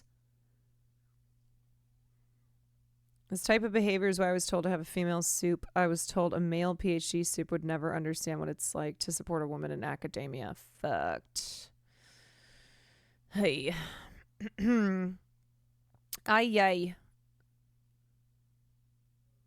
Oi.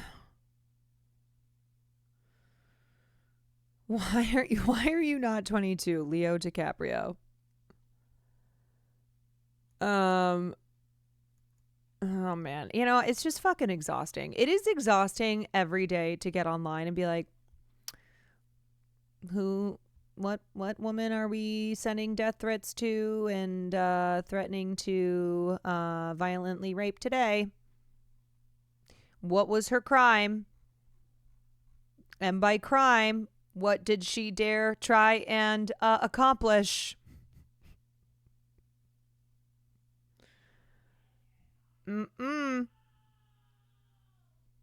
the thing is, though, is like we're talking about online, but it's not as if this is simply the world of the internet and then this does not exist outside of the internet. I mean, we are now blue in the face talking about how many young men have fallen down the alt-right rabbit hole pipeline. You look at South Korea, like President Yoon Suk Yeol, who declared martial law and then had to undeclare martial law because members of his own party were like, no, we don't think so. That he came into power because of disenfranchised, angry young men in South Korea. South Korea, where it is pretty bad to be a woman there. Where they're like, women's rights. More like, right. How many women can we oppress? Women's wrongs.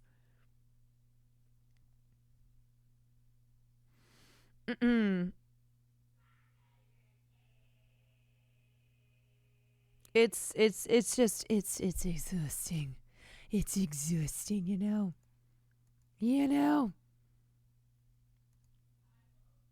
know. Anyway, that's all I got. That's all I got. We'll do the Jane Fonda interview next time. And then let's do a little bit of Survivor, where we can watch both men and women try and psychologically destroy each other. Where rights and wrongs, with gender has no bounds on the island, mate. Because you just gotta survive. You just gotta fucking survive, mate. No matter what it takes. No matter what it takes.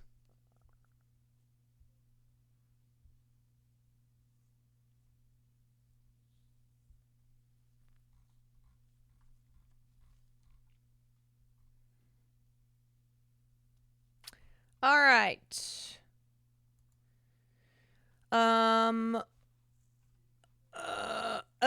Streamer awards line up. Oh, Tina Kitten. That's a reminder. Dress. Yes. Dress streamer awards. Must be done.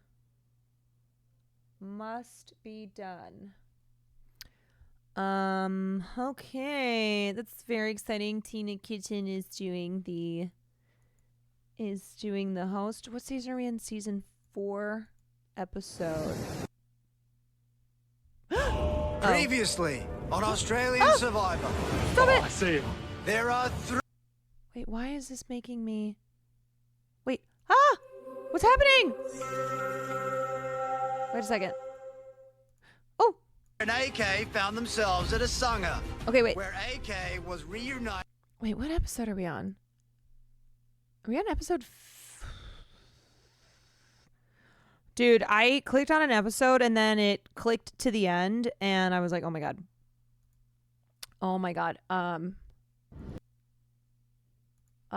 Who's doing the yeah, AK is gone. Why does this keep going to the ends of the episodes though? Are we on episode 16? Somebody help. Help. Help me. Maybe it's because we watched them.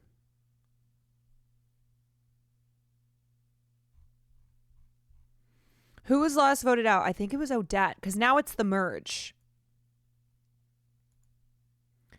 Now it is time for the merge. So I think we're episode 16.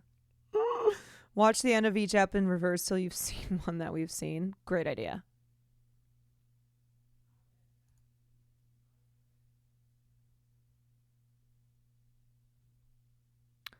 I believe we are episode 16. Odette was voted out last. We are, yes. Okay.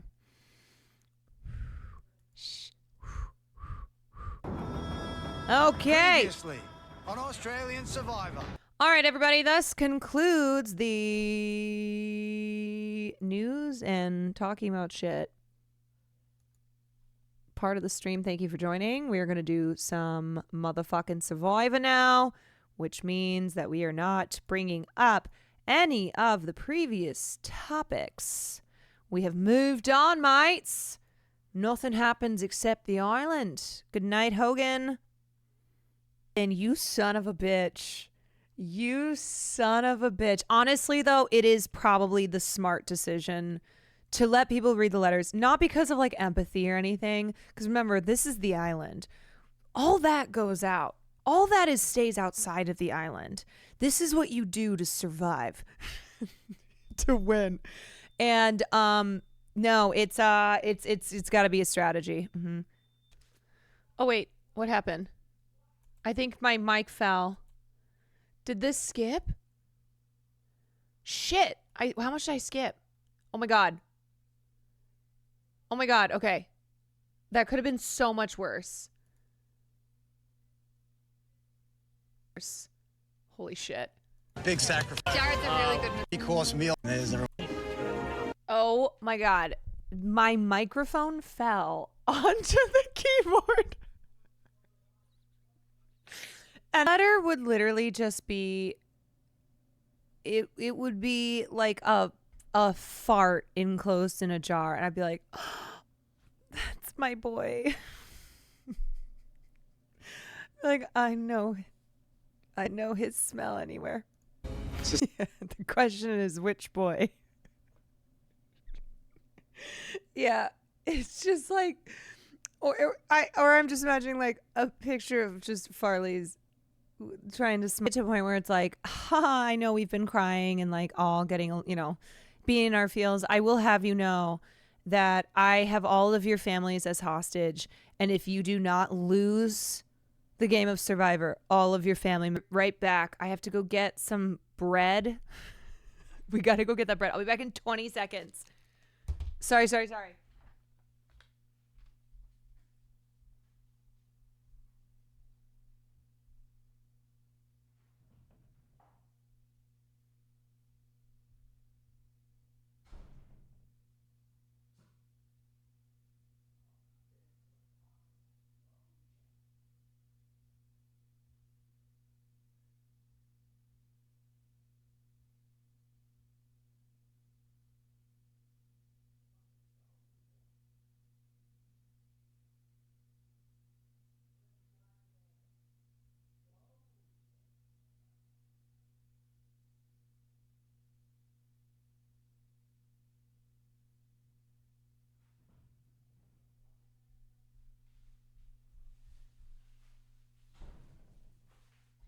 Okay, I'm back.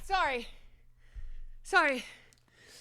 Denims has been taking these cooking classes, and like my place is on her way back to her place, so she will drop me off goodies if I manage to see my phone in time. I missed the last time that she was like, hey, do you want a fresh baked mini lemon strawberry pie? And because I never look at my phone, I didn't see it. But I saw when she was like, do you want some freshly baked bread? I was like, yes, I do. So anyway, that's why I had to go get that bread. We're back. What fucking happened, man? What happened? How? Did you catch the underline? Jericho underline Jared. Jericho underline Jared. No! Michelle's a fucking liar, dude!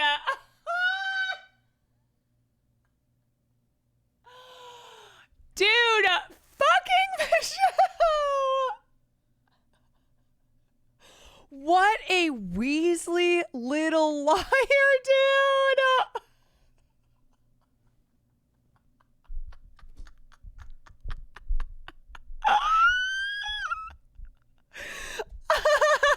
She's so funny.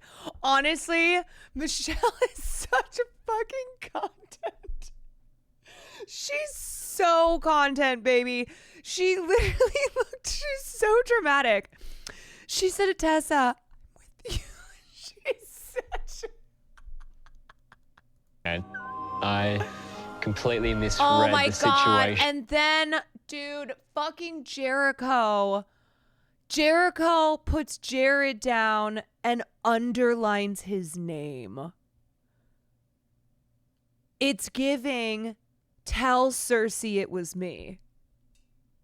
Tell Jared. See, now I feel like you don't want to try to be the one to take people out.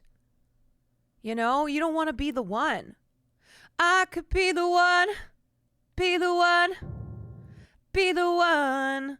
I miss why the underline matters. Okay, so when Jared talked to Jericho, he said, wait, is that right?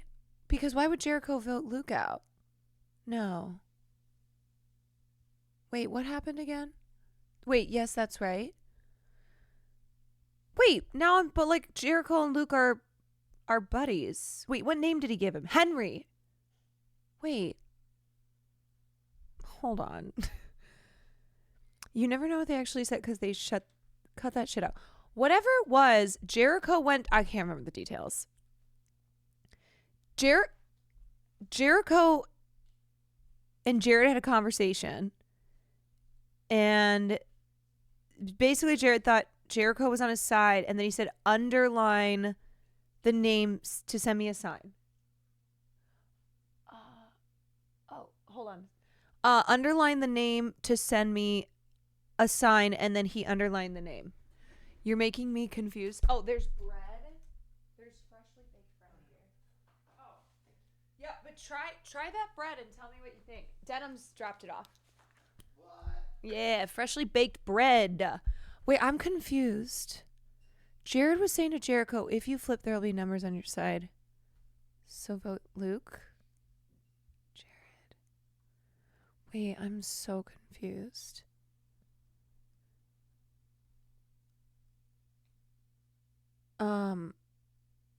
Wait, so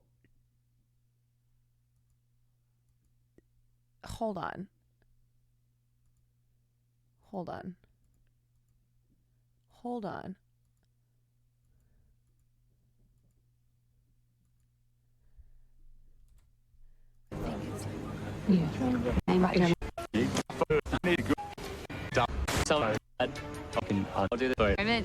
Oh wait.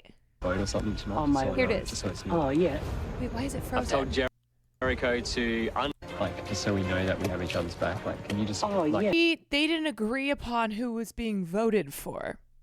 So Jericho said, okay, I put your name down, and then I underlined it.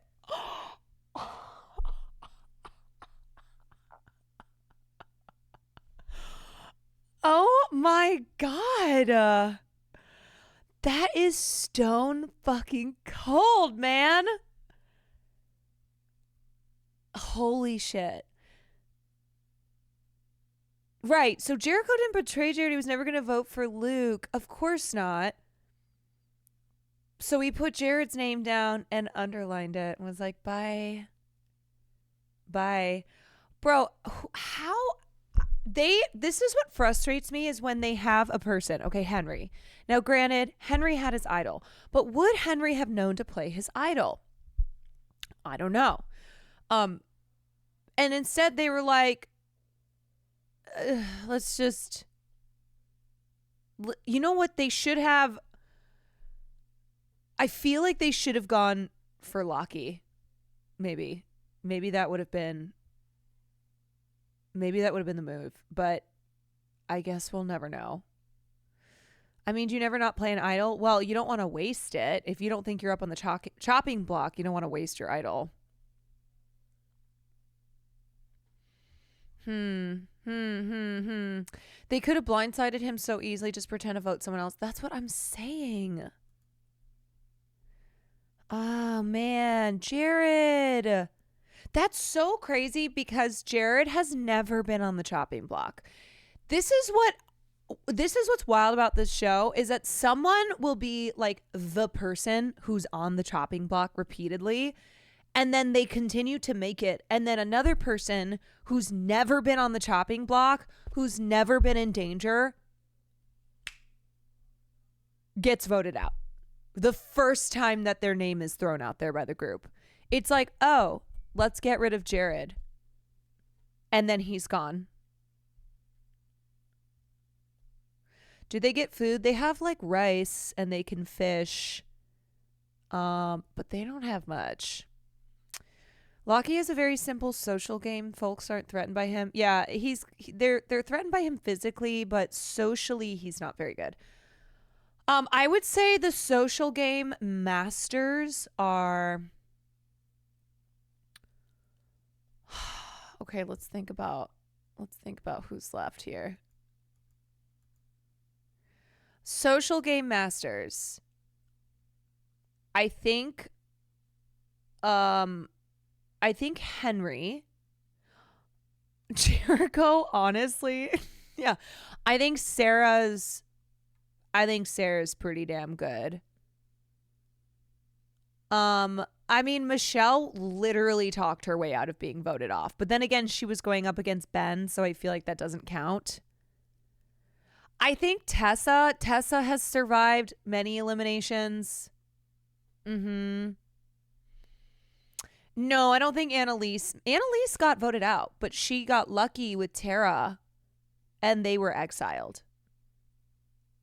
No, so I would say the ones who have like actually survived through the social game. Tessa, Sarah, Luke's pretty good. You know, he's got some moves. And then Henry. Who do I want to win?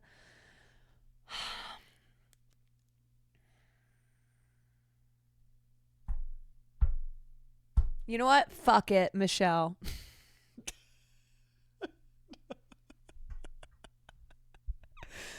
Okay, no. Who do I want to win? The 3 S's of Survivor: social, strategy, and strength. I think I mean, Ziggy's just such a fucking beast. I love Luke. I think I would like love for Luke to win. Ziggy.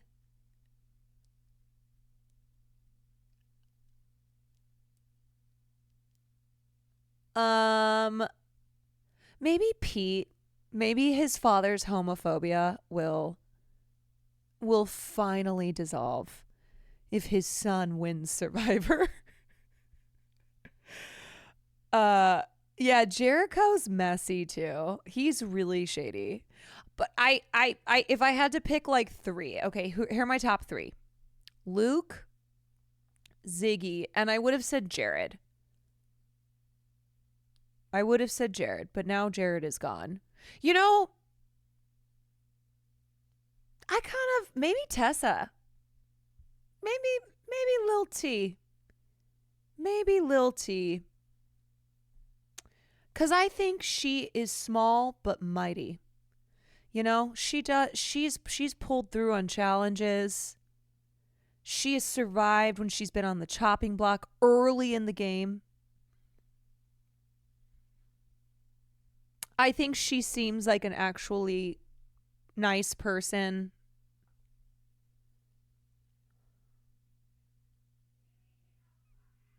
Who can I see winning? I can see Ziggy winning.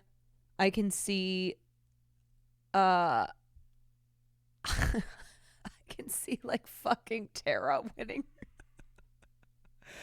I can see Ziggy winning. I can see Sarah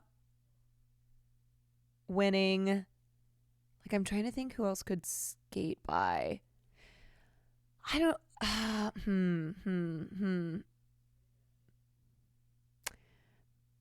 How do we feel on Henry?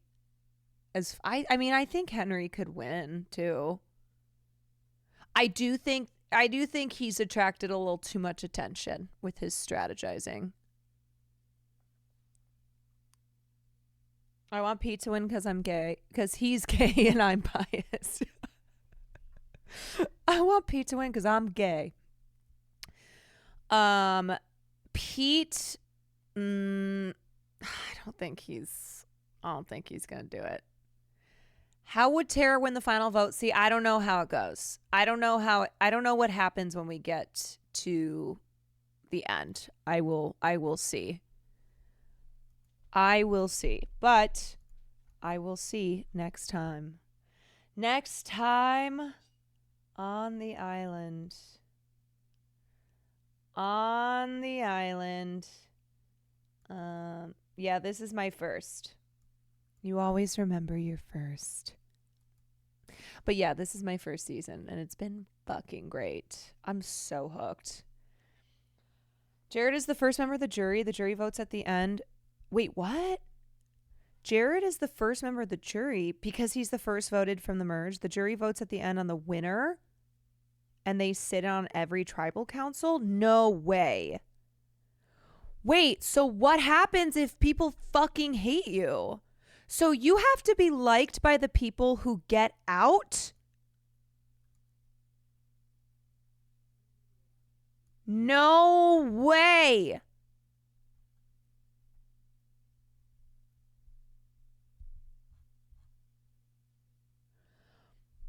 That is saucy. That is so saucy. At the final two, you have to make your case as to why you should win. That's why the family decision earlier was no contest. Dude, you're telling me that to win the game, the people who lost the game have to vote for you? So Jared still hangs out on the island, but now he gets to eat regular food and stuff. So some players will argue they played the best game and therefore should win. So like so for instance, if AK got down to the final two, ain't no fucking way he was going to win because too many people hated AK. Whereas Ziggy is a person, whereas if Ziggy gets down to the final two, she's pretty well liked. Like if it comes down to Ziggy or Michelle, Ziggy's absolutely winning. I mean, her performance in the games, in the challenges and whatnot aside, because she's better liked. That's why people want to have big plays. That's why sometimes they want to bring... They want to bring someone to the finals that they know they can win against. That's why you drag through someone who's like really shouldn't even be there. Okay.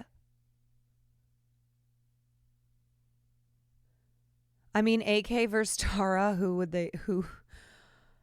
I think they would pick Tara. I think AK was just so hated. So you gotta have someone to sacrifice. Oh my God, I would be so fucking livid if I made it to final two and the other person got picked because people liked them more. Like imagine if it comes down to me and Will and he wins because they're like, yeah, he's just more likable. Like, excuse me. Pardon me. Damn, I can't believe that that's how it goes down. Okay. So that means Michelle stays. Yes, Michelle stays. You have to be either liked or respected. Damn. Oh my God, there is so much going on in the game here. There's so much going on in the game because you have to survive. You have to survive to the end, but you also have to do so in a way that doesn't piss people off, but isn't like Odette, where they think you're just weak, where they're like, oh, well, she's too wishy-washy. She's too centrist. She's too in the middle. So you have to be a badass, like takes sides, makes moves.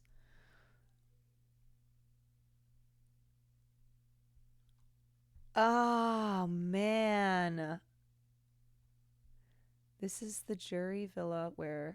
I'm Jared, and this is my jury villa.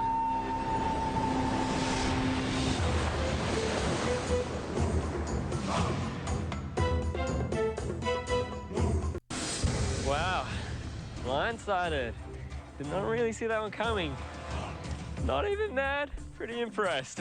I mean, I've always wanted to be blindsided on Survivor, so that's a bucket list ticked off. A little disappointed in myself. I should have mitigated that risk, but I'm stoked to be part of the jury villa. I have a say on the rest of the game.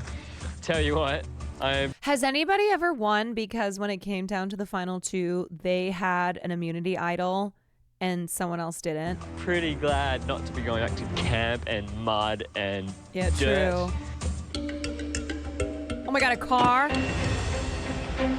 No idols. 100% sure okay. about the blindside and who was responsible. Oh my God, he has a cookie. But I mean, fairly clear that Lockie and Tara flipped over and yeah, done the dirty deed on me. Oh my God, I love Jared. I'm wondering whether did Annalise really stick with me, or did Jericho stick with me and Baby. Annalise flip? Baby, he underlined your name. Annalise, don't know whether to be angry at you or not. For your sake, nope. I hope you stuck with me, because if you dogged me and Jericho didn't, the game has changed again. Oh. He forgot. Jury villa. This is how he got blindsided. First person here. Oh, someone I am underlined Luke. proclaiming myself king of jury villa. Hello. Thank you so much. Upgrade. Who wants this stupid thing? Oh my God, this looks amazing already. Thank you. Oh, yeah, boy. Yeah, oh boy. My God. Whoa. Okay. I love how many people are excited when they get out because they get food and like comfort. Here we go. Okay. It's a bit, it's a very lonely dinner, but it's great. I feel like it's a birthday party and no one invited came. That's So so these are my funny. friends. That pizza does look cold, but I bet it's so What good I always still. said, it's not a sprint, it's a marathon, the game of Survivor. And so is this meal. I will get it down. It tastes good. Chips,